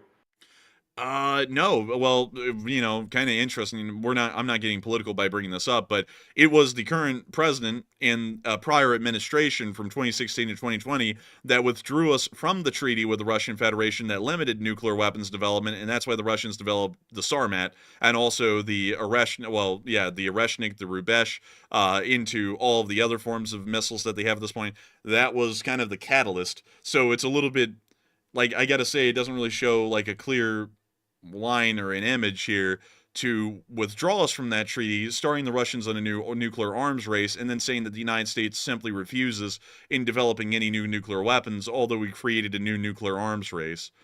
I would be shocked if we weren't developing nukes right now. Like, I would be dumbfounded if we weren't. I would lay money on it that we're currently developing some type of nuclear weapon of some sort. I would hope. It would make the most sense in the current world that we're in right now with the current situation. So I hope that would be the case. And let's see. Rubberman said, wouldn't Russia be able to detect nuclear testing? Yes. Seismographically, yes, you can always detect nuclear testing. So with that, I hope that does address that the best we can. And with that, we are on to the next one. And thank you once again for support and helping this channel to keep on running. Yes, indeed. And with that, we are now moving on to our next one here. And this one is going to go to Alex, who puts in a $50 donation. And thank you very much, Alex, for the $50 support and helping to keep us running as well. And I see that Alex threw in a support, but no comment, though. Nothing to address, sadly. But nonetheless, thank you very much. Massive support. And Enforcer, what say you? And thank you so much for the massive support, Alex, and helping this channel to keep on running. You didn't throw in a comment, but the support means a lot and helps us keep this thing running, and we are massively appreciative and thankful for your support. And so with that, thank you so much once again. I hope that does address that incredibly well. And with that, we are on to the next one. And our next one goes to Varian Robson, who puts in a 50. And thank you very much, Varian, for that support. And that is their first ever support of the channel. Big thank you to you, Varian, for that support and deciding to help keep the channel running. And they said, I grew up in the 80s and the 90s and remembering the Cold War and after and being trained in NATO doctrine before 9/11. And do you think they can really match us now, or Russia? No. China will be sunk, and we are so far ahead. And what say you, Enforcer? Total geopolitics. Oh, I would absolutely say no one can really stand a chance. Well, the Russians can certainly not stand a chance against the combined forces of NATO on a conventional level. They couldn't stand a chance back then. We know that now. And they certainly sure as hell cannot stand a chance at this time and period in the present day. It just would never happen. With the Chinese, however, I actually would have to say they could give us a good run for their money, especially in the kind of hypothetical scenarios that we're looking at in fighting the Chinese. They actually have the home field advantage. The United States, let's say this is a war with Taiwan that we're talking about with the Chinese. The Chinese do not have to project that far from their coastline, meaning that logistical support bases for their Navy are incredibly close nearby and their supply lines are incredibly short. They also are able to call on unlimited amounts of air and ground support on land for anti-ship batteries, anti-air batteries, and also air support whenever needed in a naval engagement around the island of Taiwan. The United States, on the other hand, yes, we have Guam, which is right here, but Guam can only support so much in terms of naval operations when compared to the Chinese. Most of our naval operations would still have to be based out of somewhere further back, most likely towards Hawaii or maybe even the Pacific coast, to keep our Navy operational or running, which means that we have an incredibly stretched out supply line heading to Taiwan. That's, of course, dependent on whether the Japanese and the South Koreans would be somewhat involved in that conflict in some way, even in a passive way, just allowing us to base and supply inside of South Korea and Japan, which they most likely would. But generally, the Chinese would actually have a naval and air power advantage in that limited area, in that kind of a limited conflict against the United States, and that's what would make a conflict like that fairly difficult. It's also getting more and more difficult with each passing year because we're not putting enough money into the Navy to modernize it and also build it up to a larger size to really combat the Chinese rapid growth of their Navy that's still going to be happening over the next few years. And not only that, I'll be honest with y'all, there is a major lack of funding foresight that's going on in the government and has been going on for about 10 years at this point with the U.S. Navy and the rising threat of China's naval presence within the Western Pacific. It's been completely ignored on a funding standpoint, and we've just been sitting here idling as the Chinese are building up to actually be able to not only match the U.S. Navy in that kind of a conflict, but largely beat them out in the small, limited area that the war over Taiwan would happen. And a lot of people always know that people have a lot of talk until you get punched in the mouth. And if the United States got punched in the mouth in the conflict over Taiwan and China actually took that island and the United States lost that war, because it wouldn't go nuclear ever, most likely not, and the Chinese actually took that island, from then on, the United States is going to be looking at the Chinese that they can beat our ass, even though in most conflicts outside of their coastline, they probably get beaten pretty badly because the U.S. Navy would be able to overpower them and beat them out in any kind of a conflict outside of that one scenario. For the public, what they would know is China just beat our ass, and now we look weak, and now it looks like the Chinese militarily are superior to us, and that kind of a mindset would reign supreme in the U.S. government as a result well on into the future. So that's why I'm saying, that's why I would think. That's a good question, by the way. Russians can get curb stomped any day of the week, even if we gave up funding for the next 3 years on the U.S. military. We could still curb stomp them, no problem. But the Chinese and any conflict pertaining to them, that's more so of a naval and air power sort of a situation. And in that aspect, that's actually looking a little bit concerning these days, and that's why we need to put more funding into the Navy. Not the Air Force. The Air Force is fine, actually, but the Navy really needs a lot more funding and needs to be modernized and also expanded in size and abilities. But still, I thank you so much once again for the support and helping this channel to keep on running. I hope that does address that incredibly well, because if it wasn't for folks like you, we wouldn't be able to keep this channel running and make this thing possible. And so a huge thanks to you so much once again. And with that, we are on to the next one.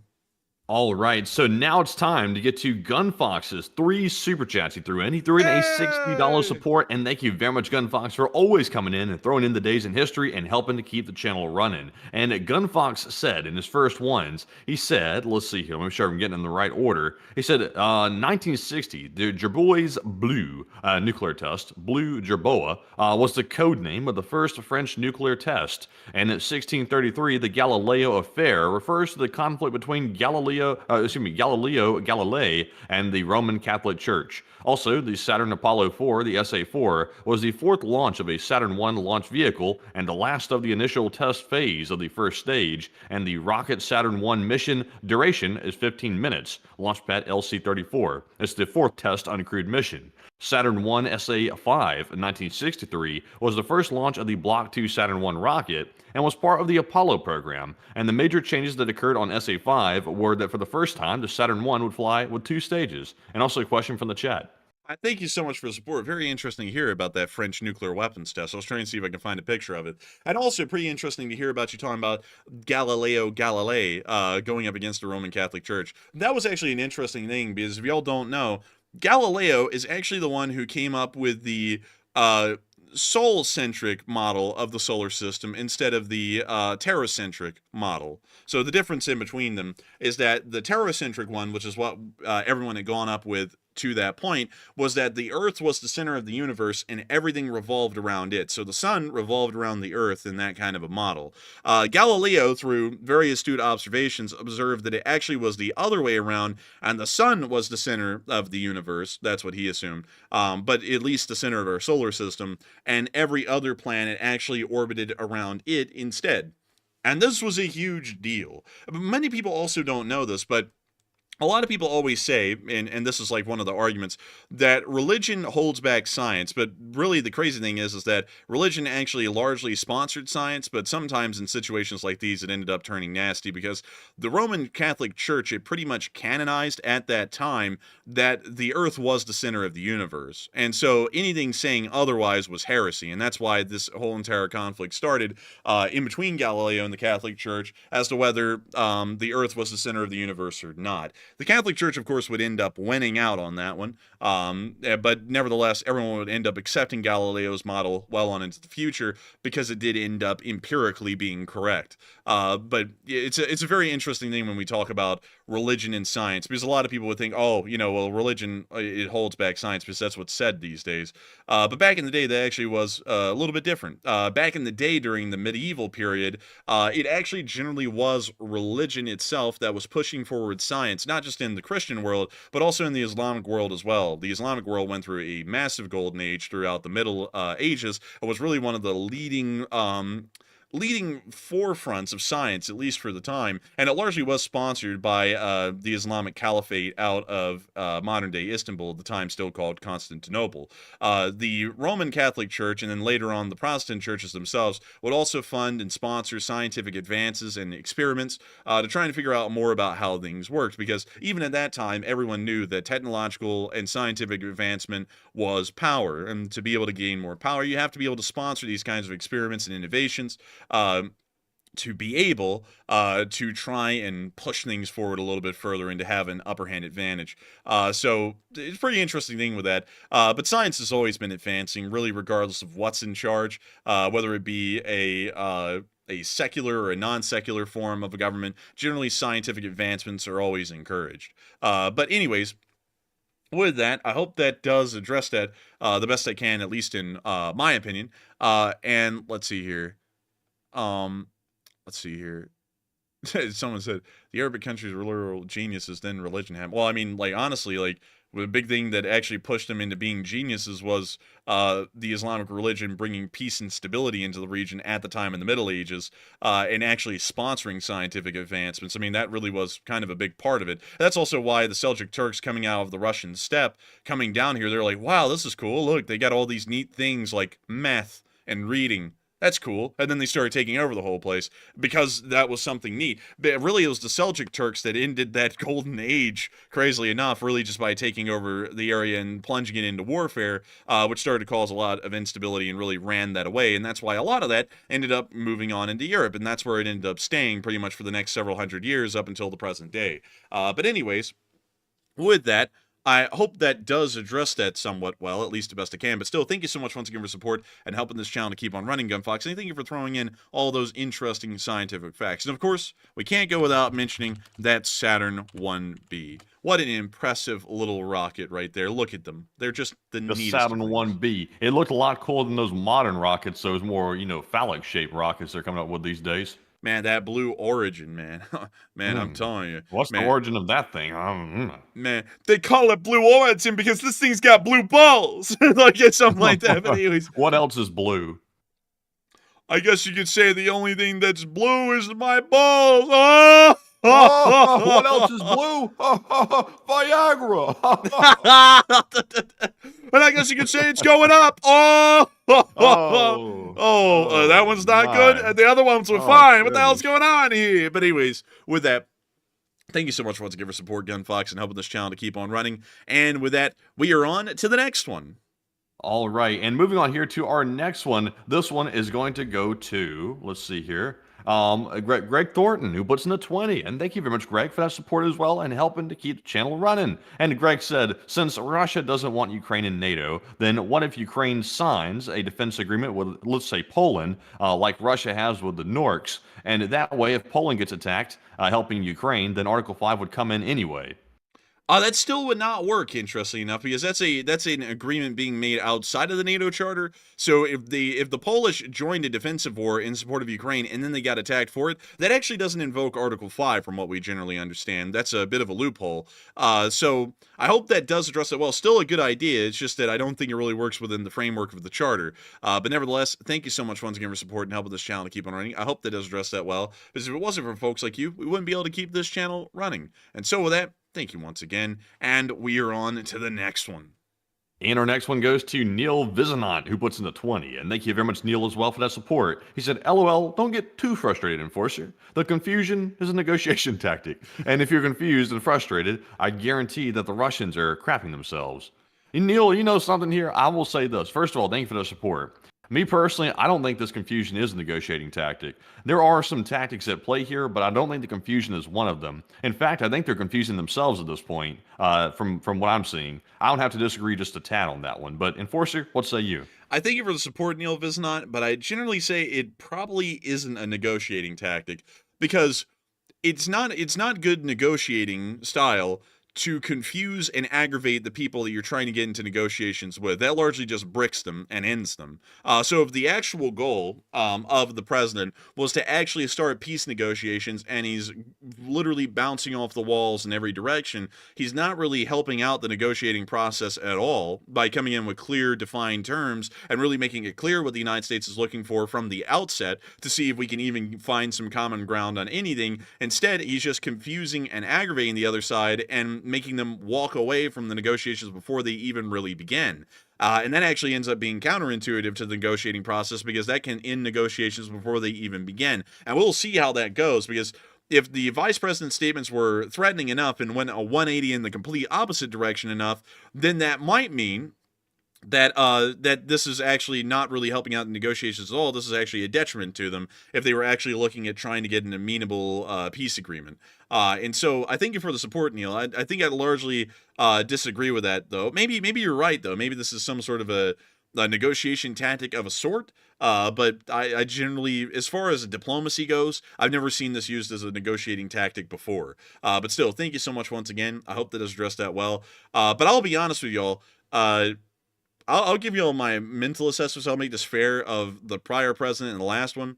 The prior president just wasn't even mentally here. So usually, like, the objective was just what it was. And usually no one could even remember that they had an objective to change it. So it just remained steady, and there really wasn't even a plan.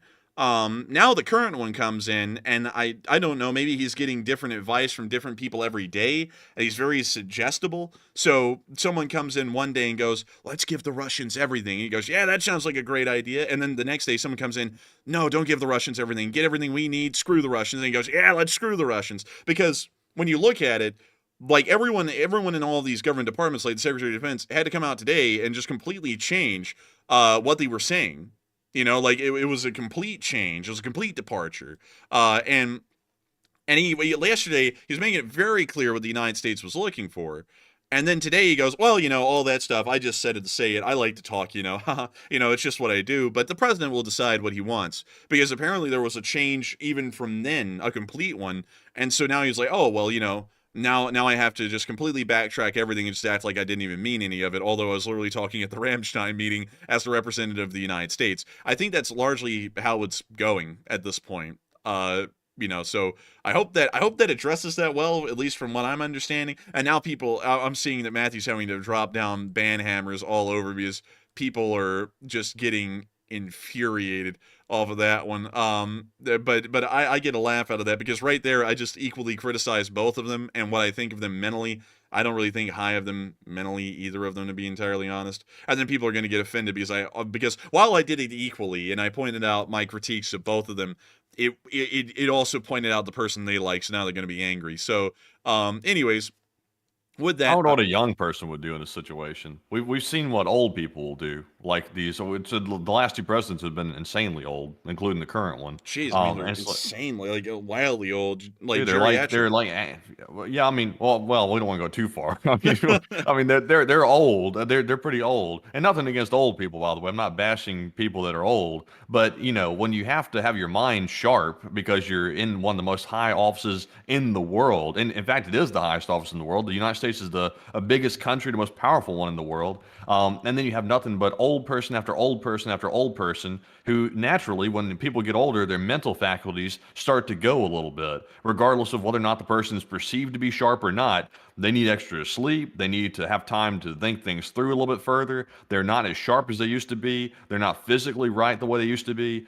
And let's put this person through one of the most rigorous offices in the land and see how they're going to do under extreme pressure. To me, it seems like we need somebody a little bit younger, just to say the least. And there's not really many young people running because those don't seem to be the people that have the pull anymore. You know, we just don't have young people in there. So I don't know.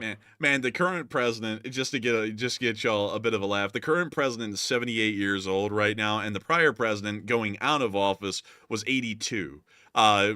I'm not gonna lie, y'all. That's fairly old. That's well beyond retirement age. Like that. Like in my opinion, that's just too old. Like I feel like a good president should be somewhere in the late 30s up until the late 60s. Like that's a fairly good range. I feel like that's a great one, honestly. But once you get below that, there's inexperience. Like I'll admit, I'd be inexperienced as a president right now.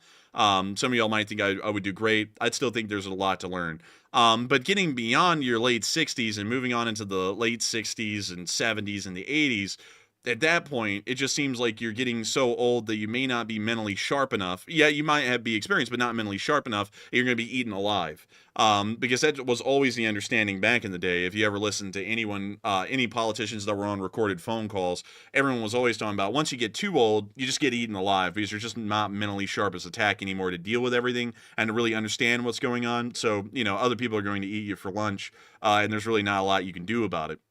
It's kind of like, you know, when old people start getting really old, there's always a risk that, for example, like ill-minded family members like can come around and start influencing an old person extremely badly because the old person becomes dependent, they become slower, like with their mental faculties, and they're more subject to being manipulated. And it seems like we saw that a little bit here during the last little bit. Not trying to be political with that, I'm just stating what I saw.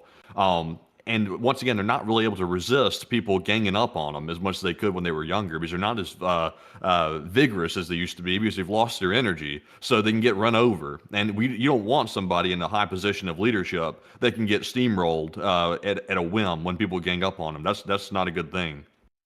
I see some people saying, let's see here. Let's see. The old Someone said guys. you're talking about senile, not older. No, like when you get to a certain age, you lose your energy. Like you may have your mental faculties somewhat intact, but they've gone and they've degraded. I mean, there's no question about it. It just happens. It's just a physical fact.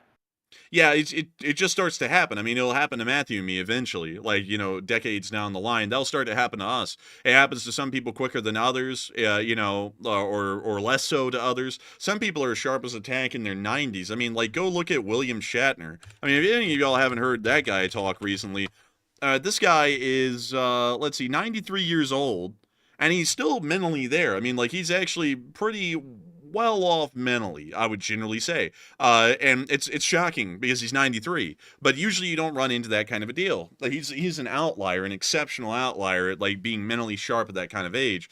Most people, like me, probably will be a great example of this. Mentally will start to slip by my 70s. Like not like slip and get senile, but mentally will start to decline in my sharpness. I won't be sharp as a tack in my 70s. I can guarantee y'all that. And to say that I am wouldn't really be the case. And I mean, there's so many examples of that right now in the government. I mean, like if we actually wanted to name names, and I could name names on all sides right now, tons of them as a matter of fact, that are just clearly so old and not mentally there, and they're just old. Like, old age has mauled them, and they're still there, and they're getting eaten alive. Like, hell, like, I don't know if y'all saw this, but, like, speaking of old age eating someone alive, that one senator had the damn steps eat him alive when he tripped and fell on him, and then he tripped and fell on nothing the other day. He tripped on thin air, man. He literally, like a cartoon, the dude threw his hands. I'm not laughing at the guy for falling. I hope he's okay, regardless of what your political beliefs are. Hopefully anybody that falls, even if they're a politician, doesn't break their bones when they fall. But the dude literally threw his hands up in the air like a cartoon character and did the like Looney Tunes, like slip on a banana peel routine. There was nothing there. He tripped on thin air. Like he went, whoa, and then just fell straight to the ground. It's like, what the hell? And he's doing this daily. It's like, is nobody going to ever say, like, listen, sir, maybe it's time to, like, go home and take it easy and simply try to line somebody else up for your position or something like that? Let's don't, like, play, like, games with an office that's this important like this where you're tripping and falling all the time. It's like, come on now. Like honestly, like, there are two names that shine out to me more in the Congress right now than any other one from each party. I'm really just like holding back to not say them to let y'all know who they are. I'm sure all of y'all know who they are. Some people are getting it right, but some people are only getting it right on one side and not really thinking about the other. But you know what? I'm going to keep it fair, but I'm going to say it because I feel like it would be a much better discussion if we can make it clear. Mitch McConnell and Nancy Pelosi. They're incredibly old. Like those are from both parties, so this is a very fair assessment here. They're both incredibly old. They're so old to the point they're not mentally sharp. They're certainly not mentally there, and physically, they can hardly walk without tripping and falling these days. I guess their constituents love them. I mean, maybe for good reason. Maybe they represent their districts well, or maybe these people just vote for them for reasons. I don't know, but still. They're old. Like they're beyond their prime. It's like I feel like at this point it would be much better. It would be a much greater service to the country for both of them to step out of their offices or just resign at this point and allow for new people to take those positions and fill their places. No successors. Do not appoint successors like they like to do in their elections. Just go ahead and step down and let new people take their place. Maybe the same party, maybe different parties. Who's to say? But that's what I believe at this point. And there needs to be age limits on that kind of a thing because at this point it's getting outrageous with people getting to the point they hardly can mentally and physically function because of their age, and they're still there. So with that, I hope that does address that well. But once again, want to make this a little bit clear. Make sure to hit on both sides and the two prime candidates I could think of to make sure that we keep that politically fair, but just to make sure to put the names out there so it's a little bit of a less ambiguous statement. It's happening on all sides at this point, and it really needs to start coming on to a finish these days. But anyways, with that, we are on to the next one. All right. And our next one here goes to Scott Tronk. Tronk, I think it said. And thank you very much, Scott, for that $20 support and helping to keep us running. And I'm going back to check here because I was trying to See if there was a question attached to that. That was Scott's first ever super chat, by the way. So huge thanks to you, Scott, for that $20 support. There was no comment addressed to it. But Enforcer, what say you? I gotta thank you so much for the support and helping this channel to keep on running. You didn't attach a comment, but the support means a lot and helps us to keep this thing running. And I gotta thank you so much once again for the support and making this thing possible, because if it wasn't for folks like you, we wouldn't be able to keep this thing running and we wouldn't be able to keep this thing rolling. And so a huge thank you so much once again. I hope that does address that incredibly well. And also, I just want to address this again, just to make this a little bit clear before we move on. I want to make it clear. I included names, but I included names from both parties. I know someone's about to come in because they're going to be pissed off that their person was called off by name, which is, I think that's the first time I've ever done that in the channel's history. But the reason why I did that is to make it a little bit more clear, because I kept on seeing people trying to cherry pick just one party or the other. No, that's an issue that's affecting all parties at this point. Both the current president and the former president are also incredibly old. I would say maybe, well, clearly in my opinion, not mentally sharp, not physically fit any longer, you know, by a acceptable standard. And it's very questionable whether they're even capable of really handling the authority and the necessary duties of the office of the president, in my opinion, just because of their age. It's not at all politically motivated here, but it's more so motivated for the welfare of the nation as a whole, because once, like we were saying, once you get too old, much like when you're too young, you know, you just don't have the experience, you don't have the grip, the handle of life that you need to be able to take those kinds of offices. Same as that, there is a point where people can get too old to hold those offices as well, and it's something that's affecting all sides at this point. And I think it's something that people ought to look at, take a step back, don't think about it politically, just look at it and go, yeah, those two people are old. Those are actually good examples. And start moving on into seeing about having people who are mentally there, mentally sharp, and ready to take those positions and actually run with them and hopefully benefit the citizenry in a good way. But anyways, with that, I hope that does address that well. Thank you once again for support. All that you didn't throw in a comment, it means a lot and helps us to keep this thing rolling. And with that, we are on to the next one. All right, and our next one here goes to Tenzin Norbu, who puts in a $20 donation. And thank you very much, Tenzin, for that $20 support and also helping to keep the channel running. And we appreciate it. I'm stalling for time here to let you know that was Tenzin's first ever super chat. I had to double check that and make sure, but thank you very much for deciding to support the channel. And Tenzin said, I think Ukraine has had so much success destroying Russian logistics and oil infrastructure that the tide is turning on the battlefield. And what do you think? I gotta thank you so much for the support and helping this channel to keep on running. And I would say that I believe it is, especially with the deployment of the donkeys. I think that's really starting to show that they are reaching the limits of what they can do, and the war can't really go on that much longer because materially they just don't have the equipment for it. But still, thank you so much once again for the support and helping this channel to keep on running. I hope that does address that well, at least in my opinion. And thank you so much once again for the support and helping us to keep this thing rolling, because if it wasn't for folks like you, we wouldn't be able to keep this thing running. And so a huge thank you to you once again. And with that, we are on to the next. Also, I see a lot of people saying, well, old people have their place. Sure they do. Like, I saw someone bring up a good point. Old people are great as advisors. You know, gray hairs, wise in years. You know, they're not in a position that is going to maul them alive, but they're also in a position where their knowledge and experience could be of great benefit to that younger person who is sharper, mentally there, and is, you know, I guess you could say apt enough to seize the situation when they see it. That's a good duo right there. You know, you got the wise guys sitting back and giving their advice, you know, gray hairs, wise in years, but you actually got the younger guys up front actually taking care of business and getting things done because they have the energy to be able to do something like that. I think that's a great balance to strike right there. I think that actually is a pretty good way of looking at it.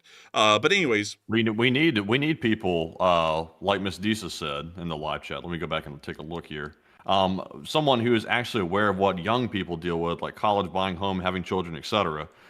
Here's my belief. I believe at some point, after people get more established in their lives, they've had their careers, they come up to retirement, and then they retire, and then they move on beyond that, that they've gotten so far detached from their younger years when they actually had to do the struggle that everybody goes through to get established and then have a good career and then have a good savings in retirement, they've lost touch with how it was to be young, and it's hard to relate at that point to how it used to be. Some people will remember how it used to be somewhat, but they won't fully appreciate how much they were struggling in the beginning, and they start to forget that. And then it becomes not so much a focus anymore. And I think that's what we're seeing right now, because we see, for example, there's all kind of policies and things like that dealing with businesses and stuff like that, but not so much focused on making sure young people have a clear route to be able to become successful if they put enough hard work in. Right now, most young people, if you ask them, will simply tell you that they feel kind of hopeless. Like, even if they get a job, they're not sure if they can actually save up enough to be able to retire one day and be able to afford the lifestyle of people, let's say in the 1950s to 1980s or something like that. That's something as well that they're missing out on. Yeah, like I would say this is something that we even deal with our own parents, is that they don't really understand what the modern world is like anymore. They like I'll bring up some things because I know that a lot of our channel is much older than us by about 20 years at a minimum. So I'll bring up some things that are very different for our generation than were the case for most others. It is impossible for anyone our age to be able to get a house. They're just too expensive. And no one's really making enough money to be able to buy one. So everyone just has to rent pretty much indefinitely. So you're never able to invest in real estate because you never get to the point where you can save up enough money for real estate. You're just always leasing or renting. Rent and leasing is incredibly expensive as well these days. It's so expensive that eats up most of young people's budgets. There really is not a lot of consumer goods that are cheap to afford anymore. They're incredibly expensive as well. The price of groceries and food items are very expensive. Well, by the way, for example, for those of y'all to know, translating the price of a full McDonald's meal, so that is a hamburger, fries, and a shake, into the modern equivalent, that McDonald's meal, the hamburger, the fries, and the shake, will cost about $6 right now today in 1950s money, which was about a quarter. Nowadays, that meal costs about $13. So the inflation and also the price hikes on those kinds of goods has increased not only naturally up to where it would naturally be, which is around $6 at this point. It's now up to around $12 to $13. So food costs 200% more based on the standard income at this point than it did through most other periods of time. And that starts to put a decent amount of strain, especially when you add that up amongst most economic I guess you could say sectors, for example, gas, the cost of cars, food, rent, such things. Most of it is increased by a decent percentage, abnormally higher than it would be just accounting for inflation over that period of time. And a lot of people don't really understand that. For example, I have to say our parents don't understand that. Just to speak frankly, they think that it should be easy. Like our parents, crazy enough, actually thought you could get a job at a normal grocery store these days and be able to afford those things, and that's just simply not the case. Living off of the salary of working at a store, you cannot find a full-time job anymore at those kinds of stores, so it's always going to be part-time, so you don't get any benefits added onto that either. You don't even really get the ability to pay for everything you need. You're going to end up actually losing money every single month for most people on average. And that is something that has to be addressed. And then you hear stuff like, for example, from these older presidents, like the last one. The economy was not doing well by that last year. Everyone knew it. It was not a hidden fact. And that president would say, oh, well, the economy's doing better than ever. I mean, it's doing great. You know, these people just need to stop buying avocado toast or something like that. And that's just not the case. It's just that people cannot afford it under any circumstance. And then, you know, the current president comes in, and it still continues, due to the tariff scare that actually caused the stock market to dip for a bit. And then the Chinese AI scam also caused it to plunge in some aspects for a bit. And it continues on the price rise. And then the answer is just, tighten up the belt and suck it up. But the problem is that people are having such a hard time economically at this point. And these people, I guess, are so far removed in years from the struggle of the youth that they don't really know what the struggles are of the youth at this point, at least on an economic standpoint, that their answer is to just suck it up because they think it's like their time where there is that kind of reserve income that you're making, that you're saving, where you actually can suck it up.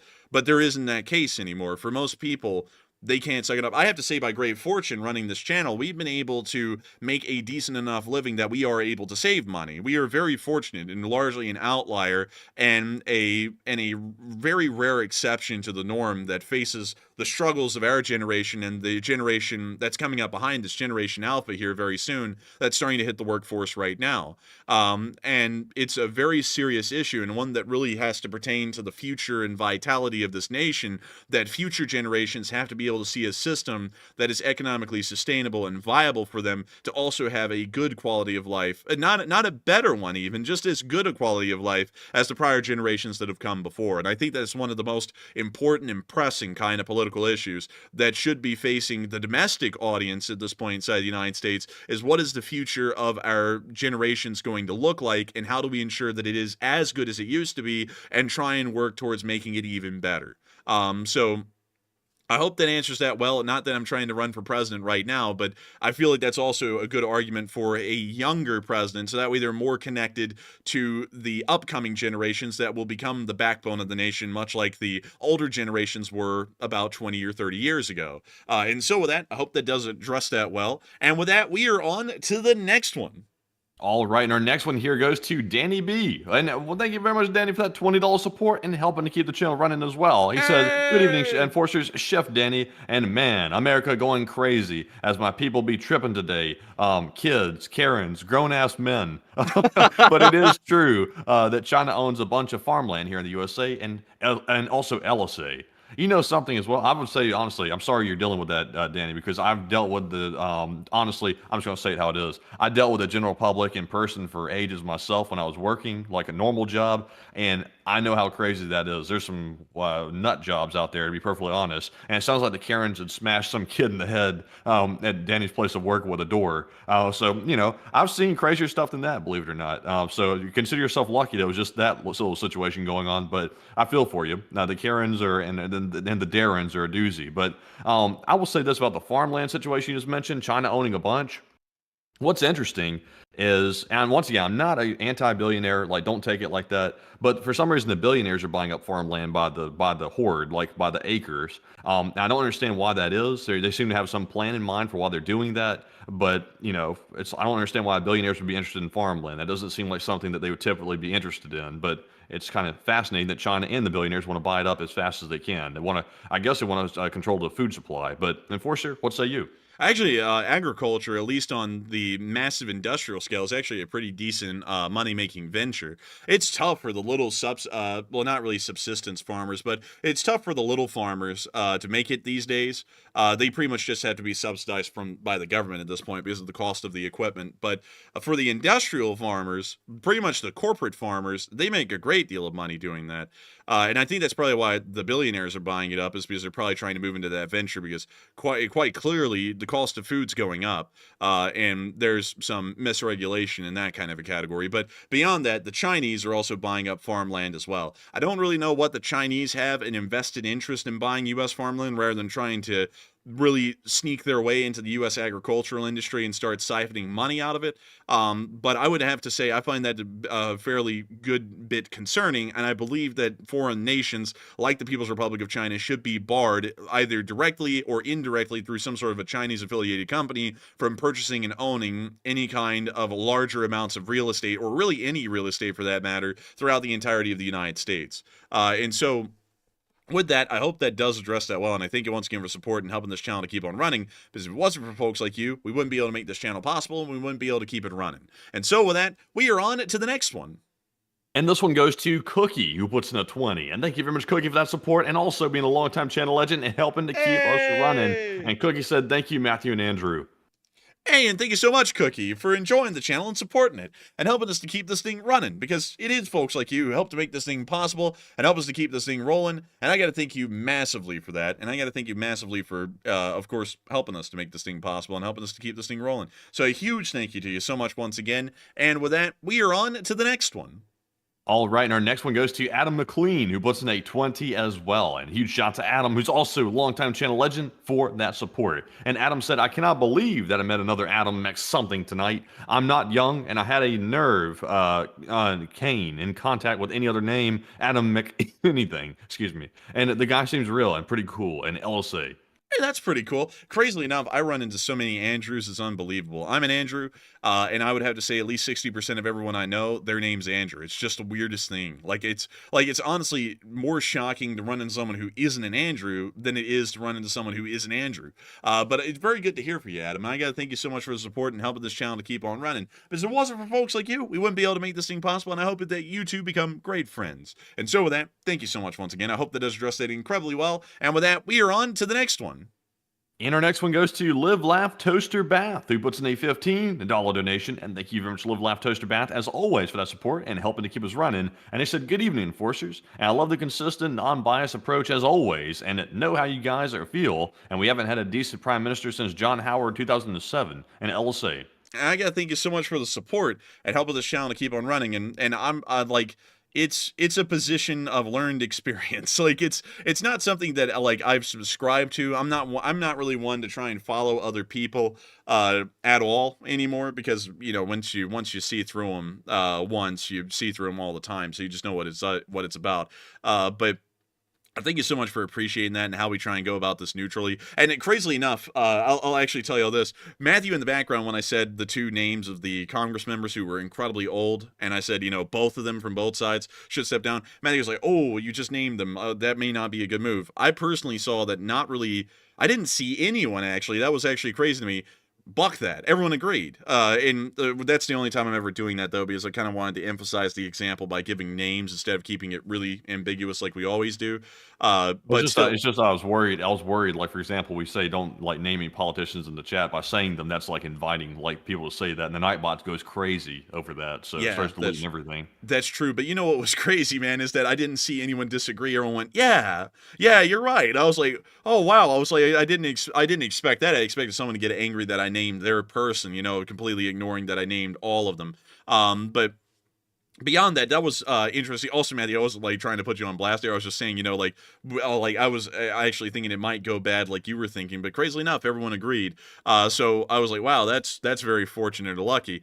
But beyond that, I got to thank you all for enjoying the neutral kind of a way we go about this. In a world that's run pretty much by political cults these days on either side, it is nice to be able to sit down and just look at it for what it is and call things for what they are, and have a massive audience of people who largely agree with that. It gives me hope. It really does give me hope to see people agree with things like that I feel are fairly straightforward and honest, you know, not really looking towards jabbing one side in particular or the other, but really just saying things for what they are.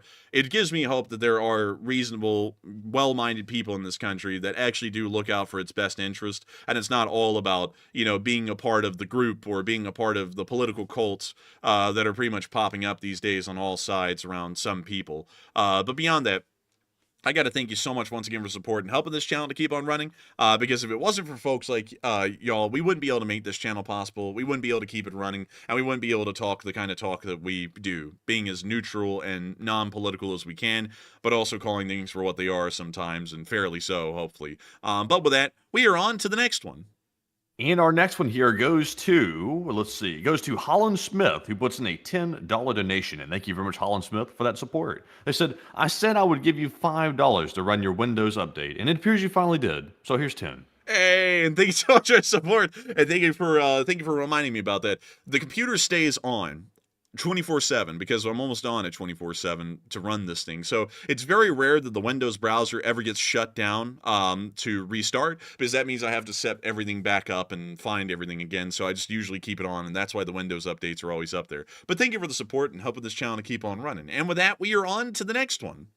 And the next one goes to Adam McLean, who puts in a 20 once again. And huge shout to Adam for the second support of the night. And once again, helping to keep the channel with the coffee brewing. And he said, you guys pull through every single night that you're on air. And the news is always changing. And you're talking about something different every night. Man, that couldn't be more the truth these days than any other. And I got to thank you so much for appreciating that, Adam McLean, and supporting this channel and helping us to keep this thing running, because you're helping us to be here for the news that's always changing and the new things we're having to talk about every night, no matter how difficult they get sometimes. And I wish y'all knew how difficult it was on me, because I know a lot of y'all are like, man, he's sounded aggravated for the past few days.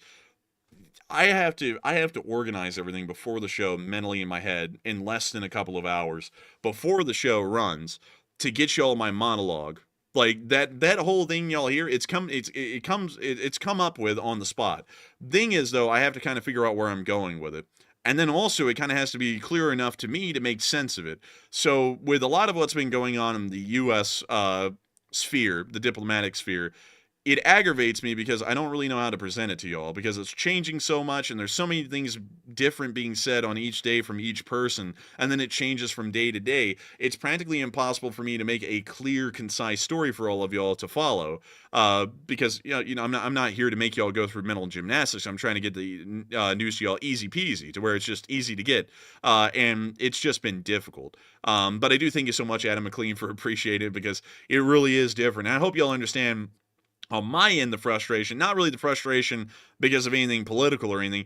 It's my frustration because I've got to get on as my job and try and make sense of it, and it's really hard to do that at this point. So I hope that y'all do understand and bear with me on that, and I got to thank everyone for really understanding and bearing with me on that so far, because my big thing is making sure that I deliver the news to y'all accurately and clearly, and sometimes recently that's just getting to the point that it's near impossible on that metric on the U.S. diplomatic side of things. But still, thank you once again, and we are on to the next one. And our next one goes to Brian Gonzalez, who puts in a $10 donation. And thank you very much, Brian, as well, for that support and helping to keep us running. And Brian says, the Harry S. Truman is a Nimitz class. Its unclassified tonnage is 100,000 tons. And a fully loaded Beskidtas M will top out around 65,000 tons. The Nimitz wins. And ships have to go single file through the canal. And that is true, but still, that is a little bit wild to see that they didn't avoid a collision. Because generally you believe that collision avoidance would be something that would be a priority of a carrier, to not even let anything get that close. So that was a little interesting here, but I do thank you for sharing that info, because I had assumed that probably that cargo vessel did have to give the right of way, because not only that, it's a naval warship, and I believe that naval warships generally are the ones that move the least, even if a ship is larger and generally would have the right of way. But still, thank you so much once again for the support and helping this channel to keep on running, because if it wasn't for folks like you, we wouldn't be able to make this thing possible and keep it running. So a huge thanks to you so much once again, and with that, we are on to the next one. All right, and our next one goes to Duncan VR, who puts in a 15 Australian donation, and thank you very much, Duncan, for that support, and also helping to keep us running. And here goes the animal noises. Duncan says, Baba Moo, Inshallah Mouse Rat, and the fly got together and made a baby fly. Rat buzzed, ba quack. That fly by stripping for a new office chair. Not enough subs. Woof moo oink. Baba meow. Matt my name. Baba I. Aw, man. I said that with the most the blank tone possible, because I thought it would have a better comedic effect. I think it did. Aw, man. I only am getting about 5,000 views a pop and still losing more subs. Aw, man. It's terrible. But I do thank you so much for the support, Duncan VR, and throwing in those animal noises. It wouldn't be an LSA night without it. So with that, thank you so much once again for the massive support. I hope that has addressed that incredibly well. And we are on to the next one. All right, and our next super chat here is going to go to Robin, who just threw in a $20 donation, their 5th ever super channel live stream. And thank you very much, Robin, for that support and helping to keep us running. But Enforcer, what say you? I got to thank you for the massive support, Robin, and thank you for your 5th super chat in the history of this channel ever. It helps us to keep this thing rolling, and if it wasn't for folks like you, we wouldn't be able to be here right now making this thing possible. And so with that, thank you so much. And we are on to the next one. All right, and our next one goes to Dade Carnes, also known as Ray, who puts in a 10. And also Alan McMillan, who put in a 10, along with Gabby White, who also put in a $10 donation. And thank you all three of you, Dade, Alan, and Gabby, for the support. They said, go LSA and Slav Ukraine. And go LSA and Slav Ukraine. And thank you each and every one of y'all for the support and helping this channel to keep on running. Because if it wasn't for folks like y'all, we wouldn't be able to be here right now. So a huge thanks to you so much once again. And with that, we are on to the next one. And our next one goes to Clausen, who puts in a 10 and says, get some rest, guys. Great stream and greatly appreciated to you both. And thank you very much, Clausen, for the kind words, by the way. Hey, and thank you so much for the support, Clausen, and helping this channel to keep on running. And thank you so much for saying it was a great stream. It's an interesting one, that's for sure, especially in the modern day and age. But I'm still happy to know that they're interesting and hopefully well presented still. And so with that, thank you so much once again. I hope that does address that well. And with that, we are on to the next one. And our next one goes to Wenzer, who puts in a 10 and says, I love your unbiased analysis. I appreciate your accurate rant and your quality coverage. I've been listening since 2022. Dang, you've been around for soon to be a little over 3 years at this point. We'll be moving into the 4th year here on the 23rd of February, which is only about 9 days away, crazily enough. But I still thank you so much for the support and helping this channel to keep on running. If it wasn't for folks like you, we wouldn't be able to be here right now running this channel. And so a huge thanks to you so much once again. Thank you so much for enjoying the channel and everything that we've done and everything with how we do it. And so thank you greatly. And we are on to the next one. And our next one goes to Tyler Morton, who puts in a 10. And thank you, Tyler, for the support. He said, what's your thoughts on the current U.S. idea to come together with China and Russia to equally denuclearize to a smaller number and equally cut back on defense spending? It sounds like a great idea in practice. It most likely would be bad in execution because pretty much at this point, the kind of diplomatic tensions that exist in the world are not low enough to really help for something like that. Like, for example, the SALT treaties agreed by Nixon and Brezhnev, the diplomatic tensions were beginning to decrease at that point.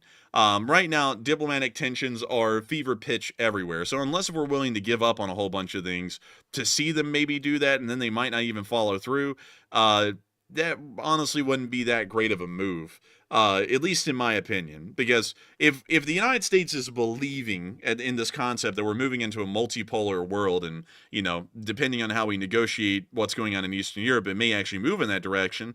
We really need to have the largest military and the largest nuclear arsenal possible, because otherwise we could see ourselves moving into this multipolar world, which would be far unstable than the one we're seeing right now, with a stick instead of a sword. So with that, I hope that does address that well, and I thank you once again for support and helping this channel to keep on running. And with that, we are on to the next one. All right, and our next one here goes to, let's see, this one goes to Quantum Cell, who puts in a 10. And thank you very much, Quantum Cell, for that support. They said, with the U.S. imposing new tariffs, let's see here, hold on, let me read this one. This one, I think it should be good. They said, with the U.S. imposing new tariffs and alienating close allies, who will America turn to in times of economic or geopolitical need, and how will this shift impact overall economic stability? Well, Nancy, I actually think that might get a little political, because that one's the one kind of moving into the domestic sphere a little bit. So Who do you think, I guess you could answer the first part. Who do you think America will turn to in times of geopolitical need? Really nobody, because the Western sphere is all we've got. We're obviously not turning to the Chinese or the Russians, because they're going to spit in our face once all of this is done and said with. So we really would have no one at that point, and that's kind of the concern. But beyond that, I hope that answers that part fairly well.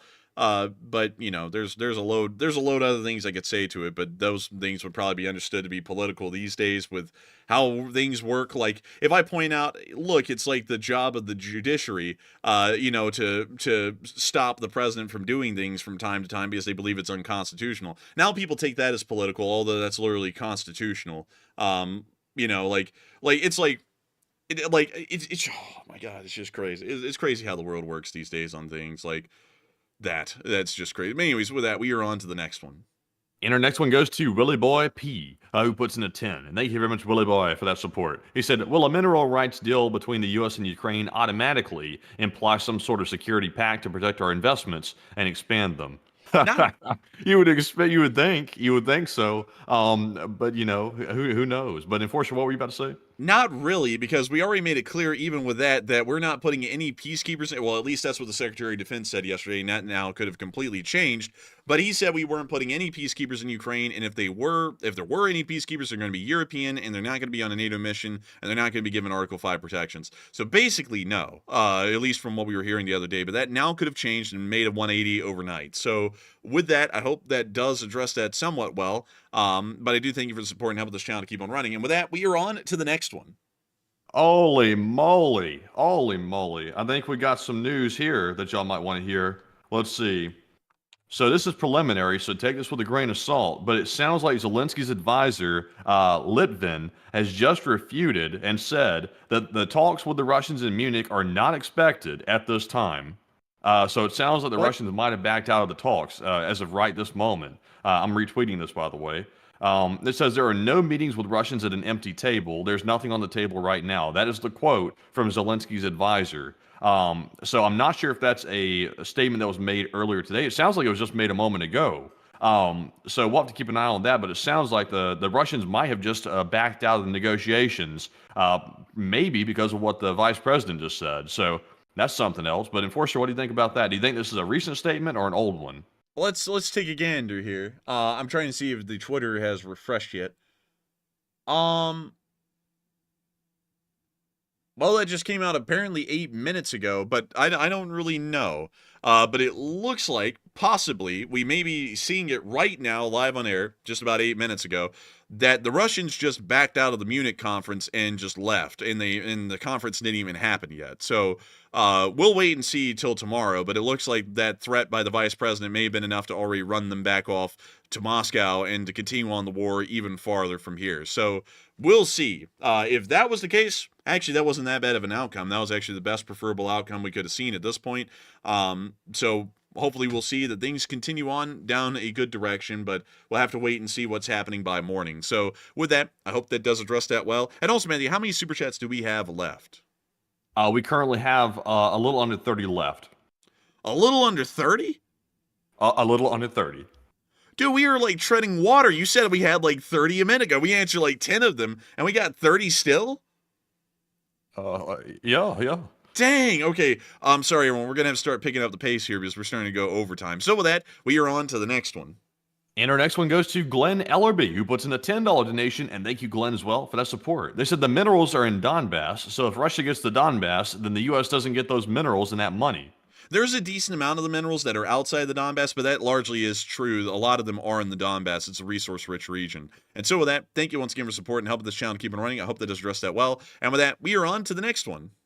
All right, and also I'm being told by Miss Disa, the keeper of the records, that this is being reported on many Telegram channels too, that apparently the Russians might have backed out the negotiations. So that's a big piece of news right there, folks. It sounds like they might have backed out, but let's wait for more confirmation, because I will say I've only seen it from one source so far, so excuse me, I'm about to choke my Altoid there for a second, but we'll have to see. That'll be very interesting if they did. That could be maybe the nail in the coffin for the entire thing. There's no telling. But anyways, our next one goes to Rubberman 2036, who puts in a 10. And thank you very much, Rubberman, for the support. He said, take a question. And thank you so much for the support, Rubberman, and we will take a question from the live chat. So what do we got, Matthew? And this one goes to Jigglesworth, who says, do we have any news on the U.S. carrier struck outside the Suez Canal? No critical damage. They say the carrier's fine, and that's about all we've heard from the DoD so far. And so with that, I hope that does address that well. Thank you once again for support, Rubberman, and helping this channel keep on running. And we are on to the next one. All right, so our next one goes to Octavian Temarasanu, who puts in a 10. And thank you very much, Octavian, for that support. He said, given the mini schism between the U.S. and its allies, will Europe be forced to rearm and eventually rise as a superpower, one that generations from now could rival the U.S. in global influence and power?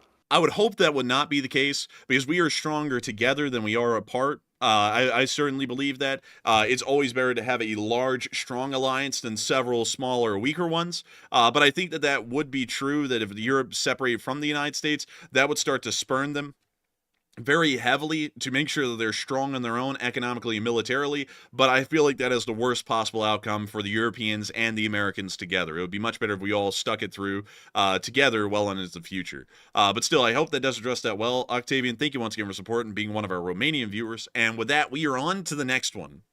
And our next one goes to Marion Diemert, who puts in a 20 as well. And thank you very much, Marion, for the support, and we appreciate it very much. And Marion said, keep on moving on, and Slava Ukraine, and Herum Slava. And thank you so much for the support, Marion Diemert, and thank you for helping us to keep on moving on, and we will make sure to. And so with that, thank you once again, and we are on to the next one. All right, and our next one is going to go to, let's see here, it's going to go to Ryguy SR, who puts in the 10. And thank you very much, Ryguy, for that support. And they said, LOC, and this is the best channel on YouTube, and the question is, how dumb do we look to China and other adversaries with the carrier accident and LOC? We don't really look too dumb. It's not a great thing. It's a national embarrassment. But we don't look too dumb.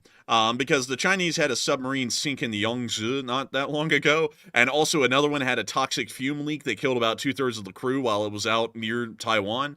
And then the Russians are a joke. We all know that one. So it's a national embarrassment, yes, but it's not a horrendous one like a sub sinking or killing most of the crew or something like that. But with that, thank you once again for support and helping this channel to keep on running, and we are on to the next one. And our next one goes to Adam McLean yet again. He throws in another super chat. And huge shout out to Adam for the second or third support of the night. And he said, I'm so sorry for attempting to keep us up any later than we need to be. However, can you zoom in on the St. Lawrence Seaway and talk a little bit about the importance of the Great Lakes having access to the Atlantic Ocean?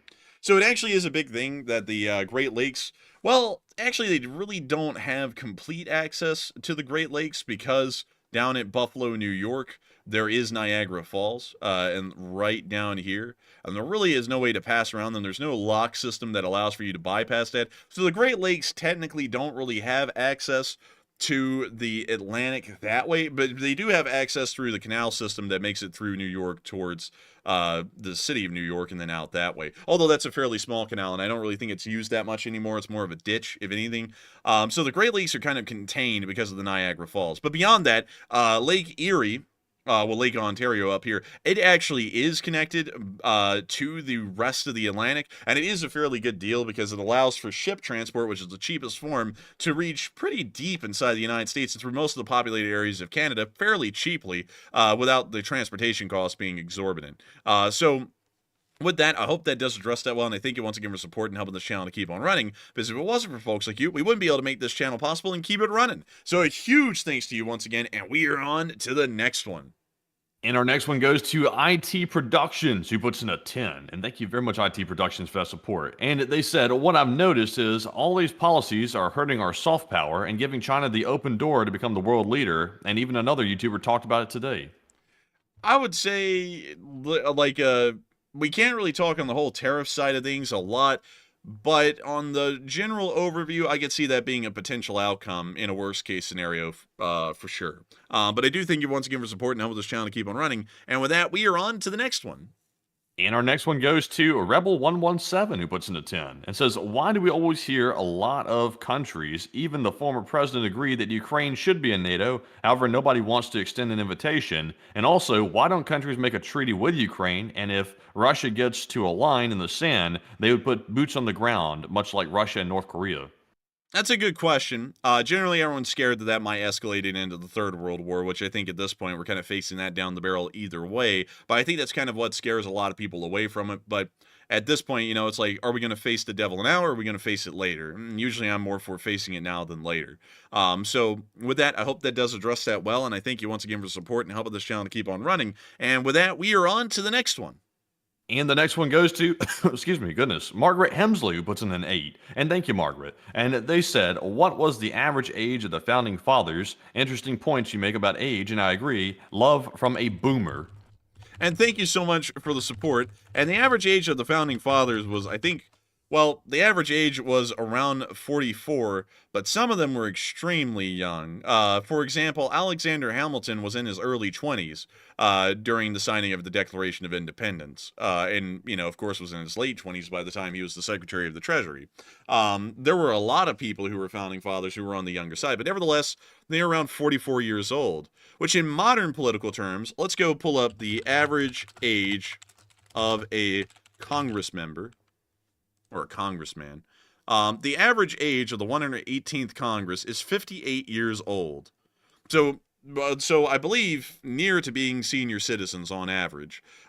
So it's way up there compared to what it used to be during the times of the Founding Fathers. I know a lot of people are going to say, well, I mean, let's see, the average age, the average lifespan was a lot shorter back then. But the average lifespan thing is a really messed up kind of a metric, because a lot of people think that, you would live till 35 and then drop dead. That's not the case. It's just that back then, most children that were born died within the first year, so that greatly lowered the average life expectancy. But if you made it through your first year or two of childhood, you generally live to till your average age that you see these days, where most people die in their 70s and 80s.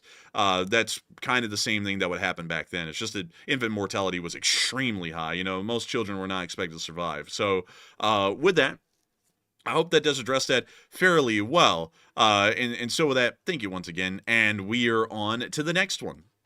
All right, and our next one here is going to go to Jason N, who puts in a 7 and says, I love your streams, and I listen to them while working, and I think you guys are incredibly funny, and here are some Canadian dollars to show my support. Hey, and thank you so much for the support, and thank you for helping this channel to keep on running, and thank you for saying that we're pretty funny. I'm glad to know that we do come off as funny. Some people say that we're terrible at joking. I don't really know, because we never get a live audience reaction to know if our jokes are landing or not, so I hope that they're landing most of the time, and I gotta thank you for the kind words and the support as well. And so with that, we are on to the next one.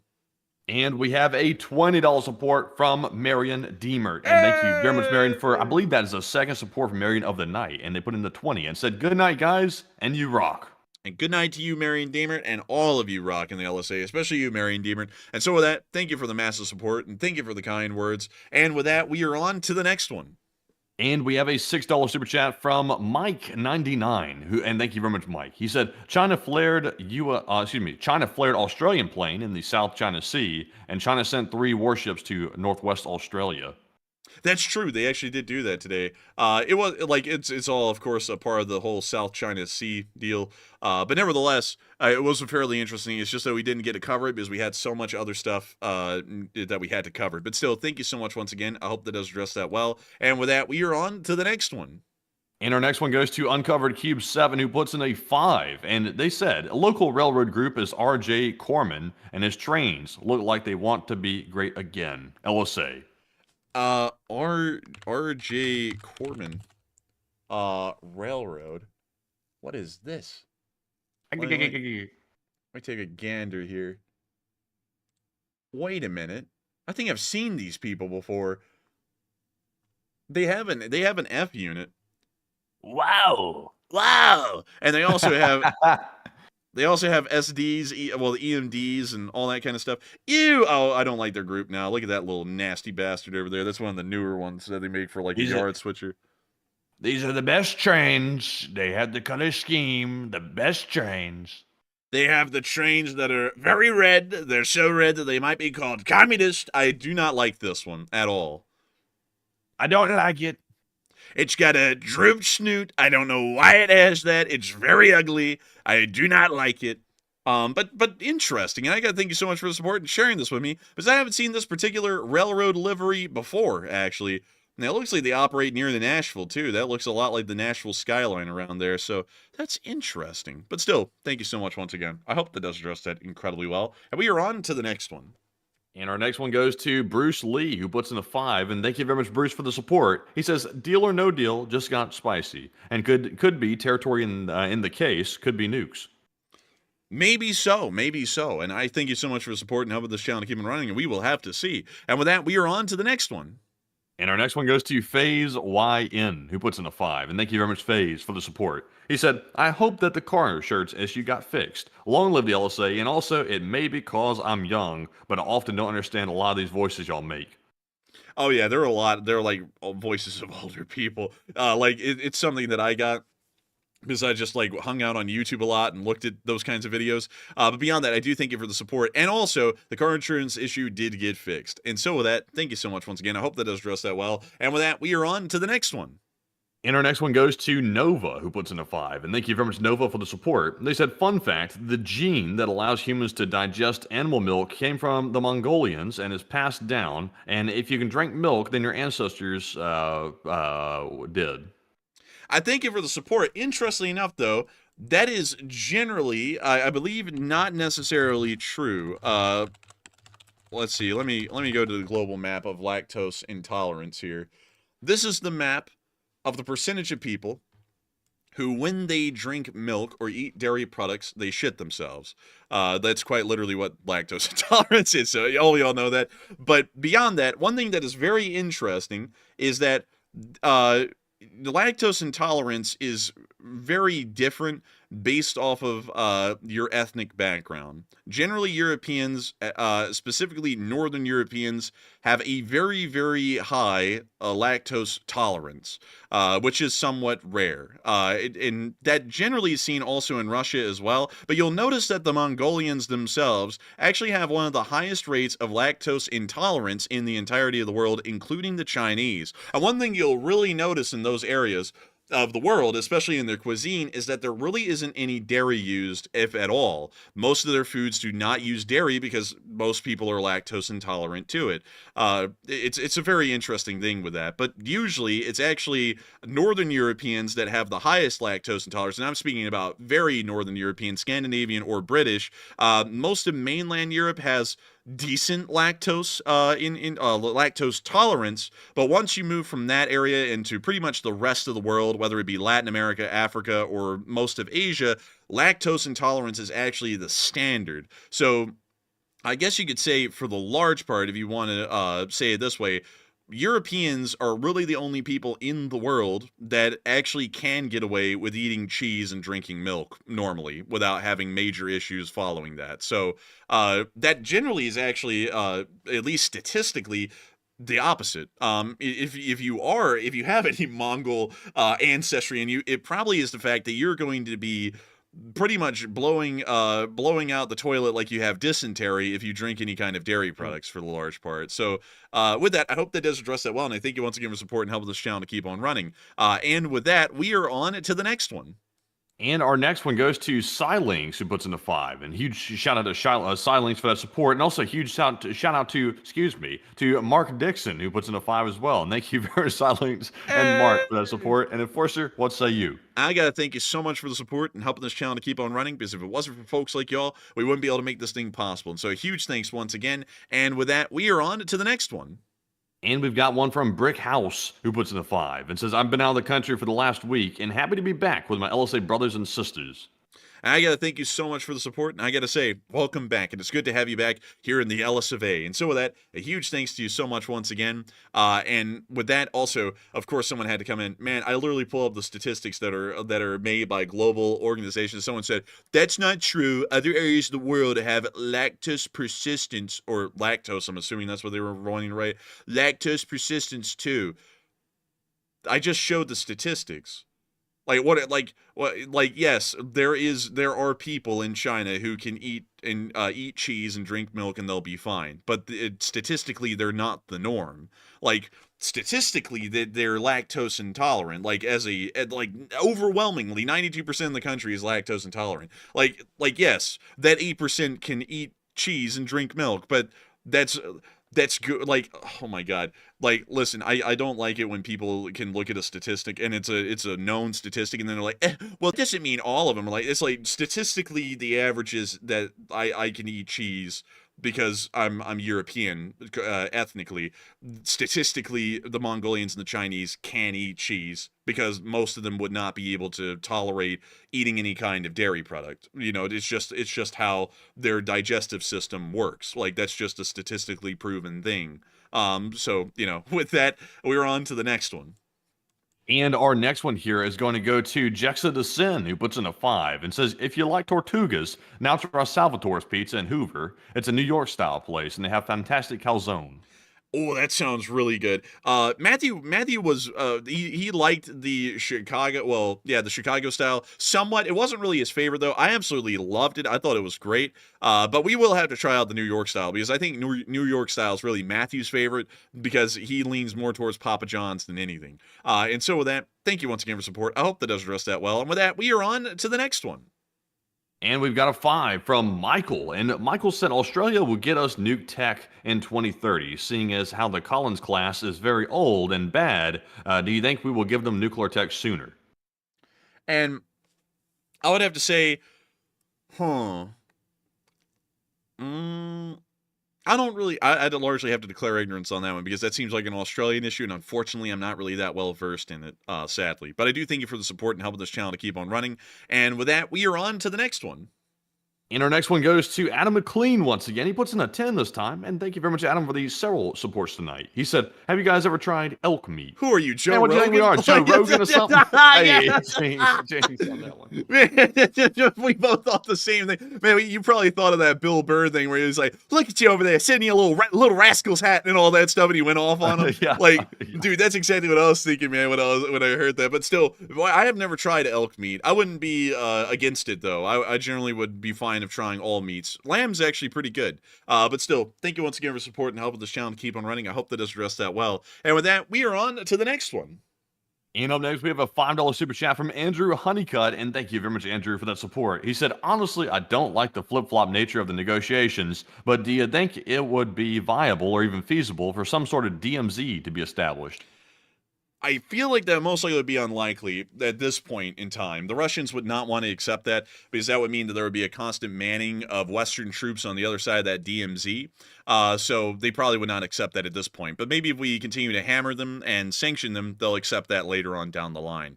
But with that, I thank you so much once again for support. I hope that does address that well. And we are on to the next one. And our next one goes to Jay Bagwell, who puts in a $5 donation. Hey! And thank you very much, Jay, for that support. And it's good to see you once again. And he said, in reference to the Russians backing out of the peace talks, you guys predicted this exact scenario on air numerous times and were ridiculed for it. And well done. Honestly, Jay, that was indeed our original prediction, actually.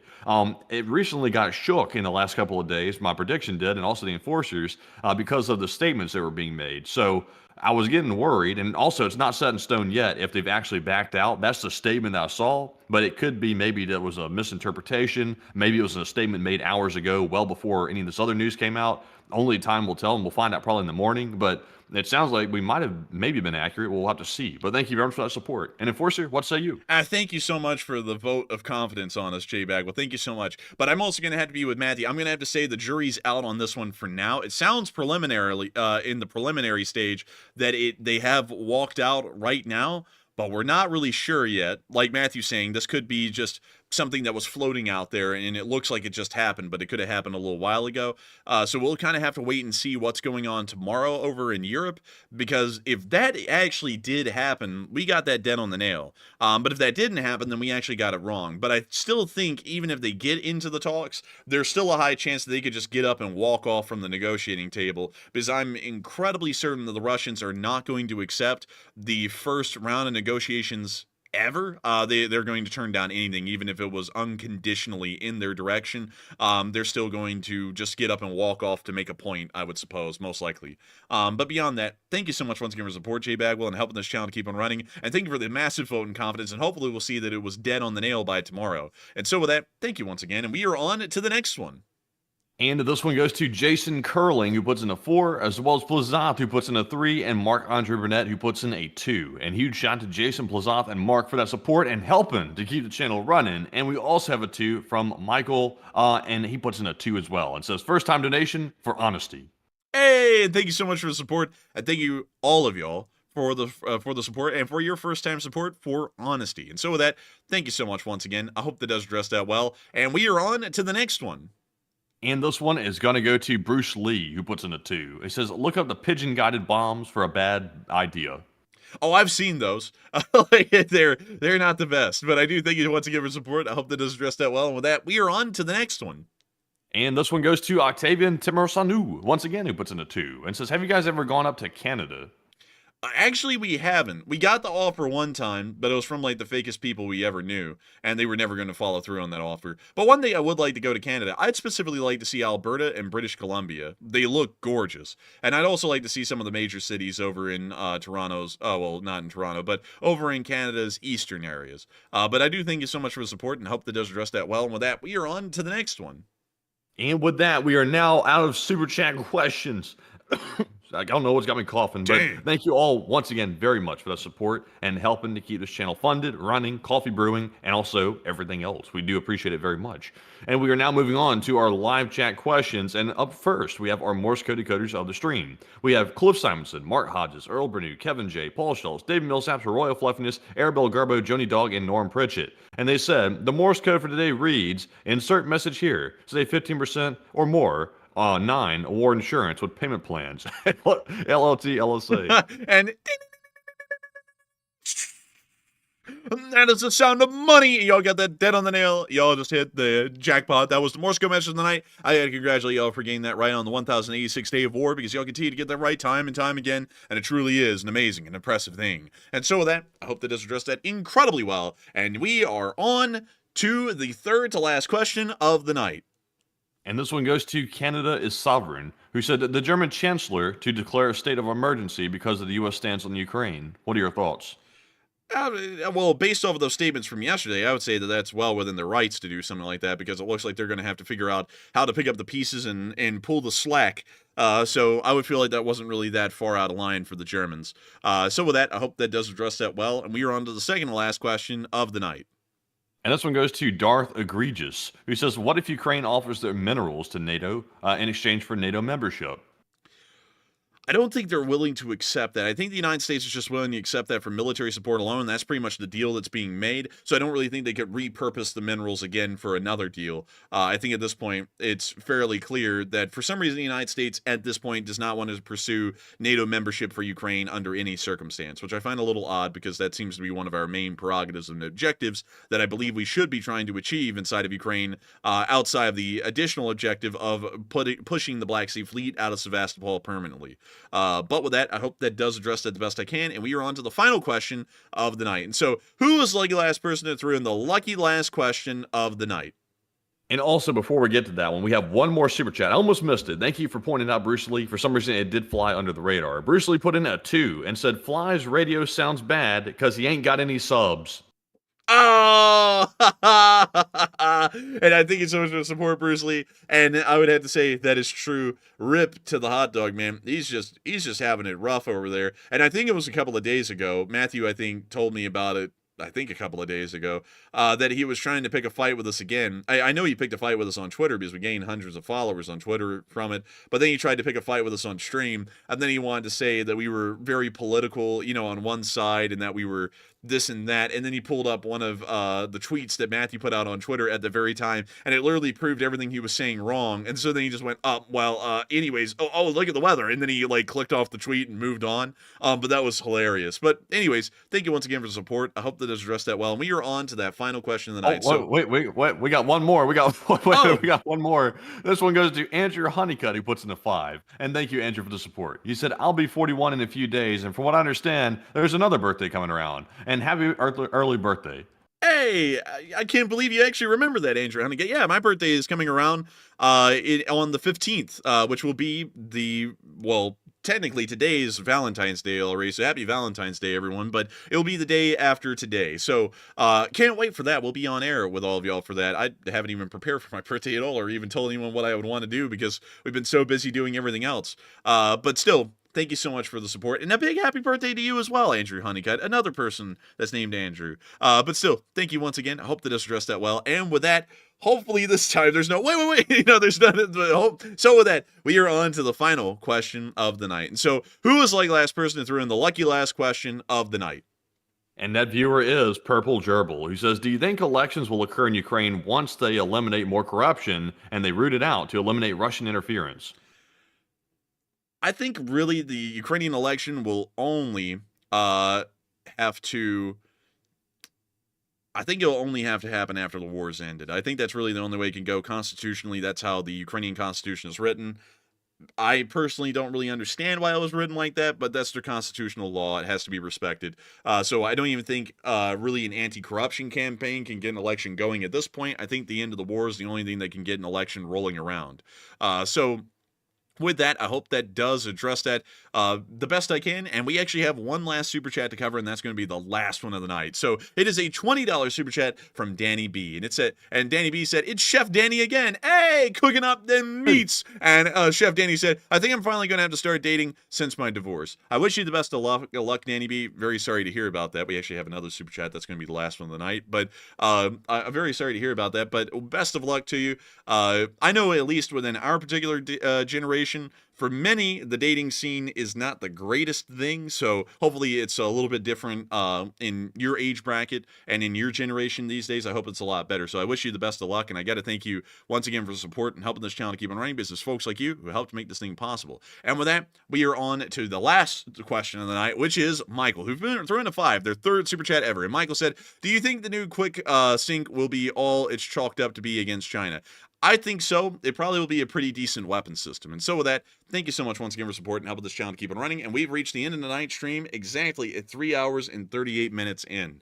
Well, 3 hours and 58 minutes in. I got to thank all of y'all so much once again for watching. 65,000 people have watched the stream. And at the peak, there was 9.8 thousand people here. A huge congratulations to all of y'all once again for watching. It's been an honor and a pleasure to be able to run the stream for all of y'all. And we will see you all tomorrow on Valentine's Day at 10 p.m. Eastern Time to cover the next 24 hours of the news of the war in Ukraine and to talk about the possible, maybe not happening, little romance in between U.S. and Russian diplomats and Ukrainian ones in Munich. And so with that, good night, good luck, take care, stay safe, Slava Ukraini, and long live the Lee Spring Army. The Lee Spring Army will never die. And with that, folks, good night, and thank you all for another great stream once again tonight. We will be seeing you all tomorrow night at 10 p.m. Eastern, and also midday as well if there's enough news to cover on our short war video. But with that, thank you all once again for supporting the channel and being here once again, and for the 3,200 likes and almost 60,000 plus people that have been here during the whole stream. Thank you all once again, and of course, Slava Ukraine, Herom Slava, get some rest, and good night.